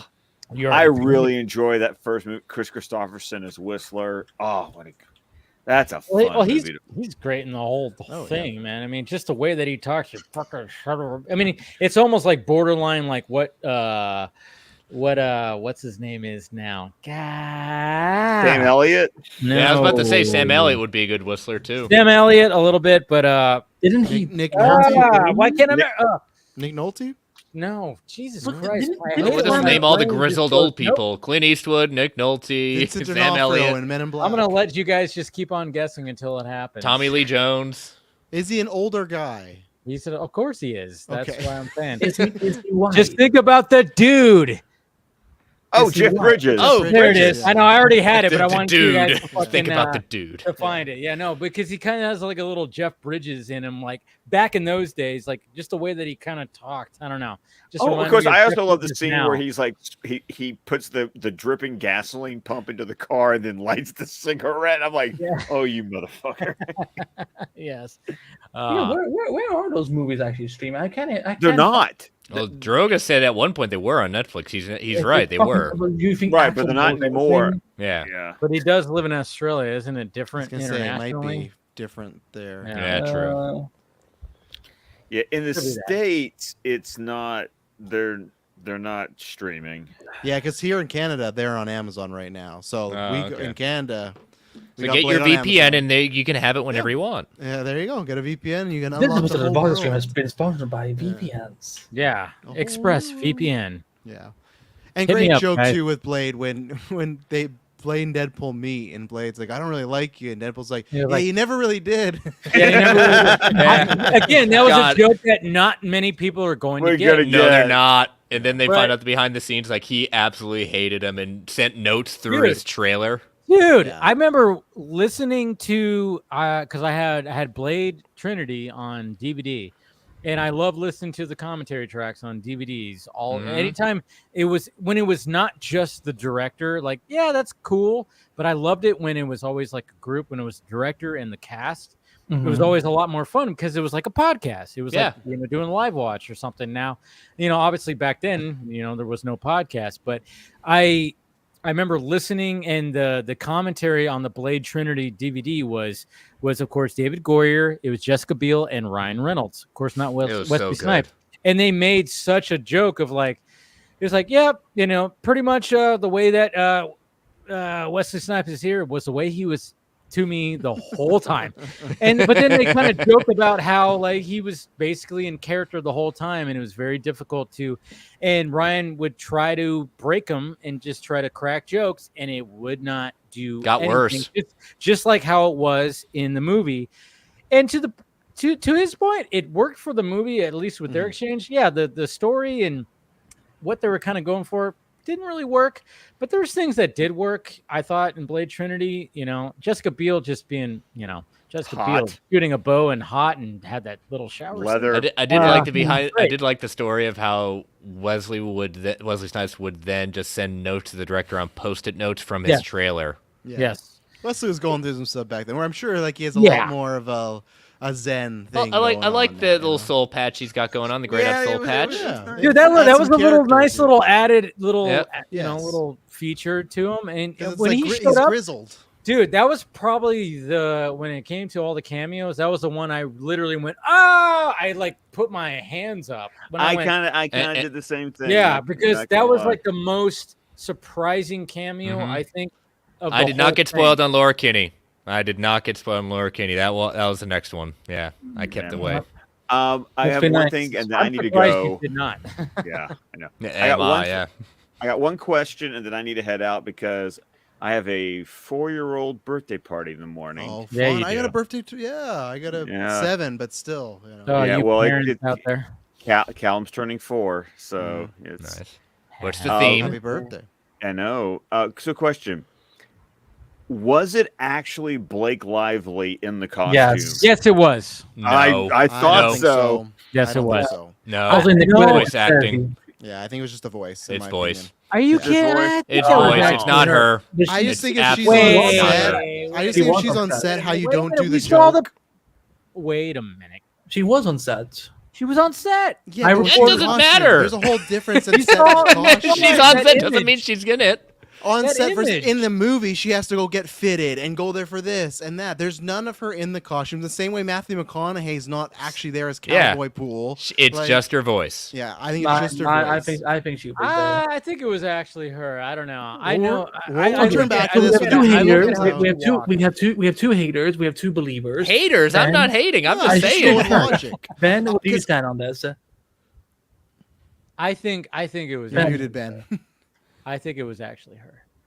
I just think if it was actually her, then they missed an opportunity for some very Yep. fun jokes with those two together. It And wasn't that- her hair that was sticking out of the fucking thing. No, because And it was she's not very, in costume. very She's just blonde. wearing a Yeah. red tank top. I Right? could So I could for easily it. see it, the whole thing with what you guys were saying on Geek Verse. I could easily say where it would have been Taylor Swift, yeah. and when it didn't happen, Blake was the quick substitute. Yeah, Yeah. that's what I think. Don't call her substitute. She's fucking Blake Lively. Yeah, but she's Don't not. go- she's Okay, not- let's she's not in put let's not put context into my mouth at that Blake point. Lively You know, is so much hotter. I still Blake- have Blake love Live- I still love the joke about there's 276 poses in my body. 206. 277 if I'm watching Gossip Girl. I was the only one who laughed when he said gospel in my whole video. Yeah. And I'm like, I laughed at that you too people because are I not understood the cultured. joke, Yeah. you're right, Travis. They missed out. If she was really in the suit, they missed out on a lot of opportunities. Yeah, because that's what I was looking forward to. If it was Blake, it's like, oh man, they're gonna have a great moment where he's like really attracted to her and they can play off. They make don't the comment interact about the pregnancy. Yeah, She- they don't interact at all. Him and Lady Pool in that one. So that's I just don't believe if she was there on set, they Or maybe wouldn't they have them. maybe they thought it would be too predictable if they're like, okay, if she, if No, she- this cares? movie, yeah, Who cares? Deadpool thing is too predictable. Like they go for all the cameos and the obvious jokes. Like, well, if it's her in 2 weeks, you'll get an Instagram post of her in a costume. But if you don't in the DVD, then I don't think it's her because like the same way that wasn't Okay, then we will McConaughey. sing That too. was- that was Nathan Blake Fillion Lively. wasn't there, and he was a Blake voice Lively. though. Wait, Yeah, he's Nathan not gonna be a Fillion- floating head. Wait, Yeah. Nathan All right. Fillion- We're gonna take bets right now. Well, Yeah, I don't know Nathan Fillion what was the bet's gonna be. Deadpool. That was I'm totally not Blake wasting money on you bitches. Lively. I'm just saying that was Blake Lively. I think it was 100% that, yeah. think that was Blake Lively in that costume. I think because she probably didn't even take a paycheck because Ryan probably got a lot of paycheck and he's like, hey, we're sharing. I don't know. It's just like one of those things where it's just I just looked at that body and I'm going, that's Blake Lively. I've studied her body. That's what I'm saying. I'm telling you, it's a We'll stunt see. double. I don't It's think a stunt so. Yeah, double. I think it's a stunt double. I think it's a stand-in. that I don't looks think it similar. is. I think it was actually her. We'll see. I don't think so. We're gonna find that out later. But Yeah. Scott, Well, I know that's you gotta what- go. I'm glad that I was able to bring chaos to the Yes. stream Number before. Scott, where do you stand on it? Where do you stand on Scott? I don't know. I'm just. You're the one who curious. posed the question. Totally You're the one her. who posed the question. Totally her. I'm gonna die on this hill. I will die with you on that hill too. Like, Ben, you didn't give your answer either. I said that. I think RJ it's says her. it was a stunt woman. She only did the voice. I think so, it's if a you got stunt proof- woman. It's her voice too. That's Is I like RJ that. there? So 3 haters, 2 believers. Scott, where do you stand? I abstain. Yeah, He's I think it was Switzerland. her. He's in the middle. I'm agnostic was to her. the situation. I totally her. Anyway, Scott, go ahead and send off. All right. Well, you can find me on Twitter at ScottDC27. You can find me on Instagram at Merlin. And you can find me on Vero at Scott McClelland. You can join me here on the Film Junkie YouTube channel every Wednesday night at 10 p.m. Central, 8 p.m. Pacific, as we continue our journey through the DC animated universe with the DC Fanimated stream. Next Wednesday, we'll be watching the Batman Season 3 episode, Torch Song. And who's the villain again, Dave? Ooh, somebody who has fire in his name. Yeah, it took Dave a little bit on. Yeah, a little bit. I was like, wait, We Torch? got there. What the hell kind of name is that? Then I went, oh, Torch, fire. Ah, shit. Yeah. And of course, my podcast, the DC Squadcast, can be listened to wherever podcasts can be found. We're on Vero, Facebook, and YouTube with the entire network of shows at squadcastmedia.com. Good night, everybody. All right, man. Nice, Scott. Great night, talking. Scott. Let's fucking go. No, but yeah, I will die on the hill because I just think that why not? Why not have Blake Lively do that? I mean, she probably just was like, yeah, make a Deadpool costume for me. Let's do this. Yeah. But anyways, I do want to talk about that fucking scene of them taking out the whole Deadpool core kind of scene. I mean, come on, that was ridiculous because it was so. I love that it was like a one shot that was looking like He was They like, shot it. out of like a video game. yes, you know? they shot it like Yeah. like an old style video game, and then you get that shot of them just like leaping out of the bus. And I was like, oh my God, I can't wait to see that still shot because you have, Deadpool with his, swords out, and then you have Wolverine with the mask, and he's like, ah. And then I You know love what it they're how gonna it do. ends You know what because they're gonna do. Deadpool just falls flat on his face. You know and he what goes, they're gonna yep, do? fuck that up. They're gonna edit out that glass shot and put in dollars in, and like when this movie breaks 1 billion. Dude, I mean, but I just love the fact that it was like such a cool shot, and then it just when they land, like Deadpool just goes, it just falls. He's Yeah, like, I was so annoyed. Fuck that up. He's like, yep, yeah, because obviously, throughout the whole thing is all about the superhero landing, and stuff like that, and the fact that he, like, when you had this great, like, perfect hero shot. And then then when it's slow motion, then it stops, and then he just. I was like, perfect. I love that. I love Blind that. Al going like, "Oh man, I wish I was deaf instead." Yes. She's all. I wish I was deaf too. Yeah. No, but yeah, that was great. And of course, we didn't talk about Dogpull and how That was Mary gross. Poppins. I yeah. was grossed out. I never liked when. Oh drove. my God, you all don't have any souls. I love. He's so I love cute. I'm He's a so dog cute lover. because he's I'm so ugly. I'm a dog lover, Yeah. and I like ugly dogs, but I just don't like when dogs Beauty start comes just in different shapes putting and the- forms. putting the tongue into the Dude. owner's mouth. I want to see those outtakes because they're like when they were talking to Nice Pull, which that was Yeah. also funny too. Yeah, that was He drove me dude. When he shot him, he was like, "I'm not." He's like, I don't regenerate. That's why, because you have a good-looking face, so that's why we know he didn't go through the process. Dude, that was so. It was so funny and so sad at the same time.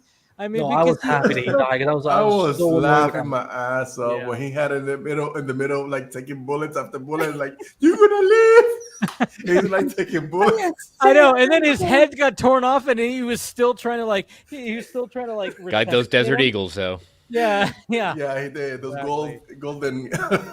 but at least one thing good thing came out of it. These fucking.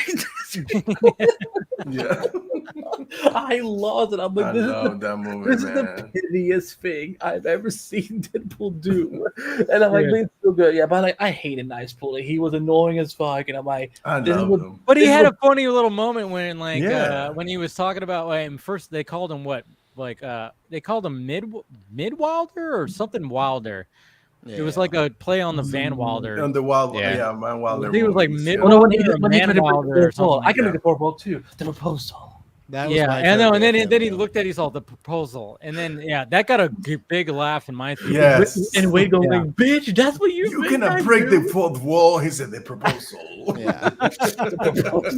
That shit was funny, and then of course him just like using him as a human shield. That was pretty funny. And then of course when they go down and try to prevent Cassandra to do that thing where they have to, and it was kind of obviously they do that whole thing where it's like, hey, Wolverine's gonna take the he's gonna sacrifice himself because he has nothing, and then of course Deadpool knocks him down and then goes, and then it was just kind of funny because I was like immediately I thought, oh, this is like the Wrath of Khan, whole thing. And then he of course does, he goes, or on Spock. And then he does it, and then all of a sudden he starts doing the whole thing is like he starts doing like the steps thing, and then he starts doing the thing. He's like, just kidding. I'm like, I can't hear you over all the noble sacrificing. yeah, Yeah. exactly. I thought he was gonna say something like really silly, like "This is my movie. I have to sacrifice." Yeah. I Could was have been waiting something for like that that. line. But then it was like cool because all of a sudden it was like he was trying to reach for it. It's like, how is he gonna do it? And then all of a sudden, you know, Wolverine gets in there, and then he, of course, you know, gets his shirtless shot where it's like, Jesus Christ, Hugh Jackman, look at you God at bless. 55 years old. 55, yeah. I'm putting my Jesus body Christ. to I know, it was sleep. funny because I was Maybe telling until he's 90. I know, right? But I'm like, well, you know, he was, you know, he does what he can. He's probably very dehydrated doing that, Oh, scene poor guy. to get those abs to Oh pop yeah, out like that. he didn't drink water for days. This poor No, man. he And probably that's why there's did one not. shirtless shot in this Yes. movie. You know. Well, that's what they do when it comes to shirtless shots for Yeah. guys. Is Well, like sick- you dehydrate yourself at least 36 hours beforehand. But even like the Wolverine, he's shirtless like multiple times, right? Where Yeah. this, I feel like because of his age, he's like, hey, I got one really good day in me. Let's do that. And I'm glad. Here's 'cause, like, where I'm almost about to die. yeah. And I'm glad because I've always said that too. Like the fact that you get the suit, it's like I don't need Hugh to be like super fucking jacked all the time. He has the suit now. Like let the man have a bit of a break. Have him toned up, and I'm happy. Like that's good enough. And then at the same time, you're gonna have Deadpool to comment about it. Exactly. You know, yeah. especially when like it's happening, and then he's like looking at it, and he's like, Yeah. he's like, He's still got he's it. like looking. Like I was I like, no. love that these movies have always leaned into how How Deadpool gay is, he is. Yeah. that he's pansexual. Yes. Yeah, I love That's the that. thing. That's what's so great about it. Is No, like was, the fact but that was he's that attracted was to it. was that a 6-pack or an 8-pack? Because I was like, I started counting, but I'm like, either I'm having a stroke or I just saw 8 abs on that man's, you know. But yeah, no, at 55 years old, I was even telling like you know, my brother, I was like, because they were talking because my nephew, he's 21 years old and he works out a lot. So like I was like, yeah, but wait till you see Hugh Jackman at He put you to 55. shame. I'm like, dude, I'm like, he's gonna put you to shame a little bit. And I'm like, just wait, because I already saw like a promo image of him shirtless that showed up that day. I was when we were driving out to LA. I was scrolling through and I was like, what the fuck? And it was a weird promo image because, you know, they removed the mask. So his head looked weird. It's like a I PNG. think you were even talking about it before, Travis. Yeah. Yeah, because they showed it on Kimmel and it's just him Yeah. on a white wall. Yes. And yes. Yeah. Oh, okay. It was I that think image and it looked very weird, but it was showing how Yeah. lean and fucking shredded he looked. And I was like, oh yeah, you don't even know at 55, like you just wait till we see the movie. Like he's all oiled up, super oiled up. And he, you know, and the thing is I just love that Deadpool comments on that. It's like, yeah, it's so ridiculous because Hugh Jackman, especially when his arms got exploded, I mean, like they were just oiled up like the whole fucking time. Yeah, he's like a pro wrestler over there. Like, Yeah. I like that they did a little bit of exposition about why he's wearing the yellow suit. Yes. And Great. then he went into why he's wearing it. I was like, oh my god, why this is working so hard right now? Because even when he was telling the story about when the other X-Men died, when people came and killed him, he was wearing the suit. The only reason why he kept it is because Scott told him to wear it. Yeah. And I was like, oh man. So he meant so it was not something that was practical. It was something that he did because of his friends. Yeah. I was like, this is But that makes it more devastating when the suit does blow up, and I'm like, oh, fuck! Like, you know, now I'm like, you know, I didn't think about that. I went from being like, yes, to like, no, that's the one last thing he has left. So He's getting a new one. He's getting a new one. Is that well? If your curse comes to fruition that he's gonna wear like a Stark suit and, you know, I have hope that. not. Yeah. I was only his upper body got blown. What did you get upset about that? I was like, what? Yeah, he wasn't fully nude or anything. I know, Even right? the mask stayed on too. He got blown everything, like yeah, every piece of fabric. The idea of like him like getting all X-Men killed and so on, is this like a nod to some comic, or like there's I mean, one, like they said the humans decided to go mutant hunting. That's I mean, his delivery of what happened was great. Yeah. How it happened, how it describes, like, really?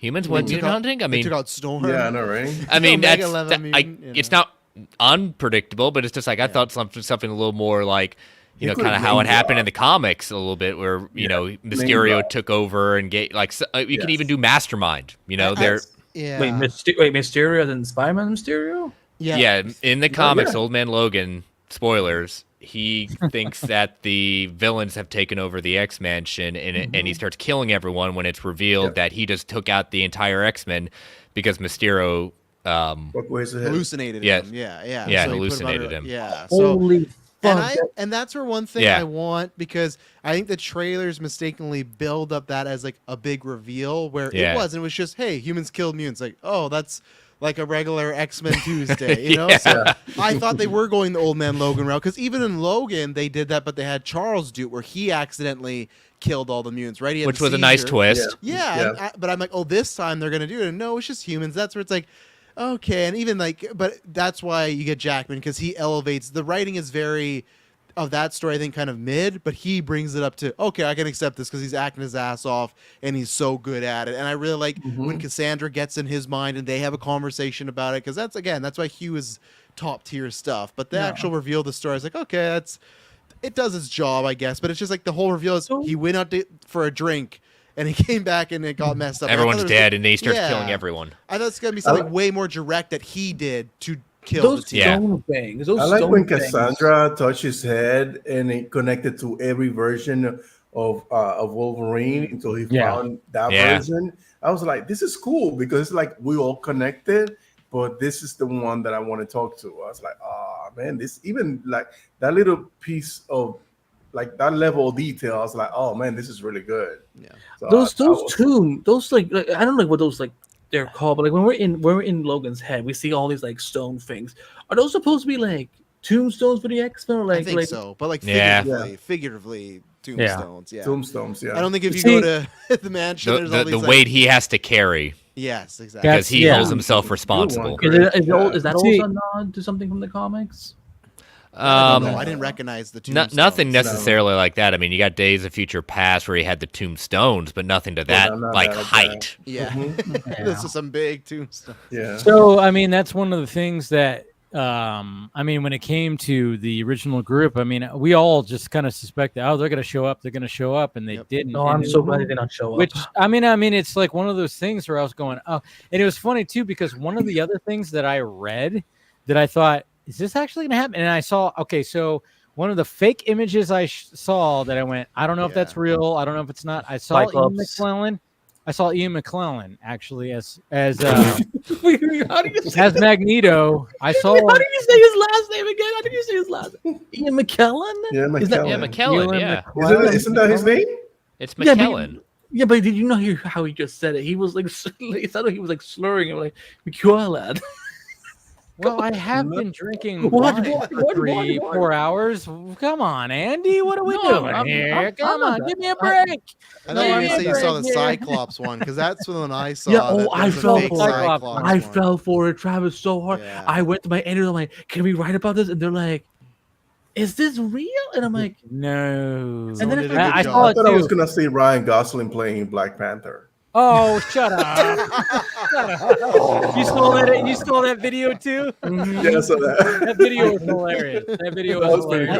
Where he literally, you see Ryan Gosling goes, "Let's ride," and then he like puts down and then he rushes. It's from Infinity War. That might be like the one step too far. Is this a real thing? That might be the one step too far for Deadpool and Wolverine to make Black Panther a white actor. They would have to make it such a great.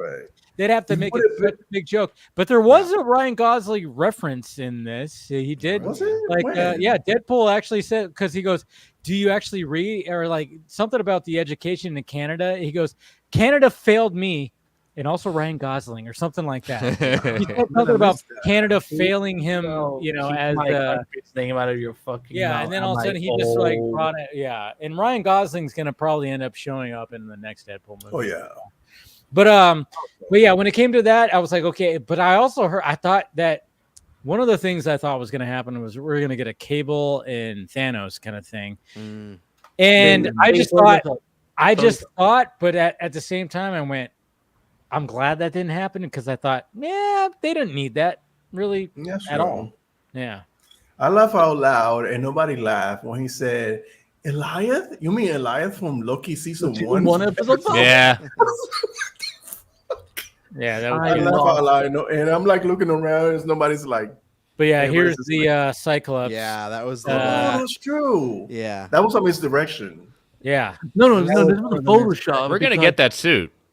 Oh, they Yeah. both. It's just a question: is Marsden going to be the one that gets it? I think but- so. They're you know, They're how do you they're not? gonna give him a better send off than he got in the third movie. I'll tell you that much. Fuck yeah. Well, You I think think- they yeah, did he did this the on future purpose? past. He got a good ending. Days you of, know? he was back in Days of Future Yeah, Past. you That got was to end it with that Gene. That's Wait, that's But my it was, Yeah. it was kind of like yeah. It was just a wink and a nod. Like Yeah, there are I need a little more Okay. wink than a nod. Yeah. At least that's a better final scene for him than getting. I think toasted in the ocean. I think everybody here and everybody out there who loves the Fox X-Men universe would love to see all the original actors in the actual legit costumes. Now that we've seen Hugh in the fucking yellow costume, let's see everybody else in the legit costumes too. And I think None of that's this bait and switch stuff. Secret Wars is probably going to be the stage for that, for sure. Everyone gets a costume.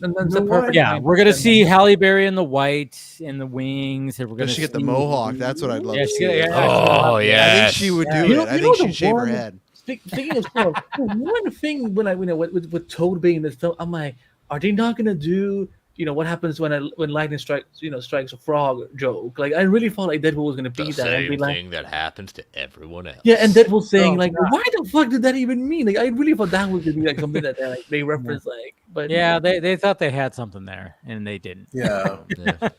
Yeah, it's tough. I think it's Secret Wars, or it's like I see some people in the chat. That's the other speculation, right? Do they do Avengers and X-Men versus X-Men? And That's I think there's a possibility of it now. Them putting Laura and Wolverine and Deadpool all in that same universe. So it'll I be could see post. it- It'll be post Secret Wars. You're not doing it Yeah. now. I don't Well, know. I mean, Actually, like I again, don't know. going back to what we were talking about before with Laura, was like the fact that she was there at the end with them. It that just kinda has to feels mean like- something. Yeah, there's no. I mean, there was nobody else was there. It was her, and they're like, okay, yeah, she's gonna continue on, and why not? I think everybody wanted that after Logan. They're like, well, just continue with her. She's awesome, and she's only just gonna grow up and be, an adult, and now she is. She's in her She's 20s really good. now, Right? right? She's really good. 19. She's 19 years old. 19. She talked about it this week. They hired writers and they were writing a solo spin-off movie after Logan for her, but once Disney bought it, that obviously just died, right? So Okay. it's like there were plans. So another thing that I don't know if this is true. It's just, again, you read it online. Who knows if it actually is? So many scoopers out these days. And it's not even a scooper thing. It's just the thing that apparently, and I think this kind of maybe this like works with the fact that she was in the Acolyte, that she really expressed like, I want to be at the premiere. I want to go. And then they're going, well, if you show up at the premiere, it's going to be a spoiler. So then they were like, well, fuck it. Show her in the final trailer. Then she could show up. We already know she's in there. So, and it's not that big of a spoiler because we want to just, let's just. But I'm glad that I'm understanding that when Feige put that out there. Like I didn't see it, but I'm knowing what that happens. I get it. Like she should have that moment. Yes, Of course, because how many times did I see like her and Hugh on the red carpet? They're hugging. They're just like, it's like one of with those a things, throwback and how many image. times you talk about the so fact cute. that she wanted to be, she showed up in this and they hadn't seen each other in a while, and he's like, oh my god, you've grown. It's like, yeah, because she was 12 when she first started, and then now we're here. I'm doing Star Wars and Marvel. It's great. Yeah, Just speaks how talented she was. Just at like how many 12-year-olds do you know that could do what she did in Logan? Like it is insane.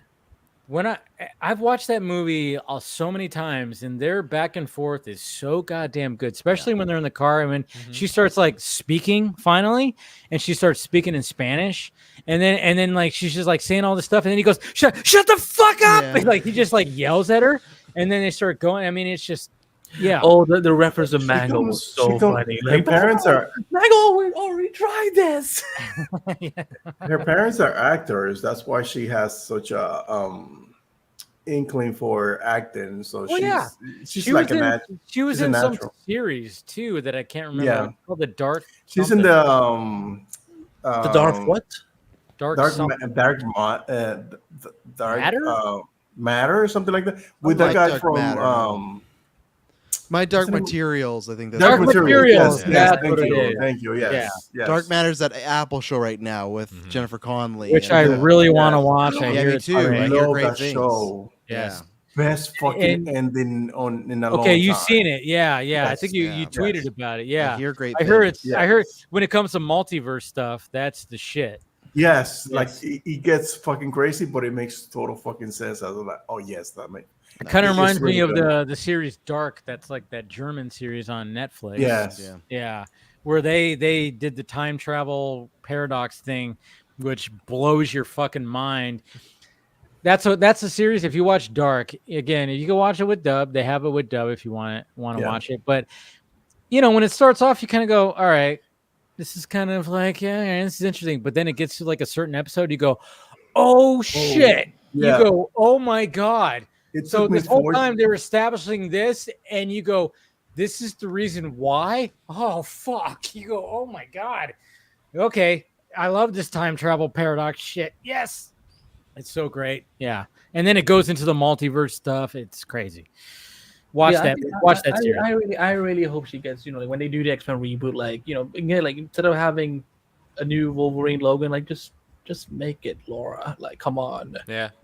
Mm. It's time.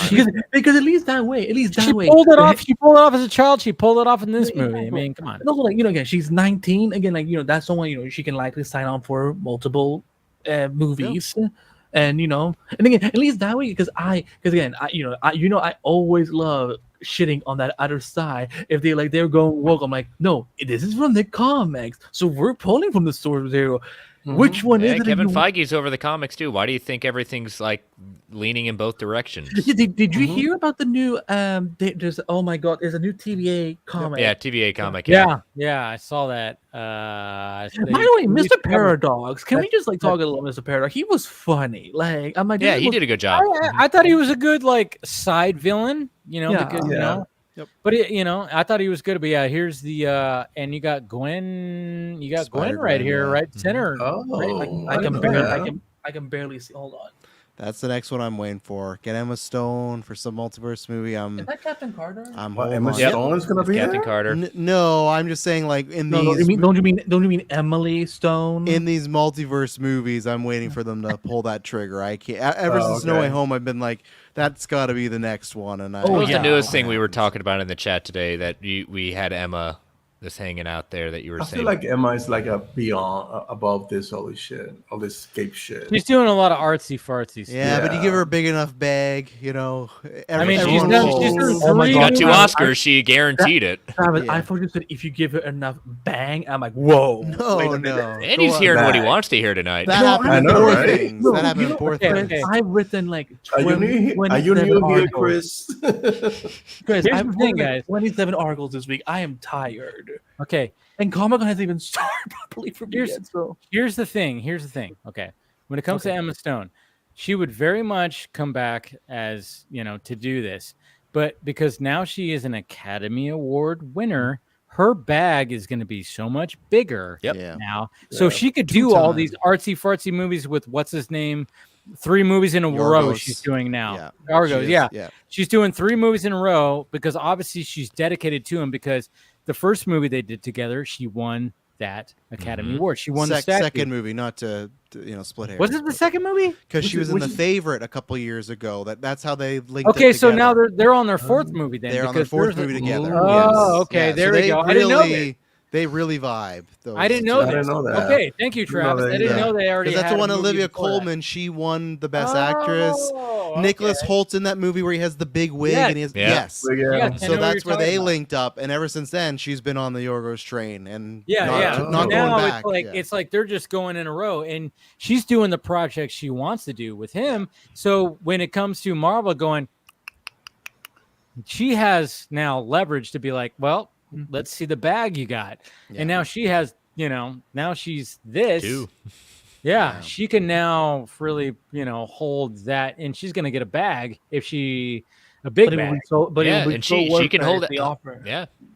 And I say, I- get it. I think it will, and that's the best way for these people, right? If you go do this bigger one, and then you can do a bunch of movies like Kinds of Kindness that really did not make a bunch of money, but you don't care if you got the money to back you up doing other stuff, right? And I think one day it'll happen. Her and Garfield, they'll get it back together. They've established they're still friends. Like, she was texting him like, "Oh, you're not in this, are you?" And he's like, "No, of course I'm not in No Way Home." And then I'm the werewolf. yeah, and then after she texts him, he told the story after she saw the movie, and she just texted him, "You asshole!" Like, that's because he even didn't tell her. He's like, "No, I'm not in this thing." So they clearly still got a good working relationship. So I think that's a good trigger to pull one day. To add to what Travis is saying, also is about, like, I would love, because I think this would be a very, because this is we kind of get this in Deadpool and Wolverine, is that Laura gets, even it's not her Wolverine, she now gets to have a father. Like, I like the idea that Peter, Andrew's Peter meets a Gwen who, in her world, she lost her Peter, and now these two get a second chance at love each other. Even if it's not the exact same person, like, Yeah, or even if they don't fall in love, it's just closure for them, to have some sort it's of... a happy ending that I wouldn't mind. And like, what more closure do you need than death? Yeah. Well, no, you're right, but just like in a way, like Ben's like, screw it. If they don't feel like they're missing something, and it's like imagine, Ben, if someone dies, but you still want to have one last conversation with them. That's what that would be like. They would both get you're right. It will pay off the Garfield moment when he rescued Gwen. Yes. Because it's not like he knew. It's if someone's like sick, you can have that conversation, right? But she died suddenly, so you could have that moment where they say goodbye. Yeah. Okay. Exactly. So I'm gonna ask this question now, because if we're gonna be like talking about like these kind of projects, and the fact that Deadpool and Wolverine kind of set the stage of like, okay, so we have X-23 back, we have Laura back, and she has her father figure back. Do they just go, fuck it, let's do a movie with these two? R-rated, very low budget. Do we do like a movie again with these? Do we try to like do something? I could see them headline the X-Men reboot or something. I mean, that's the thing, is like there's got to be some. The fact that she was there at the very end of Deadpool and Wolverine, their presence. I mean, there wasn't. And when it comes to that group that in the Void, obviously they didn't have Wesley Snipes, they didn't have Channing Tatum or Jennifer Gardner, so they had her though. Tatum at that table, that would have been great. Like, he's eating dinner. I know. I was looking for. I was like, I was looking for the rest of them. I was like, where's Wesley? I'm in Andy's camp, where I think they are more in the X-Boot reboot line. I'm not saying, hey, if they announced we're doing a Deadpool or like a Logan Laura movie, I'm there day one. I think it could be great, but I think the smarter play, like I've said before, is I think she's Wolverine and he's just like a teacher or mentor at the school, because you still get around. And he can be the teacher. Yeah, he can be a and teacher. It would also be there's like there's a whole series called Wolverine and the X-Men where he has taken over the Institute. Yeah, and then for the big X movie or the crossovers, that's when you can get them back to do all the fighting and everything like that. Not that it's been greatly executed, but a better version of what they've done with Bruce Banner with this saga, where he's been in multiple projects as a helper. I think you could do that with Hugh, and because maybe he doesn't want to just do everything. So that's what I think, that she will be back one way or another, and I think it's just smart to keep. And her also around, with this Logan, because like him training the next generation of mutants, it's like, okay, like, he's like, you know what? I failed my mutants. Let me be here now. There you go. Yeah. There we go. Yes, he has a new lease on life to better this generation's X-Men. Marvel, but saying that it's like saying we're not going to bring back the core five mutants, and I think that's. Wait, who are the core five now again? Remind me. Well, Cyclops, Beast, Jeans, Storm. I'm missing one. Well, Wolverine would be part Cyclops. of the five, right? Yeah, Cyclops. Yeah, of the Fox ones, right? And I don't think the reboot will have all those same characters, so that's why I think you could have some fun stuff going on there. So, but I have to jet here because I got to get up early in the morning. So it was fun. It was fun to be back, and we'll try to be back as soon as possible. But no, thanks for having me. Sure, man. Thanks Good for to talk to joining, everybody. Man. This was a fun time, just shooting the shit and talking about. This is what we're here for, and I'm excited for. Hopefully, whether it's next week or the week after. I hope Comic-Con has tons of fun tomorrow. Penguin trailer, Marvel stuff. So I think we're gonna get. We got a DC Studios logo today. That's what I was gonna bring up. Yeah, I quickly say before wrap up here. Yeah, quickly before I go, it's like we talked about this. I think months ago we said like, oh, what's our favorite logo? And I think Yes. so many of us, this was mine. I think a lot of us agree, and that's like, Yeah. it has such a cool, distinguished look, and it's something different and classic. So I like it. I know some people don't like the video, but the actual logo, I'm a fan of. There was a video?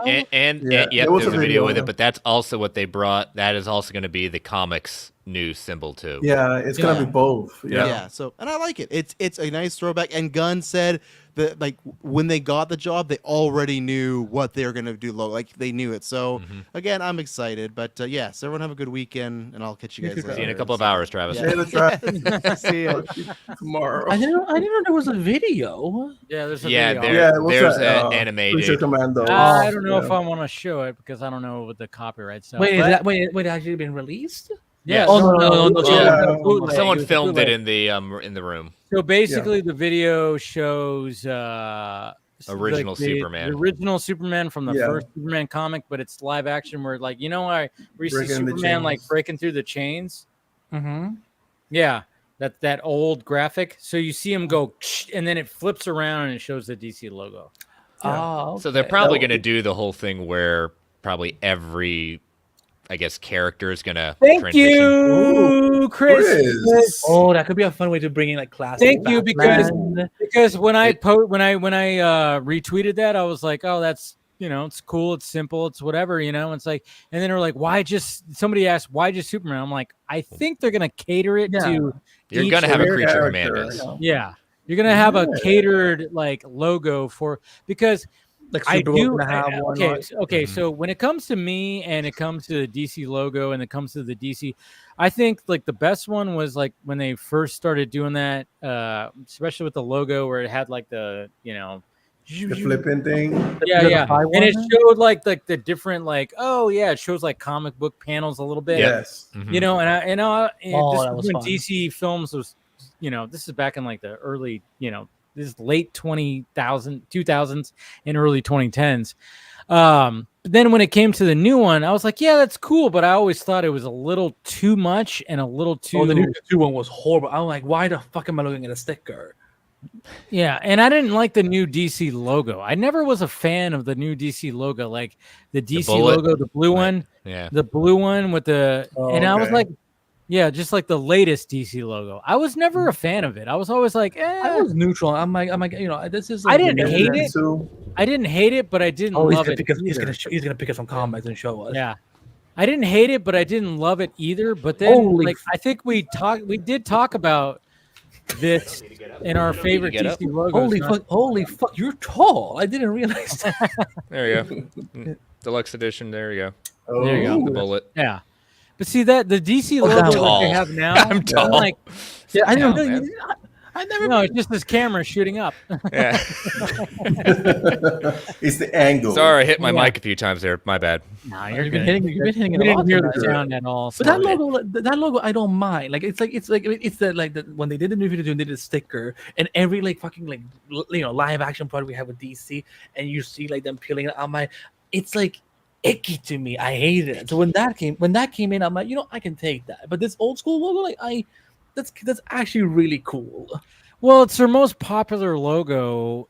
Like, I mean, obviously, it's also Wait, is this- subjective again. Was that one because the most popular? Because I thought it was a 2005. it was the one. most long-running one, right? Yeah. Yeah. It started in Yeah. 1976. 73, Yes. yeah.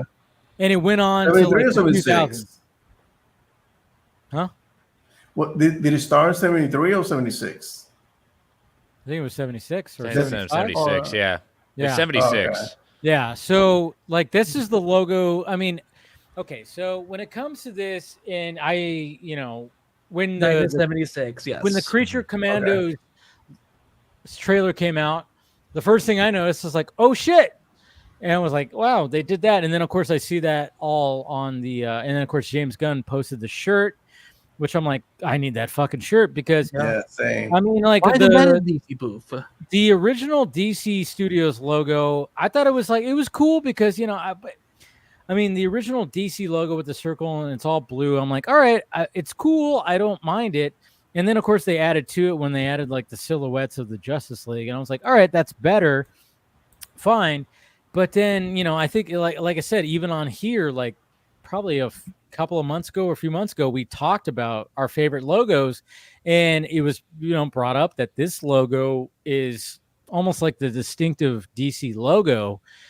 So why not have it like that? And then sure enough, James Gunn's like, hey, immediately when we got into DC Studios, we decided we got to use this fucking logo. This is what it's all about. And I think it's actually pretty smart, because I know there's some people out there, and when I posted on Twitter, they were like, well, this is like nostalgia. They're not moving forward. I'm going, no. The way we got to look at it is, who is buying comic books right now? 40-year-olds, 50-year-olds. The people who bought comic books in the 80s and 90s are the ones that are mainly buying the comic books, I think, now. The kids nowadays are not really buying comic books. Well, it's got the digital thing. It's hard to make that kind of true. Or they read DC Universe Infinite. So. But I'm just saying, like, it just seems like when it comes to the audiences now, from what I've gathered, is like they're not really buying the comic books. Are they going to the movies? Yes. If the movies are being done right, sure. But we talked about we talked about this a couple of weeks ago when we're saying like how well James Gunn, whenever he said, okay, this is what it's based off of, all those sold out. Like just outright sold out. Marvel, they still haven't done. I just saw like I can't remember. I think Feige was talking to someone saying that they're gonna start like linking like scenes into comics. I said, no, just talk about the comics. Don't talk about scenes. Say this is based on it's you literally have a streaming platform and you're not marketing it. They're too like they because I remember like when after the first Avengers movie, I remember like one day I was walking by a comic book store and like I saw like the cover for a new Avengers comic, and I'm like, this is the exact lineup from the movie. Mm-hmm. They look almost exactly like the actors. I'm like, and then like again we had the cancellation of Avengers Earth's Mightiest Heroes, and we got Avengers Assemble. So I'm just like, are they? His Marvel Studios just like not proud of their comics? They're just like, oh yeah, we like to like we were talking about it earlier tonight of how they mixed up a lot of Ultimate and 616, but it's like they've never given comics the same type of treatment that James Gunn is giving. Like again, we're like, because which is even sillier because Feige's over both. He's over the comics and studios. That's what I don't get. It's weird. I was almost expecting today, like seeing like some news about like Deadpool Wolverine comic books, sold out. This is now, but like there's nothing. There's nothing. No, I mean, I don't know. It's such a when it comes to DC, it's like DC just gets such a bad, because I was even also talking to somebody on Twitter about this, was the fact that it's like Marvel has always had pretty much the same. I mean, it's changed since the beginning, but when they got that Marvel logo, that Marvel with the red and the white lettering, they stuck with that, and that has been the thing. And even Marvel Studios uses that. I think they're about to tweak it. I'll have to find it, but I think they just tweaked it. I wouldn't be surprised. But DC has changed their logo throughout the years. And I always liked the DC logo that looked like, they looked like a page and it flipped back. I was like, but I also liked the logo where it had like the star going around it and stuff like that. Yeah. They've always had pretty good logos, but I always thought like the current logo was kind of just, it's just, it's that.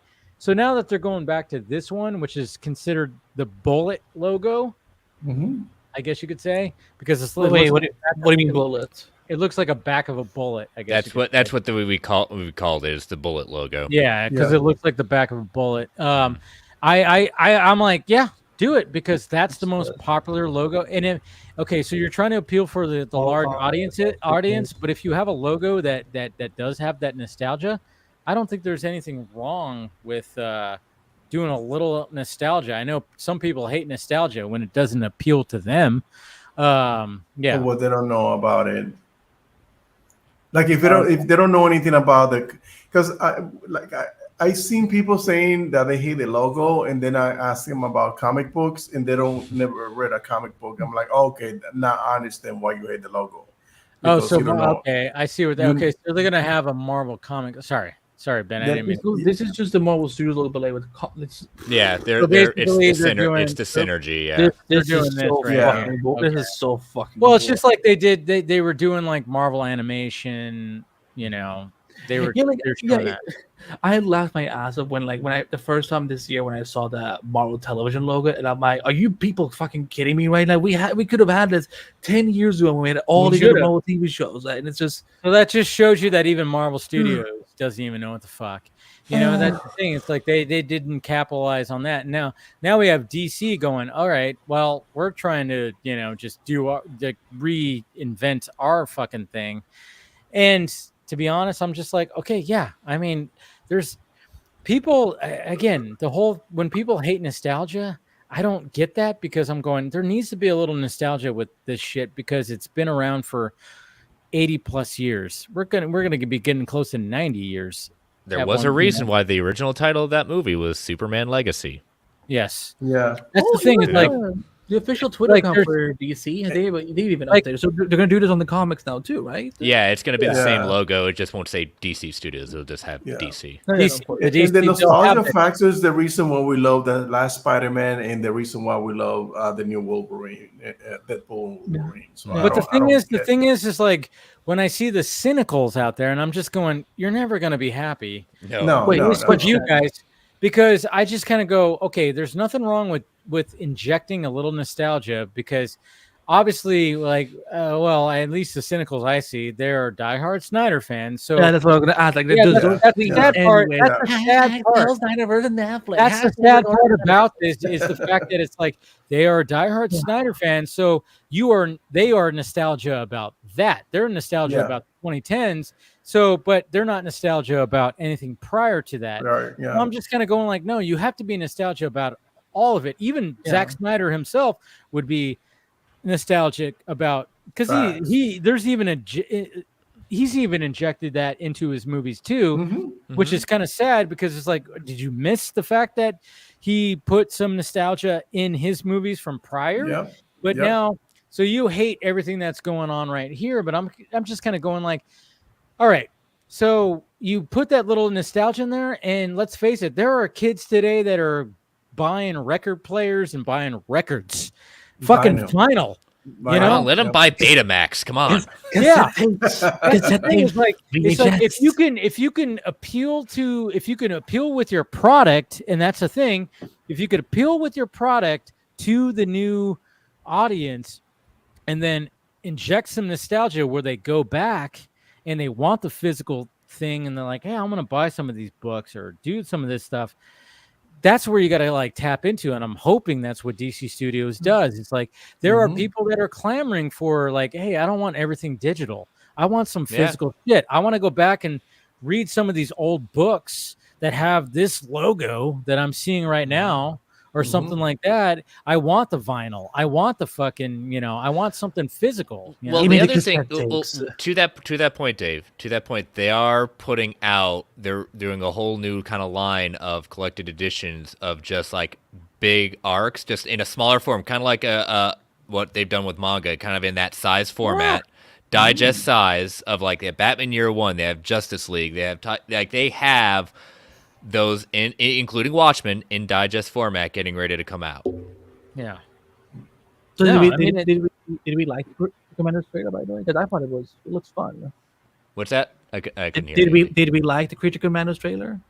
Oh yeah. It looks good. It looks good. It's fine. I mean, it's a trailer. It gives me an idea of what they're going for. So I'm gonna watch it, but I mean, it very much feels like the Suicide Squad-esque. I love the fact that Amanda Waller, Viola Davis is back. Yeah, it's great to hear her voice, and great to hear Frank Grillo's voice, and it looks like one of those. I like the animation. It's a new animation style. I love it. Yeah. It's not complex. I mean, like when it came to the Watchmen one, a lot of people are going, and I even go, yeah, the animation, little, and they use that for what if, that kind of animation that looks 3D-esque. And yeah, I can take you out. I'm like, I'm okay with it, whatever, just tell the story. But I do like a more simple animation, and I think this definitely has it. But did it like move the needle where I'm like, oh my God, Creature Commandos? No. But I was already going to watch it anyway. It doesn't have to be. Yeah. I was already going to watch it anyways, and curious about it anyway. It's the first thing we're getting out of the new DC. So. Yeah. I felt about it just the same way I did with Invincible. I saw the first trailer. I already had read the comic books, but when I saw the trailer, I was like, I don't know if I'm gonna like this, but it looks okay, so I'm gonna give it a try. That's exactly how I feel about this. Like, okay, I know about Creature Commandos. The trailer looks okay, but I don't know how I'm gonna feel about it. But I'm gonna give it a try. Oh yeah, of course. Yeah. Yeah, I mean, I'm not expecting it to be like a game changer. So like, I'm just like, No. you know, I'm ready for a new era of DC, and like, you know, I kind of It's like not that. arcane, man. It's like No, but it doesn't have to be arcane either. But like, you know, I love the fact that they're like, when Amanda was like, well, they said I couldn't use human prisoners. So. None of these are human. Yeah. Hey, William's back. Welcome Hey, back. William. What's going on now, William? I'm just going to order some food because even though this is San Diego and it has 150,000 plus people teeming through it, we're in Mayberry and nothing's open except for wine places, and I don't drink. So probably going to hit up You Jack in the don't Box. drink? What are you doing here then? What's up? You don't drink? I've never even tasted alcohol, to be honest with you. Are you Good for you. Sober Hey, since September '74. Nice, good for you. Oh, you Or gave smoke up a on cigarette. alcohol. Yeah. Ben, I don't drink. No, either. I never took it up. What, you don't drink either? I'm diabetic, so you know, there's a lot of. Oh, okay. I understand you. Are you diabetic, Will? Nah, I just never had the desire, to be honest with you. I mean, you don't have to have the desire So for it. no one. Okay, so we're not gonna shame someone for not drinking. I know. I'm sorry. You're right. Yeah. Andy, I'm sorry. Well, I apologize. Yeah. Andy's right. I shouldn't be Yeah. shaming you for not drinking delicious. I mean, I don't look down on people who do. I mean, if you want to drink, it's just something I'm personal. That's wonderful. Let's talk about Comic-Con now. He said So Comic-Con. He said, "Yeah, we're already like 4.5 into this. I'm pretty fucking lit up. Yeah. So I'm laughing at anything right now." Someone dangles a keys in just front in of case you want to try something, try this shit. I've gone without it this far. I'm all right. I think Mountain Dew and Starbucks. No. Keep your streak going, William. It's perfectly fine. Don't. So Comic-Con, what you got? Yeah. What do we got? Your day two, finish day two. Sacrificed the whole day, pretty much. Phil got us started, and we took over and rotated in and out through the halls. Eventually got the wristbands, like right when I jumped into your show. We were on our way. Got some autographs, got some interviews and stuff. Got a lot of stuff recorded that'll go up on the channel. Nice. What else? A lot more people here. It just seems like a lot more people here this year than last year. It's a lot harder to move around. But, okay, yeah. so what we were talking about previous, William, and I want to get your opinion on it, is the new DC Studios logo. How are you feeling about it? It's the way they should have been doing it about 15, 20 years ago. Positive about DC. Nice. Or when they do something positive, that's what you got to do. That brand looks exactly like the brand they use on the comics. And like I said, I've been saying for years, they need to move and operate as one. The divisions, need to move and operate and give the impression and the perception that they are one machine that you can't miss any dimension of. You don't want to miss the comics. You don't want to miss the movies. You have to make every angle of this thing must see. So when you identify that logo, you identify with everything that they're doing. I don't care what the dog walking, doesn't matter, pooper scooper, whatever it is that DC's doing, that logo needs to be on it, and it needs to be a consistent logo. So I'm happy to see that. Did you see the trailer for Creature Commandos? Yeah, it reminded me of Doom Patrol and Inglourious Bastards. If the two of those could get together. Is that a good thing for you? Doom Patrol is awesome, Chris. Of course. I'm indifferent. I was asking William. I'm indifferent on it. I'm going to give it a chance. I mean, it's not going to cost me anything to see it. I could end up liking it. I'm giving him enough latitude to where I can enjoy some of his stuff, even though, like I said, right now the characters that he's using in Superman are characters that I've grown up hating. So that's not even a James Gunn thing. I cannot stand Booster Gold. I hate Blue Beetle. Logo to me is a poor man's Wolverine because it's cigar Mexican? and all. So that's just me. From 40 years of comic book collecting. William is not a fan of Justice League International. Yeah, he doesn't like Ted Cord. He doesn't like Ted Cord. You like the core?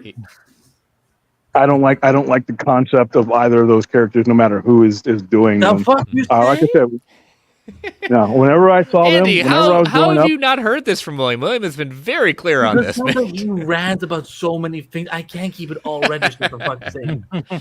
I mean, it's just a personal preference, though. It's not a wrong or right thing. Yeah. It's a literal personal. You know, No, like I get I it. love Keith Giffen too. That's- I love Yeah, Keith Giffen. Rest in peace. But, Yeah, some people like the jokey era of Justice League. Other people don't. William's not alone. There are a lot of people that don't like the jokey era, the wahaha era. that was when I knew the book was about to get canceled. Whenever I saw Guy Gardner being the primary Green Lantern on any team, I knew that book. I needed to dial back on the sales of that book because it was about to go away. So, you know, And we so all know that, we all know who's the best Green Lantern anyway. So yeah. And then Nort is next. If you saw Nort, that means they ran out of ideas. That means that was them telling you subconsciously, we're running out of ideas. This book's about to get canceled. So, so being the fact that you worked at the Sci-Fi Center and stuff like that, I'm taking RJ's question right here from the chat. You're happy with the fact that they're going to have a unified logo for both the books and the studios? Yes. Right? Yes. Everything that they do should have that logo. Yes. Yeah, because Or, were you even a fan of the logo that was current right now? Because I was not that much of a fan of it. I wasn't against it, but if you're gonna make a either. movement, if you're gonna make a movement in this direction, then it should be consistently. The only thing different from anything else is the word studio doesn't necessarily need to be on it, obviously. But if you look at Marvel's logo, that is Marvel's. That word, that text Marvel has been on Marvel's logos as long as I've been reading Marvel. That's what I was talking about. I was like, Yeah. the advantage that Marvel has is they've had that logo for so long, so they just use that. And then when you look at Marvel Studios, you have that in front of it, the studios. So it's like, well, you might as well. the only difference with Marvel, the only difference they ever the only thing that the logo had before was that comics was like right underneath, like. Because remember, there was like this, when they did Spider-Man animated series, there was this like Marvel Comics logo that was always on that, and then eventually they put what they do now with Marvel Studios, for example. Yeah, but what's been consistent is the word Marvel has pretty much been, I'd say since like 1981, 1982, it's even probably further back than that. The bold text Marvel has been so recognizable on every toy that they put out, everything that they put out, at least that is consistent. And like I said, when you're trying to sell something to somebody in multiple things, it's your training. It's at that rhythm. It's the rhythm of retail. And when you do that, people start giving other things a benefit of the doubt. They even start looking at certain things, So I'm glad that they did this. Like I said, they're doing a couple of things good. Like the all-in thing is really good. We got to cover that panel the other day. This is something that, the fact that they're not deleting. Sorry about the noise. They're drag racing out here or something. I don't know. It's not that bad. It's not that bad. Yeah. No, we hear you. We hear you. What they're doing with All In and Absolute is something that, in my opinion, needs to be the blueprint of how they think about DC, no matter what they're doing. You can have multiple things going on, and you do not have to ditch one thing to create another.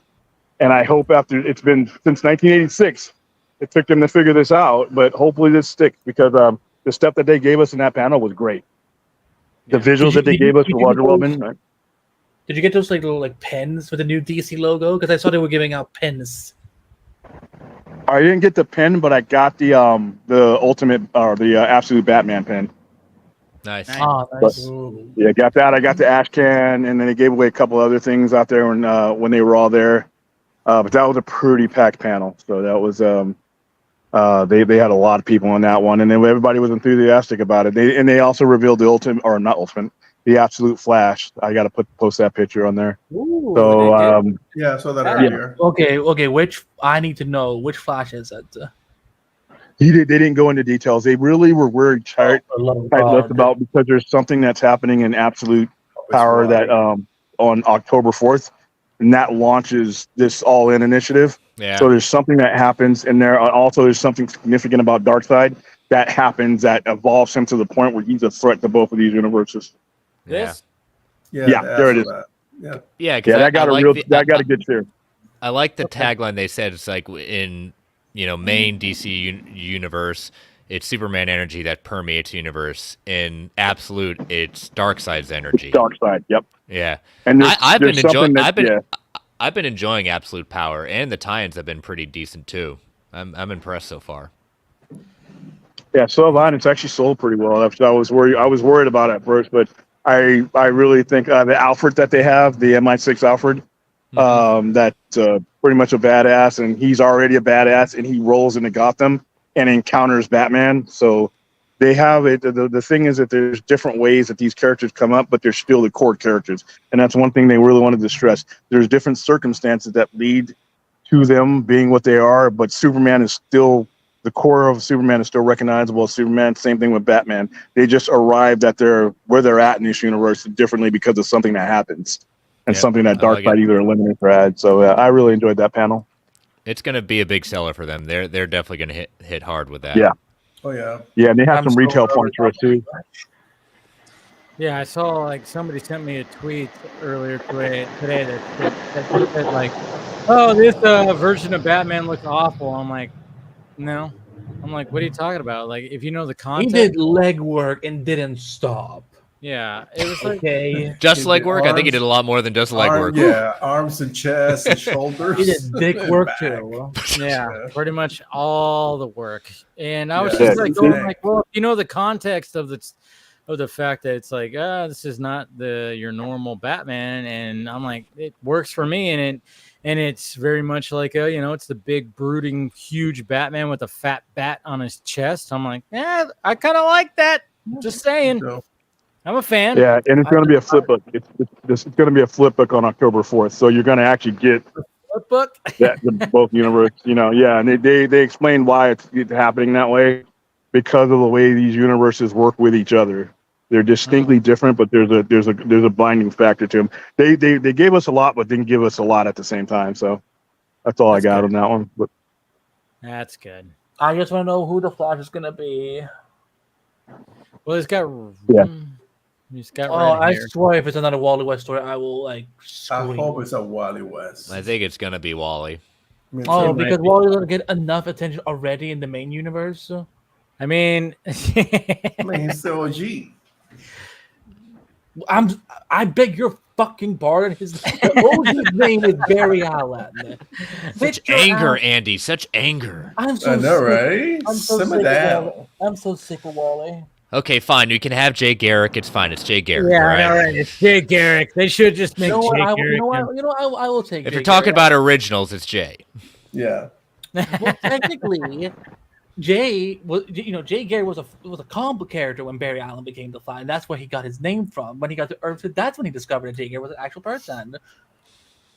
Bitch, I'm the Flash podcast. Like, what do you think I'm gonna do? I just want to see if I can get you riled up, and I won't. That's what we're trying to do here, Andy. Yeah. I still love you. RJ, no, I love you too. RJ, Wally needs his time in the sun. Dude, he has been the main Flash for the last 5, 6, 7 years. What do you mean he needs? All right, we clocked that at about 10 seconds, getting Andy. Yes, right. Anyone can do we better. We got him, guys. I'm so done. No. We know. I get it. I understand. I understand what you're saying. Why can't we have all of them? Like, I think it's just one of those things. Like when I got introduced to the Flash, it was Wally. That's when I started getting into the Flash comics. Like like the numerous Flash comics I have is all Wally. And I remember until I bought. There was like this one book that I got. It was a graphic novel that had, numerous different Flash stories in it. I had no idea that there was previous versions of the Flash until I had this book where it showed Jay Garrick. It had like a story of Jay Garrick, which was essentially more of I don't know if it was like an origin, but it was something. And then of course it had Barry Allen, and then it had Wally West. And I'm like, oh my God, I didn't even know this. Like, what the hell? And then of course the Flash series came out, and it was Barry Allen. I'm like, oh my God, it's that version. Okay. Wally West would have been the Flash for most of your life because he took over in 1986. Yeah. Yep. So that's when I got it. When I started collecting Flash comic books, it was all Wally West. All until I'm I got that saying- book that introduced me to the previous ones. Yeah. all I'm saying is that if we're gonna do this whole new universe, okay, like because Wally is because Mark Waid is gonna do a new Justice League book, and Wally is gonna be the Flash there. If we're doing a new universe, why can't it? I will take Jared. I will happily take Jay Garrick as Flash in Absolute Flash. I will happily take. I just don't want Wally to be taking all the fucking Flash spotlight when he's already been doing they're shoving Barry to the side, and I'm like, they're gonna start a new universe, great. But why does it have to be Wally again? Like, fuck me over. Oh god. How about the DCU in this new DCU? Do you want Wally or I want all of that. I want all of them because I think they all have something. No, they're gonna have a main one. Who do you think it should be? I think if I'm gonna, you know what? I'm gonna say what Mark Waid said to me last year when I interviewed him. I asked him what do as the father of the Flash for a lot of stories, what do you think is the right direction for James Gunn's DC Universe going to Flash? He's like, people will think this is controversial, but I think you have to start with Barry because if you want to build investment in Wally taking over this legacy, you need to see where it came from. That doesn't look like what he's doing though. That doesn't look like what Gunn's doing. Plus, the character that he's building is Justice League. It doesn't interact with a Barry Allen as much as it does. Right. If you look at the majority of that run, it's Wally West. Wally West's Flash that runs along those goofy characters, even with Justice League Europe, with Bart Sears basically drawing porn. And you look at the image from Absolute that they put out. That's red hair. I mean, I'm not saying they can't call it Barry, but red hair has always been. That's what I said. Red hair. I was like, I don't know. That's Wally. In that case, I am not interested because I don't. Wow. I think it's. Why do we need two West? No, bitch, I was Iris West's biggest defender for 10 years, so don't you even try. All I'm saying is that why, if we're starting a whole 5 seconds, good job, Dave. I will say that I will happily. I rather let Bart be the Flash. I can take Bart Allen. I can take Jay Garrick. But it's like Bart Allen. You want Bart Allen? Jokes aside, Andy. Jokes aside, I understand what you're saying with Barry in the sense of it's more of a recent comeback to this kind of generation of Barry coming back since Rebirth. But it's one of those things you got Wade on it at that point. You got Wade as a part of it. It's always gonna. I know Lemire's writing it, but Wade's one of the architects. A lot of it's going to figure on what they're using in the Prime universe as well, because I think these characters are meant to mirror off of each other. I don't know the full circumstances yet, but whoever is going to be the Flash in the mainline universe is probably going to have that mirrored with the All In initiative. So that's just a guess, because if you look at the characters that they got lined up, they have them juxtaposed like that for a reason. I'm just guessing right now because, like I said, they gave us a lot, but really we're very careful when it came to answering questions about certain characters and who, how, and what. But they're very excited about it. I mean, they've been working on this for a couple of years, they said, and then finally got a chance to pull the trigger on it. DC Comics really needs this story to be, to take off. To be honest with you, because it's been watered down like bad whiskey since 1986. Slowly at the beginning, from '86 to maybe about 2004, 2005. But then once you started reboot crack, it just really hurt the brand long term. I mean, I know Rebirth and everything else was a real quick jolt, but it's like speedball. You can do one or two, and then eventually your heart's going to explode. And that's what it kind of did with DC. It just took the integrity of the lineage, and that's the most important thing when you're talking about anything DC is their lineage, and they seem to want to sabotage their lineage whenever they get the chance. So the fact that they're able to do this without canceling everything is kind of cool. So I really hope it takes off. And it's a way of thinking that they go forward with, period. So especially that's what RJ's saying, Andy, looks like Barry's going to be in Justice League at that point as the lead Flash.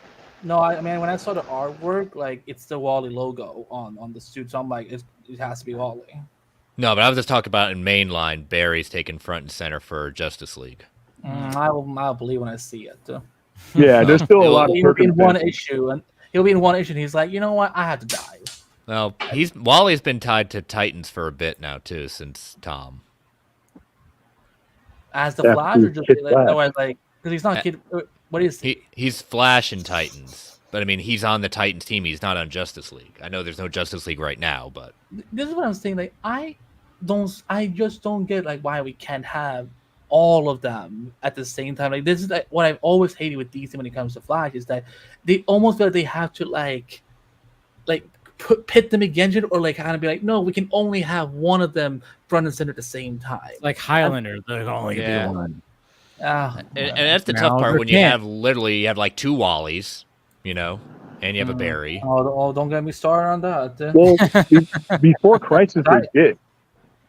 Before Crisis, they took a mentality of the one size fits all, and that's what I've hated about DC is one size fits all. So if it didn't fit you, you were fucked.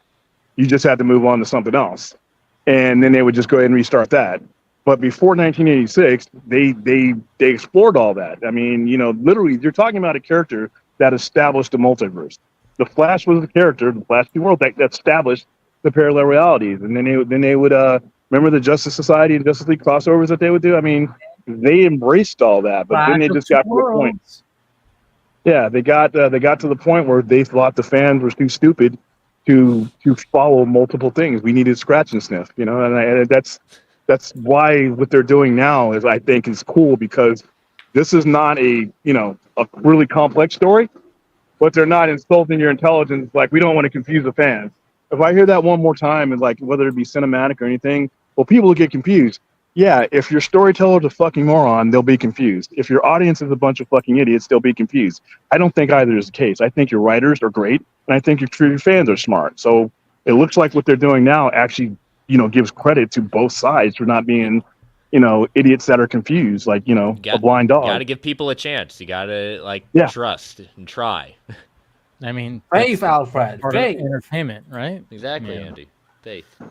So, anyways, they had two Godzillas in 4 months. So, okay, I think it's a good spot to end this stream right now. We're almost going on 5 hours, and I am streaming tomorrow. We're going to be streaming, and if we'll see if anybody wants to wants to join. But I definitely am going to be streaming tomorrow during the Hall H streams to see what comes out of there, and we'll do like live reactions to it. So if you don't mind me multitasking, I can happily jump on. Yeah, if you want to jump on, Andy. Yeah. Well, I promise I won't scream about Barry Allen tomorrow. I promise. Yeah. Tomorrow only it's okay to be passionate, Andy. It's okay. It's okay. Yeah, there's nothing wrong with being passionate about I want to say that I love all the Flashes. I want if I can ever get a Flash family comic running at DC, like I will be buying every issue every month. Because I think all of them have something great. I hate this pissing contest that DC sometimes pits each other. Okay, I get it. Fine. But that's what I'm going to be doing tomorrow, because I figure why not? And we'll get, if William or Phil or Rhea wants to chime in, jump in. I mean, I know you guys are going to be at the Hall H, right? Yeah, I'll be there, and I'm going to try, I'll do everything I can that won't get me kicked out as far as like being able to post stream or whatever. Don't stress out about it. I'll send you the link if you want to like join and like do like an update, but I'm not expecting you to do anything. I know it's going to be crazy there. So, but yeah, I mean, mainly I'm just whatever's live that's going on, I'll retweet some of your stuff. I'll show your tweets, what you're seeing there. It's all about, I'm just all about, what's happening during Marvel. And then of course, maybe the stream will go into the Penguin Matt Reeves stream. I think it's gonna be tricky because he has that stream downstairs and he has the Cape Crusader upstairs at some point. So I got to figure out how to get to both of those. I really want to see Cape Crusader. See how that works out. But Cape Crusader shows up, it premieres in like less than a week, and it's like. Yeah, but it's not me though. Like I said, it's not fanboy. It's the audience has requested me to be there, except for Superman and Lois. I don't want to sit and see Superman and Lois, but I'm going to be there for that because I've got requests to report on it. So doing it for his audience. Yeah, this adjustment I've had to make. Right, but let's just be realistic about like Hall H, how to. Well, I'm going to have to prioritize. I mean, if I can't do it, I can't do it. It's just if it's chaotic and I can't leave Hall H, no. But I'm going to attempt it. Yeah, but it's just like one of those things where I'm like, hey. I'll send you guys a link if any one of you are there and can do anything. Perfectly fine, but at the same time, don't stress out about it. Don't anything, I'm just No, we're on the done stream stressing. during it. Yeah, we're done stressing. We got through that line Yeah, and you that got through the confusion. stress right. Yeah, it's over with right there. We got in because we were worried because we had all these people, and it was like I said, it went a long time, and then they finally at the end got it together. We were standing there forever listening to some awful concert on the other side there, and we were just all there, and then finally all of a sudden they came through, and it was like they were sick of us being there, and they just started handing out the bracelets, and I'm like, okay, cool. And then we got the hell out of there. Say that again? How many are in your group? We got we're working together with me, Ray, and Phil. Yeah. Like I said, Phil is our MVP because he like I said, he had his spot and he got there and stuck our flag in there for us, and I was able to get there. And then Ray, and then like I said, we alternated. And then there's another person from Multiverse of Color. I forgot his name. AR? Yeah, I just met him today, so he was there with us. So I'll be holding their spot. I'll get there first. I'll get some caffeine in me, so I'll get there around 5:30, 6 o'clock. Get them Starbucks. Yeah. I'm probably gonna break the record for espresso shots tomorrow. I'm going 7 for each wrap. I'm going 14 total shots. See if the heart stops or keeps going. I'll figure it out tomorrow. So that may be the news. Don't die for us, William. Don't die for us. Nah. We don't, we don't need that to happen. But They got yeah, the EKG machines, man. They'll bring me back. Okay. If you're confident, whatever you want to do, man. But yeah, we don't condone. If you're gonna take a bunch of shots of caffeine, No, I'll be all right. You'll be safe. Drink a lot of water. Yes. Lots of water.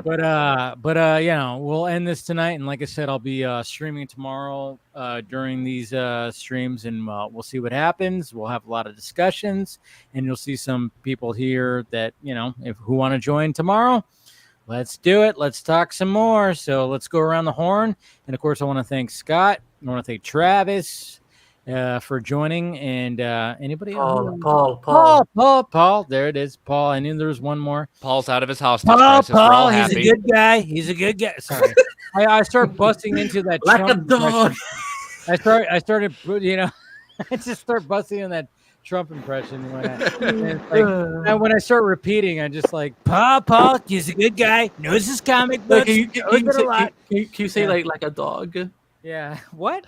Because he always says, doesn't he always say like a dog, a dog? But I'm not gonna call Paul a dog. So. No. But I'm just saying, just do lines that Trump says. Well, eventually we'll get there. I don't know. Put me on the spot. Anyways, but let's go around the horn and let's talk to people around here. Chris, you go first. As always, enjoy the panel. Thanks always, Dave. And you can check out more discussions of Deadpool Wolverine, Marvel Alliance, dropping our audio tomorrow morning. And then we will be joining Geekverse for the Hall H panel discussion live. So probably won't be making it on Dave, but we'll see how long it goes. So, check that all out at Marvel A Podcast, and World's Finest True Believers is dropping a new episode looking at Green Lantern Rebirth. Check that out at that point. Yeah. So check that out all in the Geek Ultimate Alliance feed. Yes. All right, Andy. As always, I always love coming on, being chaotic. Thank everyone for being patient with me. You can find me at Anderbite on all social media. I dropped another episode of Showrunner Whisper this week with part 2 with Mark Guggenheim. So we talked about that was fun. That was a lot of fun. Yeah. Oh, thank you. It's showrunnerwhisper.com, which is part of multiverseofcolor.com, which again, big shout out to all my team members who are out at Comic-Con right now. And again, Phil lining up as early as he did today. GOAT. Love that. You can find all my stuff at Screen Rant. We love Phil. We do love him. Lip, as you call him. Yeah, Lip. You guys do. Yeah, because I don't feel Lip. Yeah, he does. Oh, fuck you, sure. You find also all of my work at screenrant.com. I have so many articles that I have to publish tomorrow. Because day. Dude, I got a busy day too, man. I got shit. There's some cool stuff coming out tomorrow. Dude, some cool stuff coming out it's tomorrow. fun. It's fun. I love this shit. I love it. This is why I love it. Yeah, my fingers will be dead by Sunday night. So if anyone wants to donate hands, Nothing wrong with let that. me know. I need to be able to type to make a living. I gotta pay for shit. So check me out there, and just check my bio on all my social, all my other stuff. There you go. All right, Ben. Huh? Oh shit! I thought it was Will. Yeah, I thought Because we'll do Will last because he's our special guest. He's going literally Okay. around the clock. Yeah. Okay. You can follow me on Real Anarchy and YouTube, all social media platform. I'm already fucked up. Yeah. Me too, man. Me too. Yeah, man. I started drinking this IPA. This shit will fuck you up. Dude, I've been drinking wine all night. Oh yeah. Okay. So yeah, you can follow me on all social media. Real Anarchy, we are a page that is dedicated to everything related to the DCU. So make sure to hit like, subscribe, follow me there, and also on YouTube. There I'll be doing a video tomorrow. I'll probably join you in the live stream. Depends. Yeah, dude, what the I'll send wife- you a link if you Yeah, want to cool, join. cool. We'll shoot the shit. Yeah, I'm all Okay. about that. I'll man. jump in depending on what the wife's wants to do. I don't. What mind the if boss it's- says. What the boss. Yeah. Please Happy do wife, jump happy in. life. There it is. Love it. All right, William, let's send us Yeah. off. if you Google the Sci-Fi Center, you'll find all of our social media right at the top. Our YouTube channel is youtube.com/at the Sci-Fi Center. Like and subscribe. Get us to 1,000. We've made a big jump in the last couple of months. So hopefully you enjoy the content we've been given. And like I said, I will contribute whatever I can, whenever I can tomorrow. Yeah. Appreciate it, man. Thank you for jumping on here a couple of times and being that boots on the ground at Comic-Con and giving us some. And may the odds be ever in your favor for There tomorrow. you go. That's what it is. All right, guys. Well, thank you to everybody here, and thank you. This was fun talking about Deadpool and Wolverine. Go see it. Hopefully, you avoided the spoilers if you haven't seen it yet. But it's all great stuff, and we love you, and we will talk to you guys later. Barry is best. Bye.